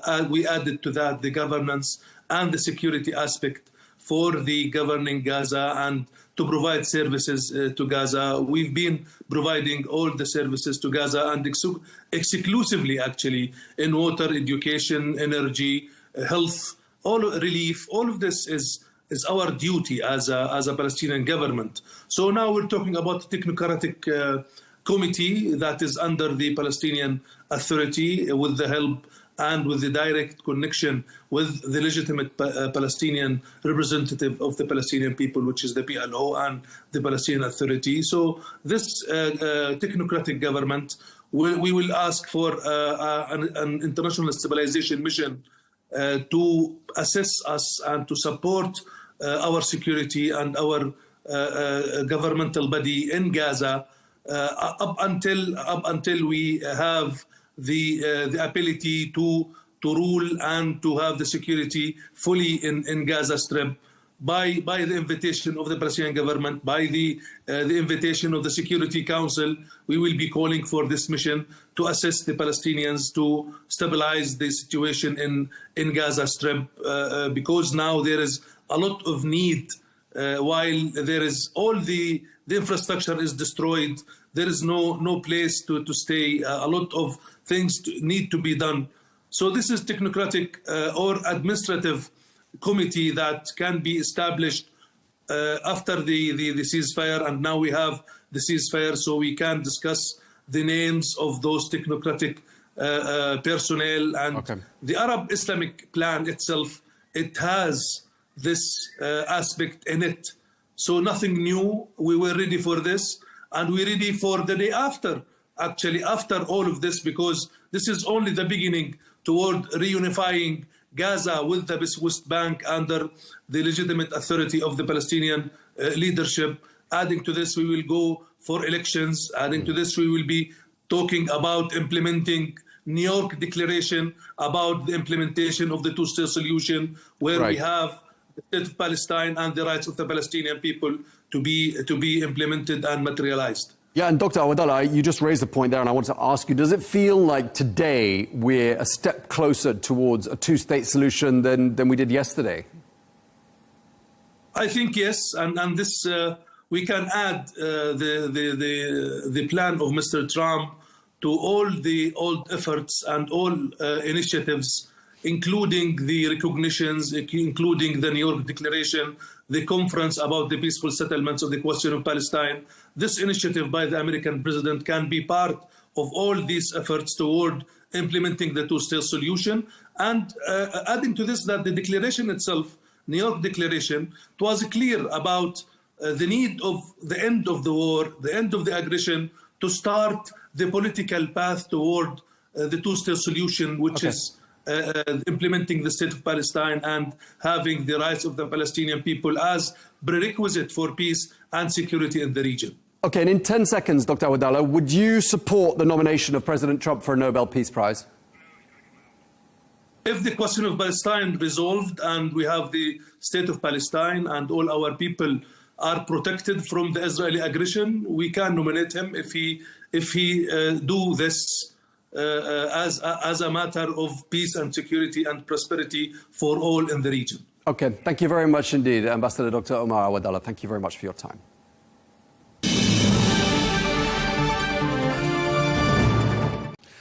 Well, we're joined now by Ehud Olmert, the former Prime Minister of Israel, who joins us from Tel Aviv. Thank you very much indeed for speaking to us. I'd just like to start by asking a very basic question, but what was your initial reaction when you got the news that this deal had been reached? A great joy. Just joy and relief. Something that I haven't felt for the last 2 years. I mean, it's a ceasefire, isn't it? It's not a peace deal. But are you confident that this will pave the way to an end to the war? Well, that's the deal is not a peace treaty. We are far from it. This is just end of the war and return the hostages and release the prisoners and starting to pull out from Gaza. And this is what I was preaching for and campaigning for in the last more than a year. So I'm very happy that we are at the beginning of something that can be of great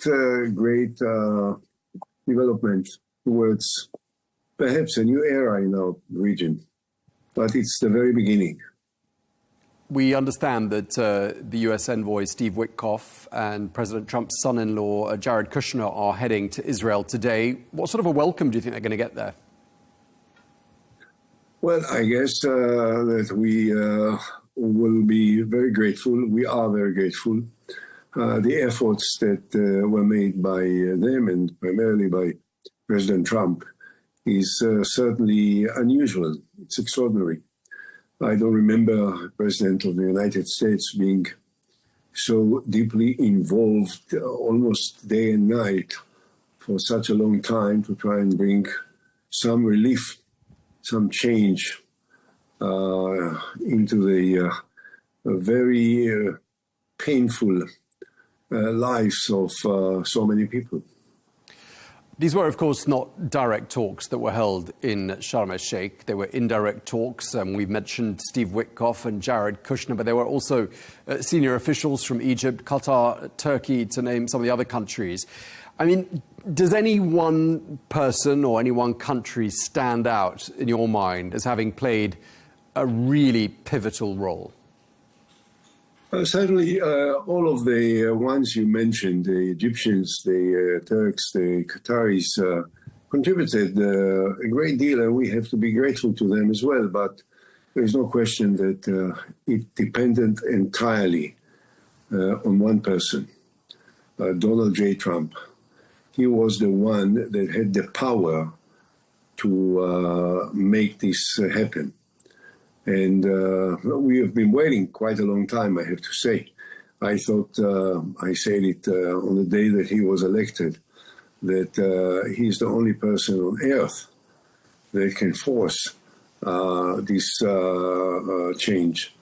It took time because of many different circumstances, but the outcome at the end seems to be very successful, which is that the war is ended, and the hostages that we are so much waiting for are going to come back within 2-3 days, and that there will be no more bombings and no more attacks and no more people killed on both sides, on our side, on the Palestinian side.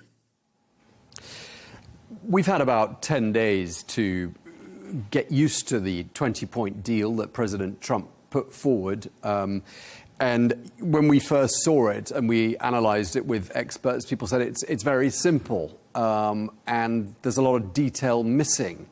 But do you think this deal succeeded where perhaps others did not because of that simplicity? Do you think that was its main asset? Well, let's face it. The truth is that the thing was very simple from the beginning. It was very simple. We had to stop the war, and they had to bring back the hostages. The rest is outcome of this. And the only person that had the power to force us to stop the war and to force them to bring the hostages back is Donald Trump.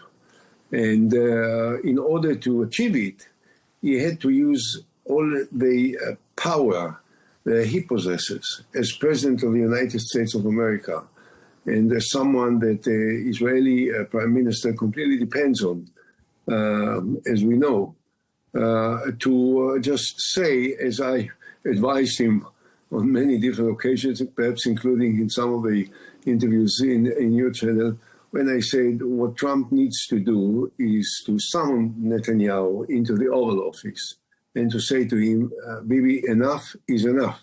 That's the end of it. And to say, of course, to the Palestinians what he had to say. And finally, he did it.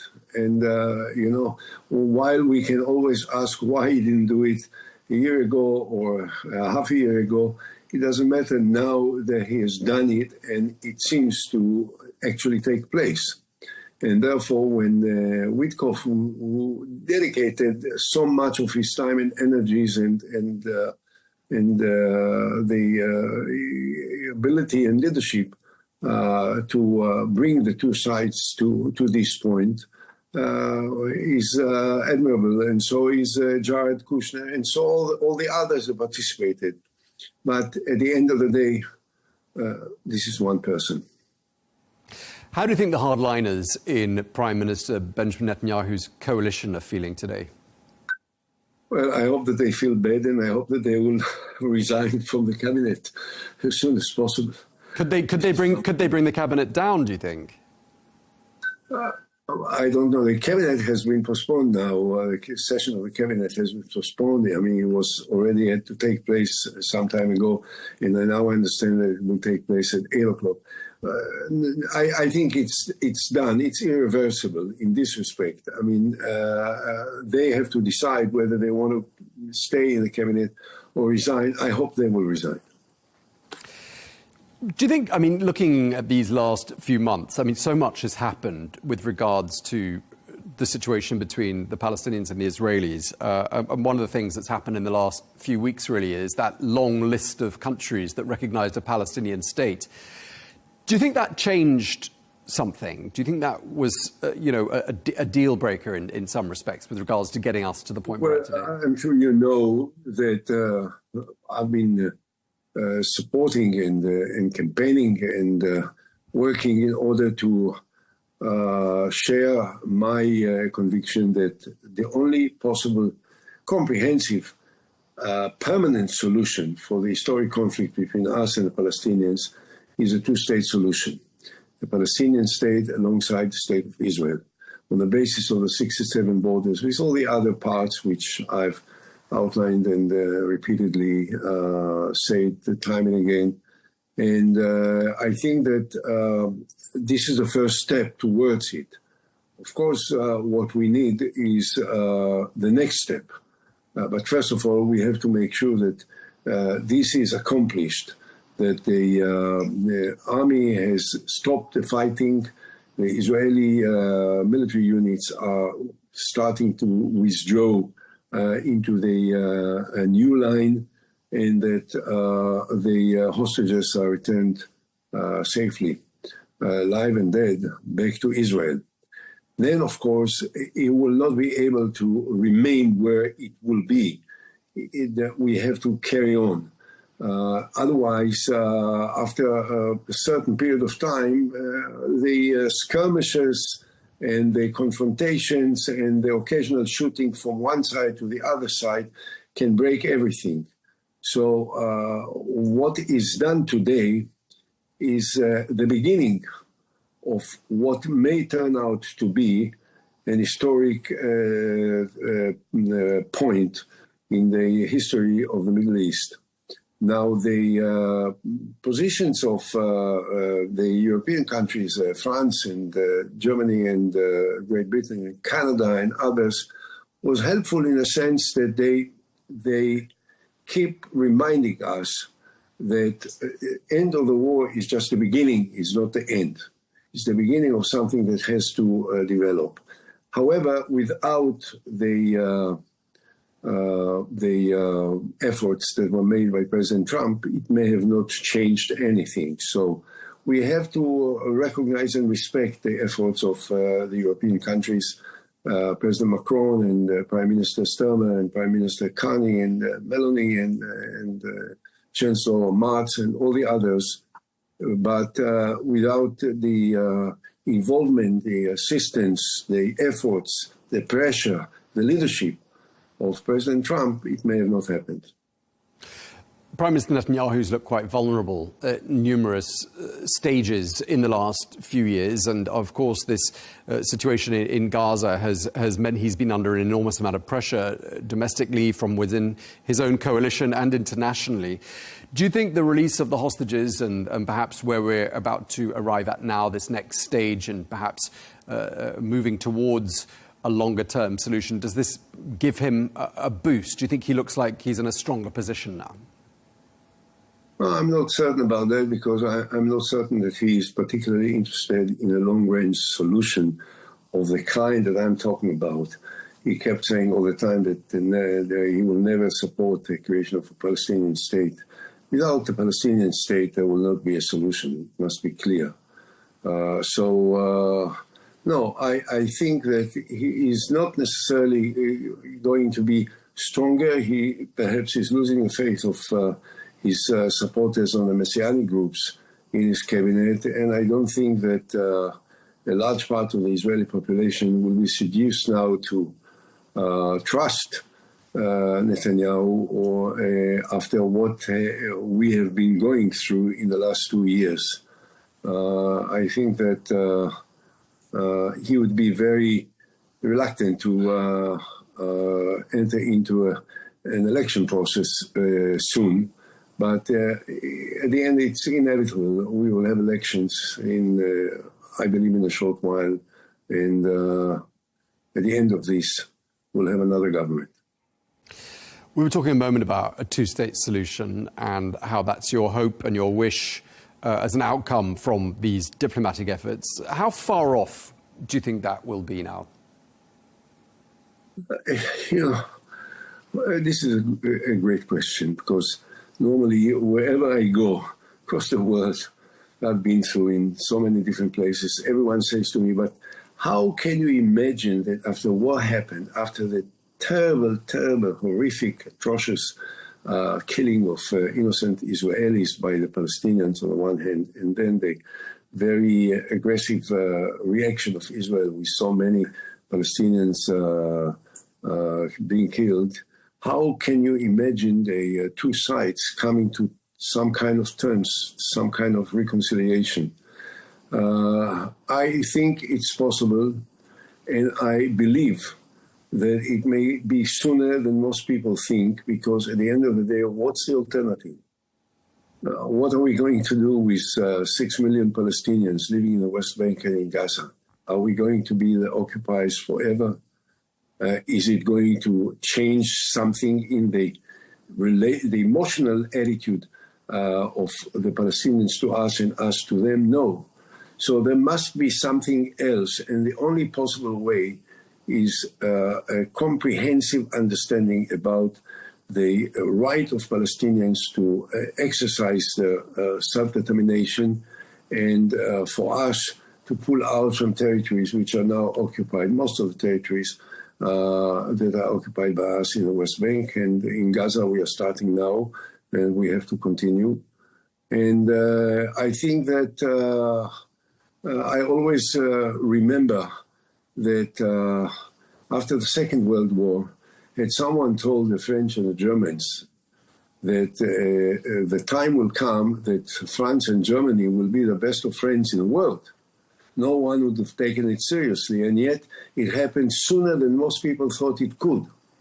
So I believe, but first of all, we have to believe. Then we have to work for it. Then we have to come forward and not hesitate to make every possible effort in order to understand that these are the realities. And at the end of the day, a military victory is much less significant, in my mind, than peace that will end wars and hostilities and bloodshed between the two sides. Just lastly, Mr. Olmert, I mean, this is clearly a diplomatic victory for President Trump, who incidentally may visit the Middle East during the course of this weekend, including Israel, although that's not yet confirmed. Would you say that these developments of the last couple of days boost his chances of getting a Nobel Peace Prize? How do I know? I wish I could answer you. Whether he will receive awarded the Nobel Prize for Peace or not, he will be recognized as someone that has contributed greatly to the good life of many peoples, both in Israel and amongst the Palestinians. And this is a great award which he can take with him for wherever he goes, and he still has a long way to go as President of the United States.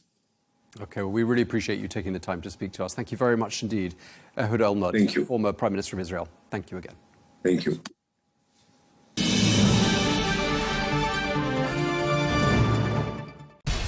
We have to take care of our people, and we're going to take care of our people first.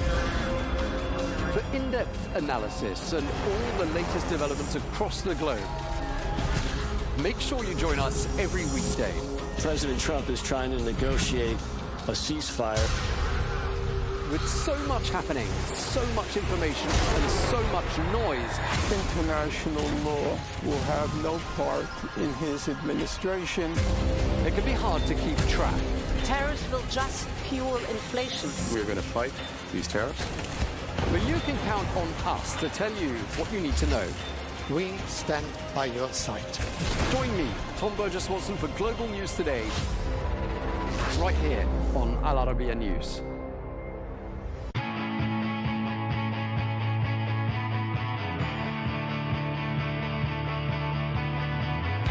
Welcome to the metropolis, the big city. This is where tech, trends, and culture meet. Meet the people. See the sights.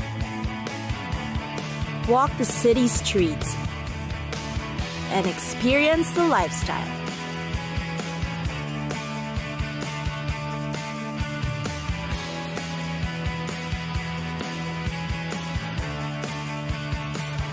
This is your first-class ticket to the cities of the world.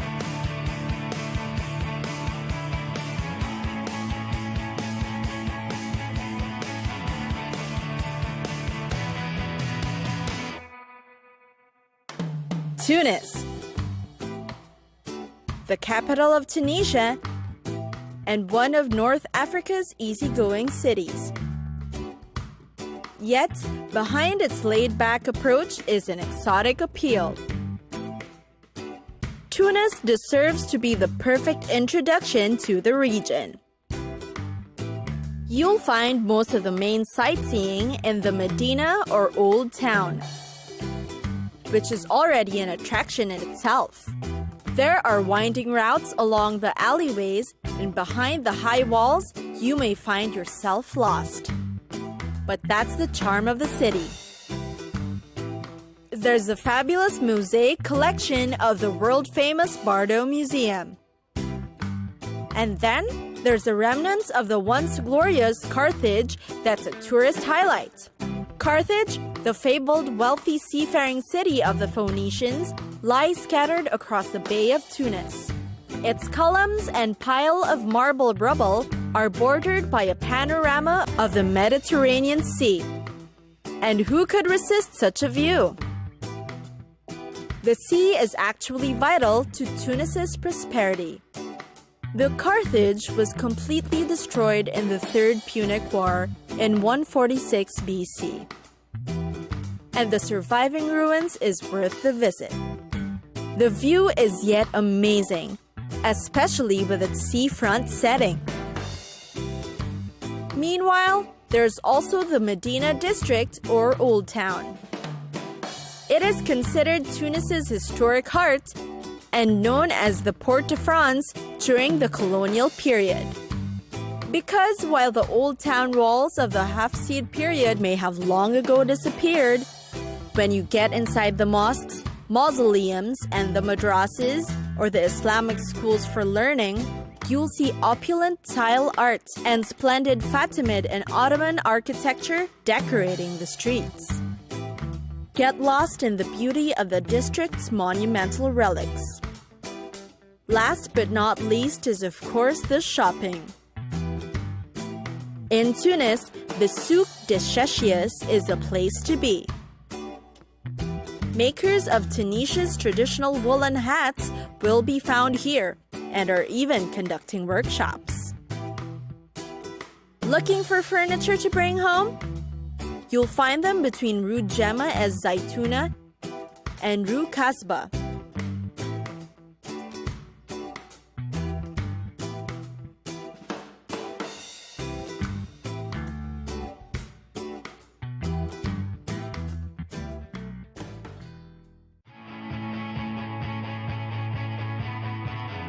It's time for us to go. Pack your bags and get your tickets ready. And we'll see you on the next destination. Catch us again next time on Cities of the World.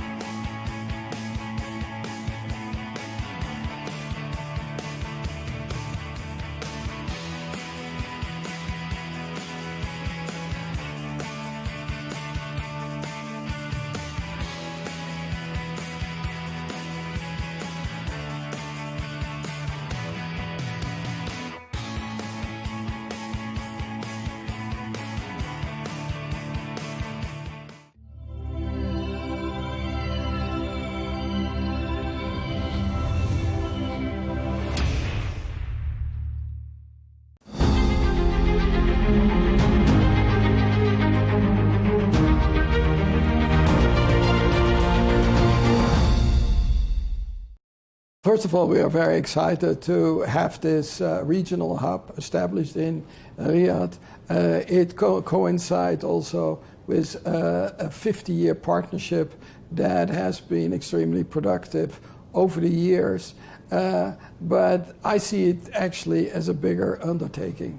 As you know, the World Bank is probably best known for its financial support to developing countries, but we are at the same time also a knowledge bank. We have gathered an enormous amount of experience, knowledge of different development experience from Asia to Africa to Latin America. And so we would like that to put the whole knowledge bank on a new level. That means how we work with each other, how we experiences are shared, and we would like to do that together with the countries. So therefore, I think it is very important that we capture the richness of the diversity of the membership. And this means that Saudi Arabia has some very interesting experiences, development experience that it could share with the world. Equally, we would like to continue with a strong advisory role to the Saudi government. So we thought that first this comes all nicely together, but we would not want to see that only Saudi specific, but that Saudi Arabia has a role to play regionally and globally, and we very much welcome this role. Can you give us an update on the Global Knowledge Hub, which was recently established in Saudi Arabia about a year ago, and what role did it play in job creation?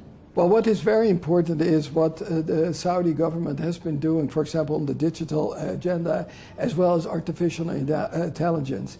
I saw firsthand, for example, the Seha hospital, that is the first virtual hospital and is serving 230 hospitals here in the kingdom.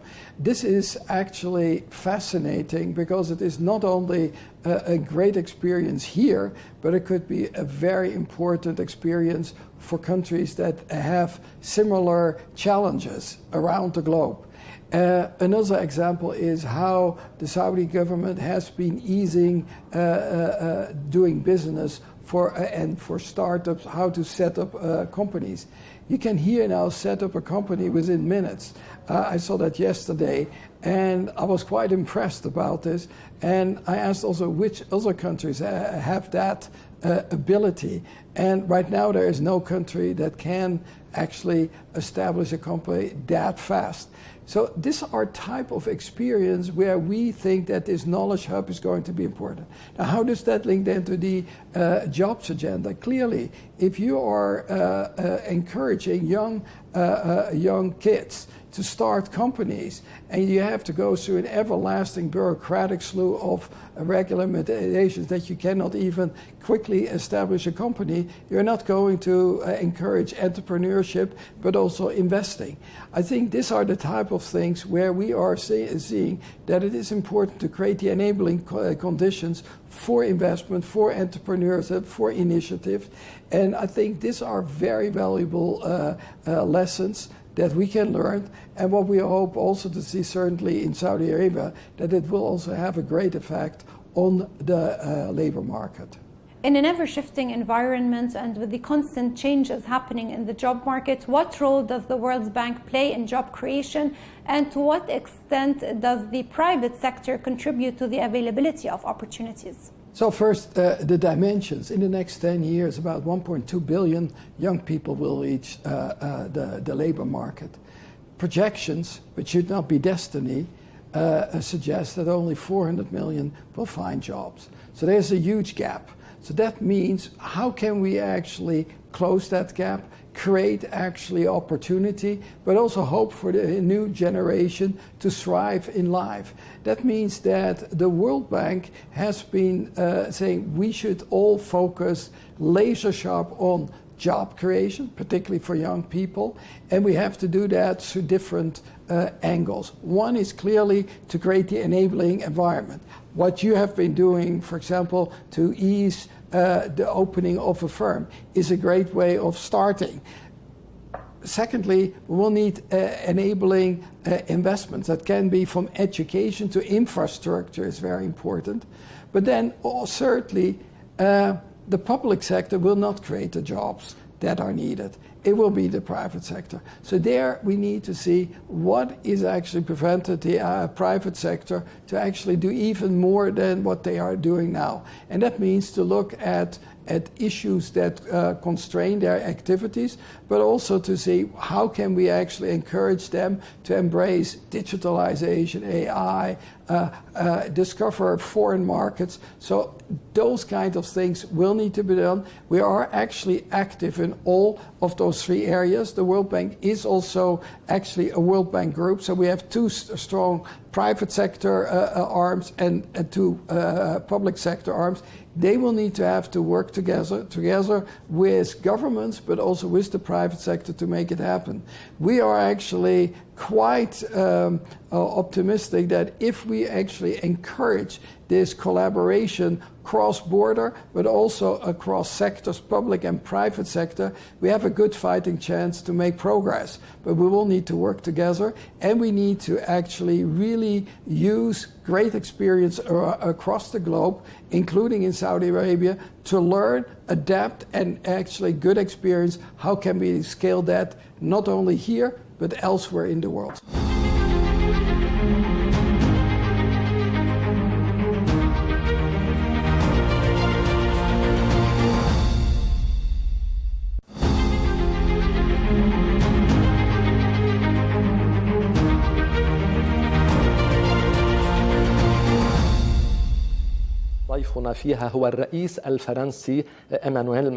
Mr. President, thank you for granting us this interview with Al Arabiya here in New York.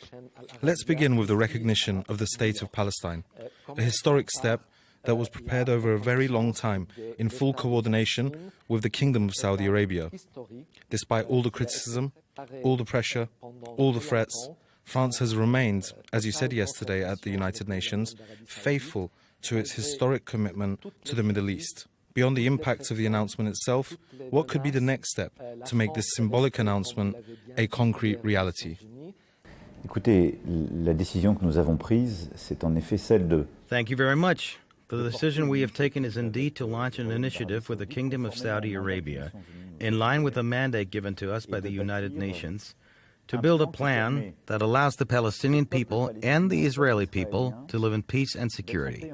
We all condemn the Hamas terrorist attack of October 7, its ignominy, and nothing can justify it. We all call for the release of all hostages still held by Hamas. We all demand an immediate ceasefire in Gaza and humanitarian aid for civilians. But to achieve these results, a political path must be built to end this situation. That is what 142 countries did by voting for the New York Declaration. And so now, the next steps are as follows. We have this peace and security plan for everyone that we have built, supported by 142 states. We have now consulted with the United States of America, and this plan, which brings together a large majority of the international community, was developed jointly between Europeans and Arabs. We want to commit as much as possible. Yesterday, I had a long discussion with President Trump, and our team spoke extensively so that, following the meetings he held yesterday and all this work, we can now move forward with an initiative that could help free the hostages and stop the fighting. That is the first step. That is what we are all waiting for. And I hope it will happen in the coming hours, in the next few days, to free all the hostages, to stop the fighting in Gaza, and provide aid to the civilian population. Immediately after that begins, the next phase of work, which is the second pillar of our plan, what we call the day after. And here, what we are proposing is a traditional administration in Gaza that will include members of the Palestinian Authority, with a process validated by the Israelis, to continue the work of training security forces and police who will be deployed in Gaza, work that many of us are already carrying out alongside the Palestinian Authority today. We have also proposed an international stabilization mission to which several countries in the region have already expressed their willingness to contribute. And indeed, at the podium, the Indonesian president also said this the other day. And which will be mandated by the United Nations. And which will be mandated by the United Nations. And it is in this context that we will organize the demilitarization and demobilization of Hamas. This is the only way to put an end to Hamas and its activities in Gaza. That means a ceasefire, the release of hostages, the resumption of humanitarian operations, and ultimately the monopoly of arms held by its legitimate administration and the forces serving it. Then comes the demilitarization and dismantling of Hamas. And then the third stage, which is territorial negotiations to build this demilitarized state of Palestine that will recognize Israel. And at the moment when Israel recognizes the state of Palestine, we have secured the commitment of several states, which today do not recognize Israel, that they will do so. This shows that this plan offers Israelis a new, unprecedented prospect for peace. The day Israel recognizes the state of Palestine, in the sequence I just described, Saudi Arabia will recognize Israel. Indonesia will recognize Israel. President Prabowo said this very strongly at the podium. And so, this is the path that we are setting out. It is full of obstacles, we know that, but this is the order in which it must be followed. And now, it is about stopping the fighting and freeing the hostages in the coming days. The priority of priorities. Very well. Your announcement recognizing the state of Palestine has been criticized by the United States. President Trump even echoed the words of the Israeli Prime Minister, saying that it would be a reward for Hamas. How do you respond to that? I had the opportunity to raise this yesterday with President Trump and to explain above all where our points of convergence and agreement lie, rather than insisting on the disagreements. But I think the exact opposite. First of all, Hamas has never wanted two states. Never. Hamas wants the destruction of Israel. That is what makes it a terrorist group.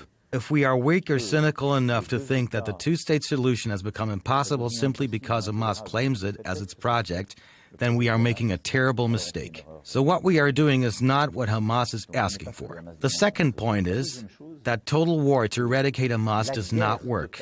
It works to take down Hamas's leadership, its decision makers, and the Israeli army has succeeded at doing that. But today, there are as many Hamas fighters as there were on October 7. So we must be clear-eyed. After civilians killed, after soldiers wounded and killed, it still doesn't work. Therefore, you can clearly see that the only way to eradicate Hamas is through a political path that consists of isolating and weakening it. That is exactly what the Franco-Saudi initiative allows us to do. First, because we have remobilized the Palestinian Authority, which for the first time in its letter of last June in response to ours, condemned the October 7 attacks, calling them terrorist attacks. And this is tied to the will to dismantle Hamas. Second, because for the first time in the New York Declaration, among the 142 states supporting it, you have both the Arab League and the OIC. So all these states have agreed on the dismantling and demilitarization, the disarmament of Hamas. This means that all the states in the region have agreed to work together on this project. It is best, the only strategy to isolate Hamas and put an end to its harmful actions, which are the root cause of everything we are experiencing. In your view, what future is there for the Palestinian state, with an Israeli government that threatens to annex the West Bank and continues to destroy and kill in Gaza? Since October 7th, 67,000 people have been killed and 154,000 others injured. Tens of thousands of the dead are children. What international body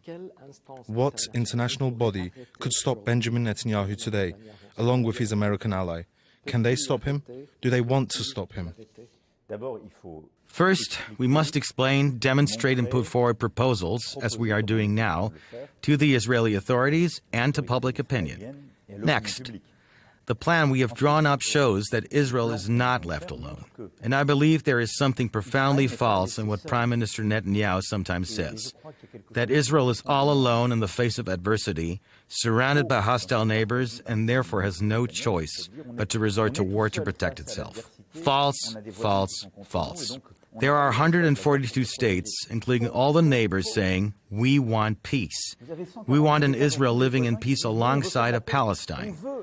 And for those who do not yet recognize you, they will. We are here. There is a path. Therefore, the Israeli government must stop this deadly headlong rush because it is not the best way to protect itself or its children. The best way is to have restored credibility, which it has done, but also to build peace through political and diplomatic means. And the third point is to convince the Americans to commit to this plan. This is the phase we are in now. In the coming hours, President Trump will propose a peace plan. It is the product of all these discussions, these initiatives, and of what the Americans are contributing to the dialogue. after also meeting yesterday with all the states in the region. I believe the president's ambition will be to present it to the Israeli government, to also submit it to Hamas, and to move things forward. And I have confidence. I truly believe in this collective capacity to exert pressure today. No one should accept the annexation of the West Bank. No one. It has nothing to do with October 7, nothing to do with Hamas. It is the signature of a colonial project. That is why it is unacceptable. And today, we must all work to end the fighting in Gaza because it is a humanitarian duty. A duty, I would say, of sheer humanity. We must return to this path of demanding diplomacy. And I hope, I believe, I trust that the United States of America will carry this forward in order to also implement a peace plan that has been built in close coordination with a Franco-Saudi initiative. One last question on this matter, a double one. In recent weeks, tensions have escalated with the Israeli government considering closing the French consulate in Jerusalem. What would your reaction be if this government carried out its threat? And another question on this issue. Why is it that today European countries are unable to impose sanctions on Israel? Is it the absence of consensus? First, I hope and I want to believe that Prime Minister Netanyahu will not make such a mistake. Let me repeat, as of today, 11 states, and not insignificant ones, have recognized Palestine, and many others have followed. Why should France be singled out? Next, I believe that the role of our consulate, the historic role of France as a friend of Israel, and also as a friend of pluralism and universalism in the region, is integral to its identity.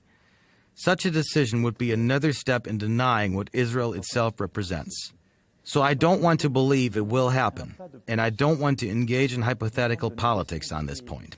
As for Europe, you are right to say there is not yet consensus on sanctions or responses. But I want us to focus our energy in the coming hours and days on achieving a ceasefire, freeing the hostages, and returning to reason and peace. France is proposing a path to peace, and it is doing so out of friendship for both the Israeli and Palestinian peoples. And I think that requires listening, high standards, and perhaps disagreements we can share, but certainly not reprisals or the continuation of fighting. If the fighting continues, and if Israel's response escalates, then Europeans will have to discuss and react. But I do not want to get caught up in that logic. Very well. You have emphasized the importance of a full Israeli withdrawal from southern Lebanon and the end of all violations of Lebanese sovereignty. Is there a divergence with the Americans? You have considered these essential conditions for implementing the Beirut government's plan and ensuring the monopoly of force. The Americans have never regarded Israeli withdrawal as a prerequisite. Is there a divergence with the Americans? No. The cooperation with the United States of America on Lebanon is very close and very good. President Aoun has always been very clear. From his very first speech, I remember he spoke of the monopoly of weapons being in the hands of the Lebanese armed forces. Rightly so. We support this. And France does not consider that one can resolve security issues in a country by violating that country's sovereignty. It may require rigor and strengthening measures, but never policing others' affairs. Today, we are acting with rigor and precision within the framework we have built together in close coordination with the United States. A plan has been put forward by the Lebanese army, and the government has committed to it. It is a transition framework that allows, step by step, the restoration of the authority of the Lebanese armed forces, the withdrawal of Israeli forces, and the resumption of control with monitoring mechanisms. Let me remind you that the United States and France have a coordinating role in this, and also in eliminating weapons caches and anything that threatens Lebanon's security first and foremost, as well as Israel's. So now, this very precise plan must be deployed. The United States and France will work together to oversee its implementation. And we have secured the extension of the mandate of the United Nations Interim Force, UNIFIL, which allows support for the Lebanese armed forces. To make this possible, we also need to further support the Lebanese armed forces. And that is what we want to do through a support and mobilization conference, which we hope will be held in Saudi Arabia. The Saudi Prime Minister told me he wished to host it. France, for its part, will organize a conference for Lebanon's reconstruction and future. So we are organized for the task alongside your president and prime minister in Lebanon. We are mobilized at every moment, as President Aoun reiterated yesterday at the United Nations podium. This is what he is fighting for, and what Prime Minister Nawaf Salam is also fighting for. Lebanon is greater than itself. It is the possibility of true pluralism in the region. It is the possibility that everyone, with their religion, their specifics, their culture, can live side by side.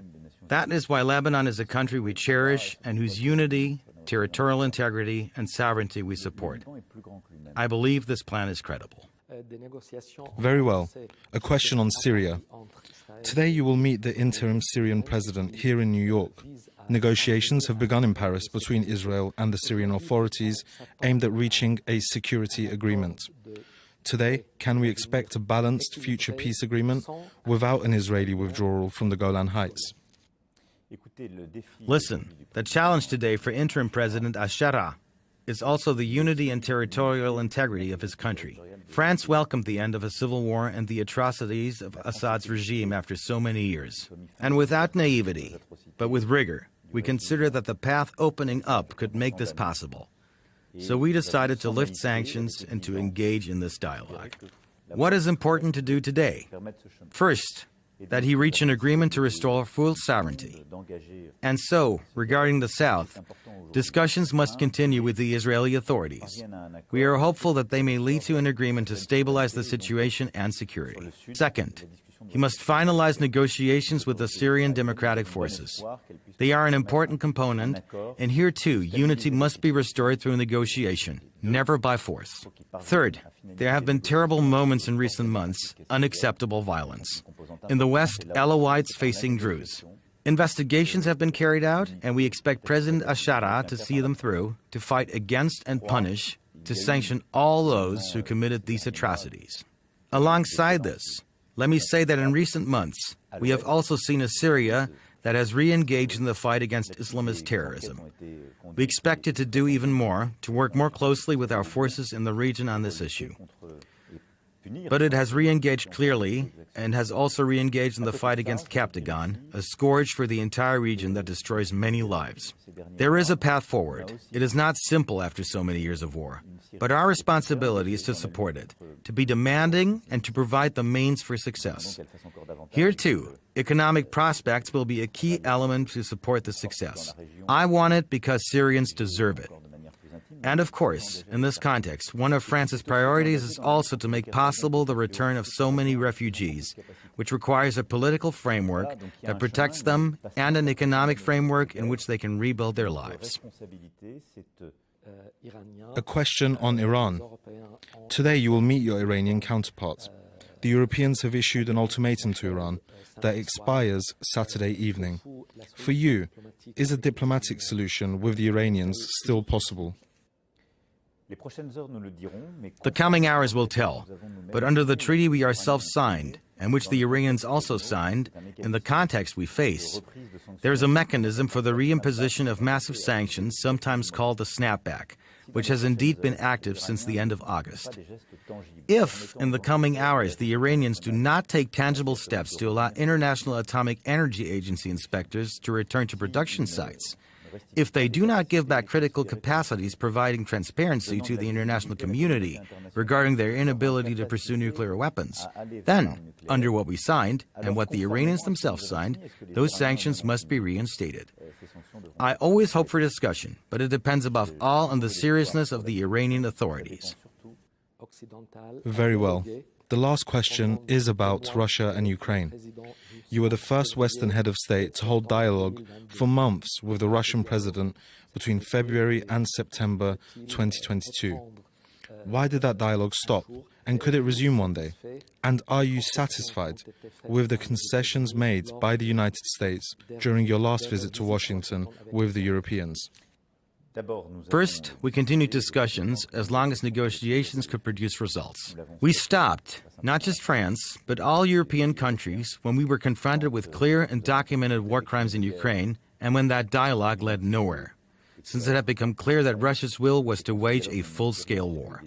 I later spoke again with President Putin a few months ago, precisely on the Iranian nuclear issue, and we also revisited the Ukrainian issue. I hope that the coming weeks and months will allow us to resume discussions. That would mean that Russia has chosen to return to the negotiating table. As for the United States, I think the president understood that this issue could not be resolved so quickly. He saw the seriousness of the Europeans and their commitment, and beyond Europe, the coalition of willing nations we built, ready to take responsibility and provide security guarantees to Ukraine. He also saw the heroism of the Ukrainians, their army, and their capacity to resist. In this context, I believe the American president is closer to Ukraine and to the Europeans than he has ever been. I hope this increases pressure on Russia and pushes it to stop fighting, return to negotiations, and build a possible future for them and for all of us. That, I believe, is the direction of history. To conclude, how would you describe your bilateral relations with Saudi Arabia? It is a country with which you cooperate on a large number of international and regional issues. They are friendly and built on trust. You are right to say that we have a strong bilateral relationship that spans from economic matters to culture, including defense. A few months ago, I had the opportunity to make a long state visit to the Prime Minister and several ministers, and I was able to measure the strength and depth of our strategic partnership and the friendship that binds us. And on several issues, we are working together. It was a Franco-Saudi initiative that made possible the New York Declaration and the mobilization of 142 countries. It is also with Saudi Arabia that we are working to support the Lebanese armed forces. And it is also with Saudi Arabia, along with several others, that we want to act on Syria. So we have a very strong relationship with many countries in the region: the United Arab Emirates, Qatar, Saudi Arabia. And we are committed to these relationships. But here I want to express the friendship and trust I have for the Kingdom of Saudi Arabia and the partnership we share, both bilaterally and regionally. Thank you very much. Thank you very much. Thank you.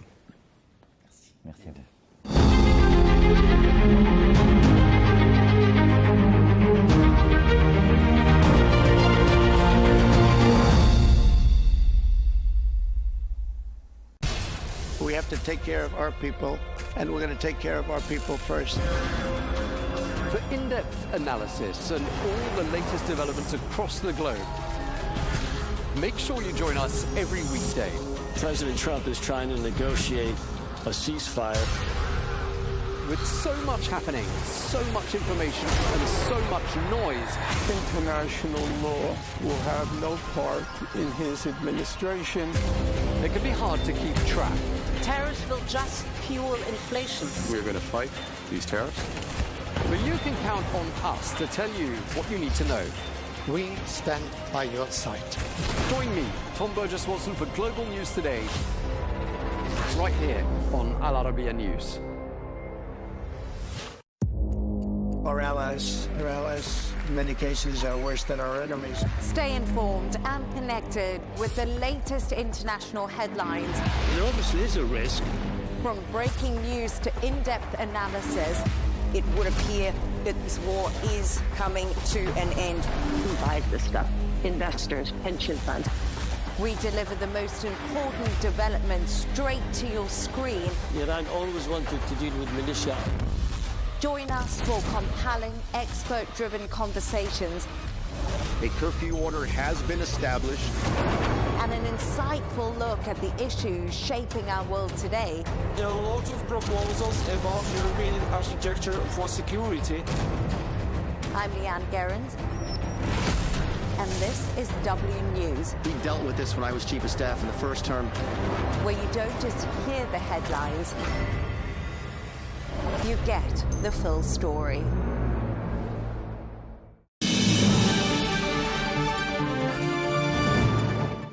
Hello and welcome to Global News Today. I'm Michal Prendergast.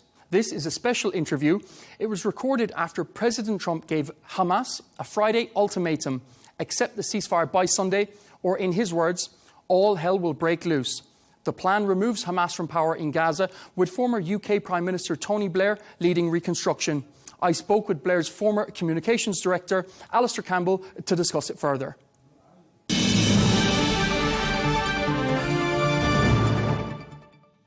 Thanks so much for your time, Alistair. I want to start with the breaking news. President Trump has given an ultimatum saying Hamas has until Sunday to respond to the peace deal. He's warned that if they don't, all hell will break loose. What's your response?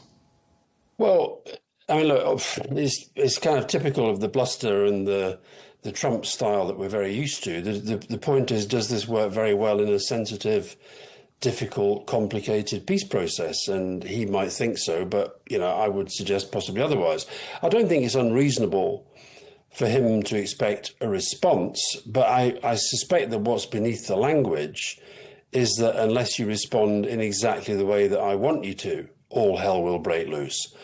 And I just think that when you go through the detail of the 20-point plan, to my mind, it's less a plan than a kind of very, very complicated wish list.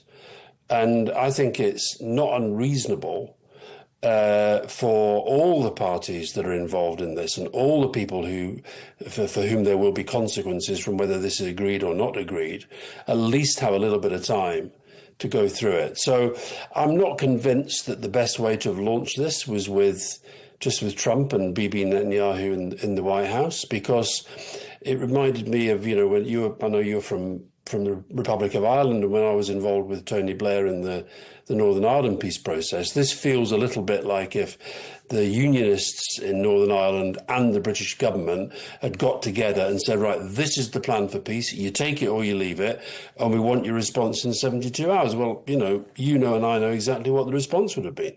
Of course, and we're going to come on to the Good Friday Agreement later. You're perhaps someone who knows Sir Tony Blair better than anyone. Is he the right person for this Gaza role, given how controversial he remains in the region? Well, when I say there are lots of complicated issues that arise from every single point in this 20-point plan, I think we're a long way from that happening in terms of this border peace that Donald Trump says he's going to chair. But look, you're right. I do know Tony Blair very, very well, and I think he is very well suited to the challenges that would come from the sort of role that's being talked about.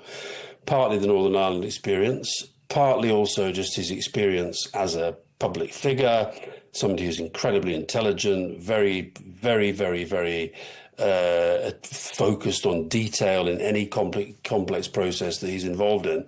And yes, he's a controversial figure, but it's very rare in the modern age in particular that anybody who has held a high-profile position for a long time is not controversial. And I guess the controversy in relation to the Middle East, people will say, well, that focuses on his role in particular in Afghanistan and Iraq in supporting the Americans there. But all I would say is that Tony Blair is not one of those politicians who's kind of left office and then just sort of, gone off to make lots of money. He's done that for sure, but he's done that so that he can run the institute that he runs, and also so that he can stay involved in some of these really difficult, complex situations. So I think he's somebody there whose heart is in the right place, desperately wants this thing to succeed, desperately wants to see peace in the Middle East. And also, I think from the perspective of the Palestinian side, I actually think will be making the case constantly.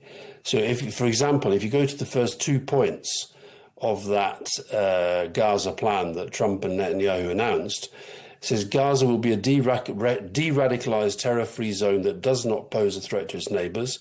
Gaza will be redeveloped for the benefit of the people of Gaza who have suffered more than enough. I sense the hand of Tony Blair in the who have suffered more than enough, and I'm not sure that's something that would have necessarily been put there by the Americans and the Israelis. As you just stated, Tony Blair is not short of money. Is he doing this out of duty, or is it redemption, or out of his personal legacy? I think he's doing it because although he's, into his 70s now, he's still got an awful lot of energy. He gets motivated by interesting big challenges. And I think, look, he left office some time ago now, but then he did the job, the United Nations Special Envoy for the Quartet. I think he was very frustrated by that role, didn't really have his hands on the levers in the way that maybe he would have liked. And so it was, I think he certainly developed his depth of knowledge that I think is unrivaled for a kind of Western politician. He also made an awful lot of really important contacts on all sides of the argument. And so I think it's a mixture of the things that took him into politics in the first place. He wants to make a difference. He gets excited and inspired and motivated by really big challenges. And above all, he thinks he can make a difference. So, people can call it whatever they want. I think that's the motivation. As we spoke about earlier, the Good Friday Agreement, Tony Blair, he was instrumental to that. He was one of the linchpins who brought peace into Northern Ireland. He got the IRA to put down their arms. Can he convince Hamas to do the same? Well, you can see the obvious parallels, but I could also say that there are massive differences. I mean, because of your own personal background, you know how difficult that was, you know how bitter the hatreds were. But I think within the context of what's been going on in the Middle East, I think the divisions are in many ways even deeper. I think the hatreds are possibly deeper. But I think what Tony brought to the Good Friday Agreement negotiations, and I think what is needed now, and to be fair to Trump, of whom I'm not a big fan, and to be fair to Netanyahu, what they've put down on paper is, I think, the makings of a plan. It's the possible beginnings of a plan. What I think Tony Blair would be very, very good at is understanding the complexities that arise insofar as they relate to everybody. And, decommissioning in the Northern Ireland context was one of the most difficult issues without a doubt, really difficult. And it took time. And it took, when you say, could he persuade Hamas, in the end, what happened within the context of the IRA is that the IRA had to persuade the IRA. There had to be people who were respected to, listened to, felt to be part of the IRA family, as it were, but who then were persuadable that this was the right way to go forward, to pursue their objectives through political means rather than through means of violence. Now, so the conversation, this is why I think it's unrealistic to put this piece of paper down and say within 72 hours, I want to know what you say, and then now saying by Sunday I've got to have an answer or all hell will break loose. There will be lots of discussions going on, I'm imagining, amongst Hamas and their supporters and their allies and their proxies and all the rest of it. So put it this way, it would not just be down to Tony Blair, but the real persuasion has to go on internally. And that will get signals. We're already getting some conflicting signals. You're getting some people who say that they're Hamas sources briefing one section of the media saying this is a non-starter. You get others who say, well, it might be a starter. So that's where that discussion matters. And, all I'm saying is that if and when these things start to fall into place, I think it would not be a bad thing to have Tony around. And speaking of President Trump, as you did, he seems very intent on being a peacemaker. Are you surprised by this? Well, I mean, he fought a campaign in talking about ending wars, ending these forever wars. And I mean, I certainly see somebody who has got this obsession with winning a Nobel Peace Prize. But I think when he talks about the conflicts that he says he's ended, I think life's a bit more complicated than that. And I think there are three conflicts at the moment. Well, there are plenty of conflicts in the world, but the three that it seems to me require the greatest political focus, where the focus from outside and including from the United States can be brought to bear: Russia, Ukraine, Gaza, and I would also argue Sudan, which is getting next to no attention in the Western media at all, but where the scale of horror and devastation is mind-blowing. Now, I think if you go through those and ask yourself honestly, have things improved? Have the expectations that Donald Trump set when he became president been met? Then I think it's hard to answer that in the affirmative. Ukraine, he said he was going to sort in 24 hours. Now, that may have been a figure of speech, but it wasn't a very careful figure of speech. And you've seen a lot happening. You've seen a lot of diplomatic activity. You saw Putin go to Alaska and have that meeting with Trump. And you saw all sorts of promises of progress that flowed from that, which don't really seem to have been materialized. And likewise, I think what we're seeing in Gaza is off the scale in terms of the suffering of the people there. And I'm not convinced that just putting down a 20-point plan that frankly raises a lot more questions than it at this stage answers. Yes, it shows effort. Yes, it shows commitment. And clearly it's a good thing that he stays engaged in that. But I think in terms of anybody who's ever been involved in a difficult, complicated peace process, I know Trump does things differently and he's been successful at that politically.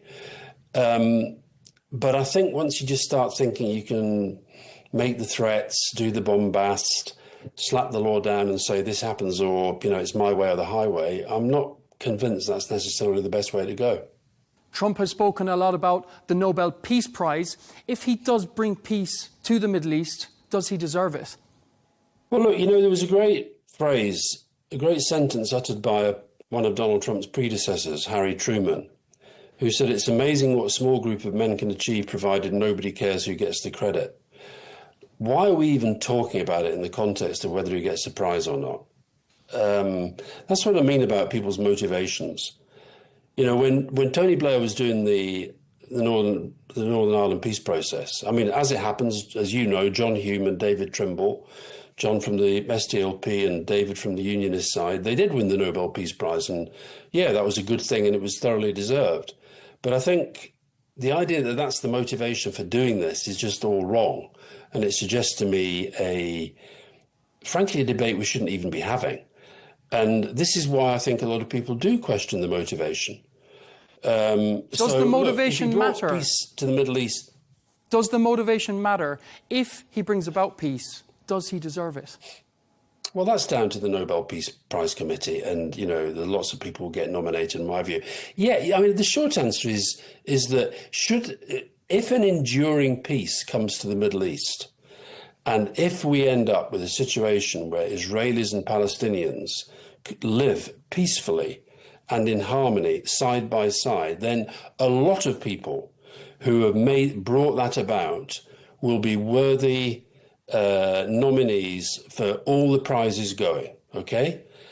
Why I say the motivation is that he reveals virtually every time he speaks about this an obsession with winning a prize. I remember Bill Clinton used to say that sometimes you see politicians and they think they need a blue ribbon for the job. The job is the blue ribbon. You're the most powerful person in the world. You've got an awful lot of power that you can put to good use. Focus on that rather than worrying about whether 5 people in Norway, because that's what it is, the Nobel Peace Prize Committee, whether 5 people in Norway decide that your claim to the Nobel Peace Prize is greater or lesser than somebody else. I just think it's a distortion of a debate about something incredibly important. And if it weren't Trump, Tony Blair, he may be eligible for the award. Well, same answer, same question. I think, as you said in your introduction, Tony Blair's role in Northern Ireland was heroic and historic. And I think that matters more than whether you get this award or that award. I really do. Tony Blair has said in the past, you can't make real progress without dealing with Hamas. This is something that really is going to stick in the craw of all of the negotiations.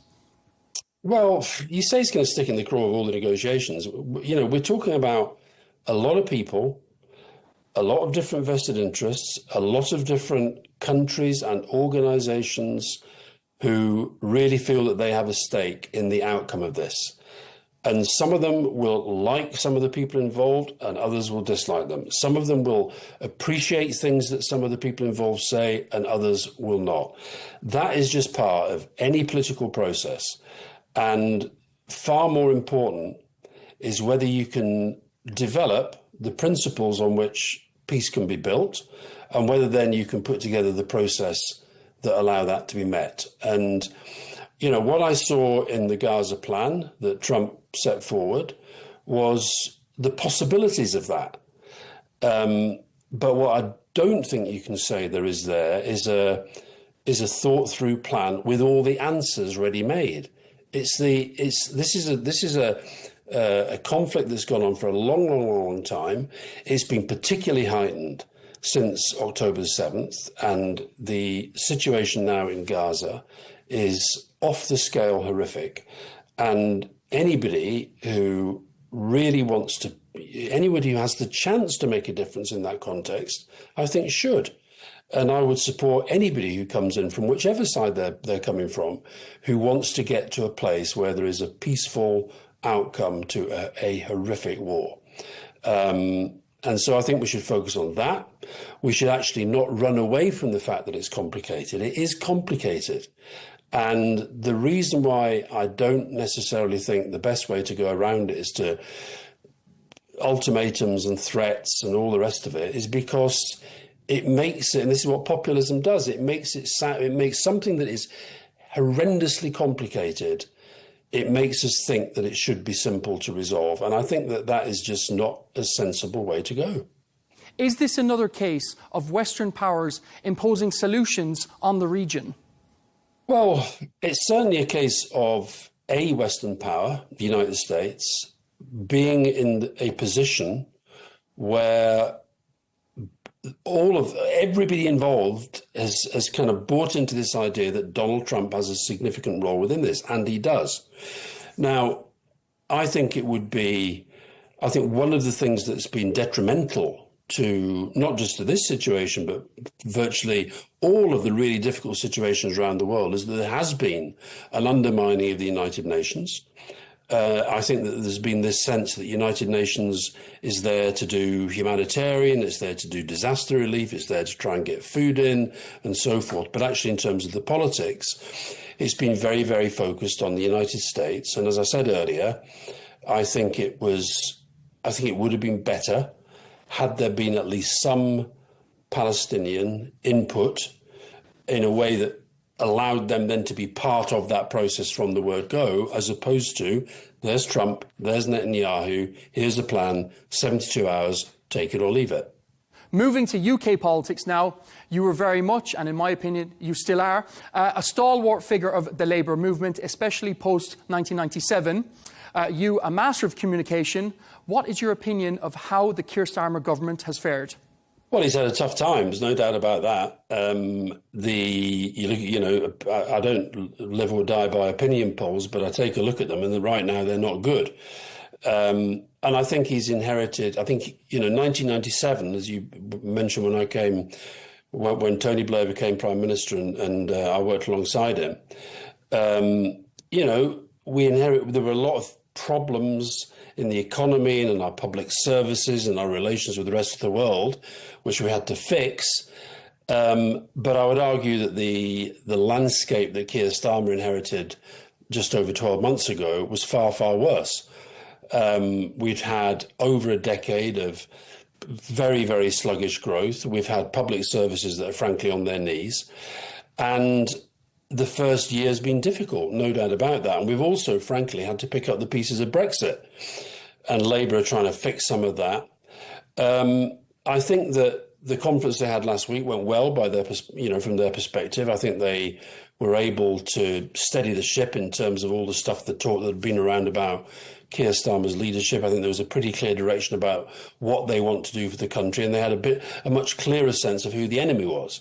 And that is this sort of right-wing nationalist populism that's represented in the UK by Nigel Farage. I think if I was summing it up, I would say a very tough first year, not going to get much easier in the second year, but the direction clearer than it was, and we're a long way off the next election. And yourself, as a master of PR, what advice would you give to Keir Starmer?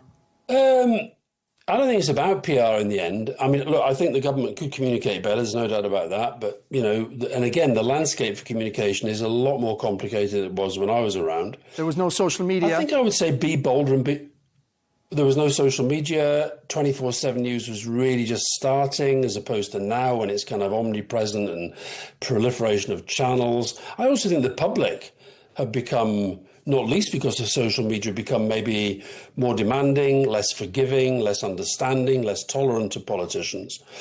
But I would say be bolder and be more confident. You've got a big majority, use it to deliver the change that you said you were going to do, and be bold and confident in how you go about that. Are you finished with frontline politics? Have you ever been tempted to go back, or have you ever been approached to go back? Well, I don't know. It's funny. I don't know how you define frontline politics. I'm still involved in politics. I co-present the UK's top podcast. The rest is politics, which is a way of staying involved in politics. I work with different politicians and different governments and parties in different parts of the world. I just do it in a different way. Would I be tempted to go back and try to help the Labour government now? I speak to a lot of their senior politicians often. I give advice if I'm asked to. But I actually do think that the landscape of politics has changed so much that I'd like to hope there are people half my age who know twice as much about the way that the modern media works. So I'll let them get on with it. I think that's willful thinking, Alistair. Andy Burnham, there's been a lot of talk about him. He appears to be waiting in the wings. Do you think he could become the Prime Minister one day? Well, look, Andy's a very, very good mayor of Manchester. He's a very effective political leader. And, I think the more we have good politicians in politics, the better.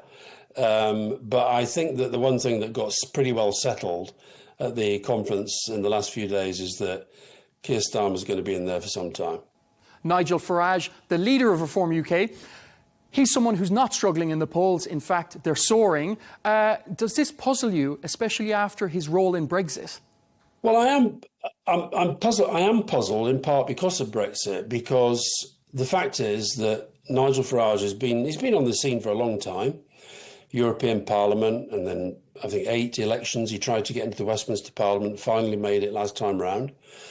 He's a very effective campaigner. He's a very effective communicator. But his one big contribution to British history so far is the central role he played in Brexit. Brexit, which he's now promising vote reform and will make your life better. People should remember, he said, give us Brexit and we'll make your life better. It's taken 5% out of the economy. It's made Britain poorer and weaker and less respected in the world. And that is on Nigel Farage. So I think his relative success, and I wouldn't overstate it, he's doing pretty well in the polls at the moment. And he's doing so because he is picking up an awful lot of support from people who are just, frankly, think the Conservatives totally lost the plot, which they did, which is why they got hammered in the last election. And he's picking up some support, less than from the Tories, but some support from people who were Labour and wanted more from Labour when they came into power. But there's a long way to go to the election. And I think that there are so many. The more Nigel Farage starts to think he could be Prime Minister, and the more that the public start to think that might be a realistic option, the more that the scrutiny and the pressure will be applied. And over 3 years, I will happily come back and talk to you in 3 years' time. And if he's still soaring in the polls, to use your phrase, I'd be surprised. OK, but we'll see. Politics, it's volatile. It's very unpredictable right now. Labour still has a big majority. They can do things. They should get on and do those things. They should fix the economy, fix public services, continue to repair the damage that Farage and Johnson and co did through Brexit. And then we'll see where we are in 3 years. And speaking of Johnson, as you just did, do you think he is the one to revive the Conservative Party? I think if the Tories brought back Boris Johnson, they really do have a death wish. We're just out of time. Alistair Campbell, thank you so much for your time. My pleasure. All the best.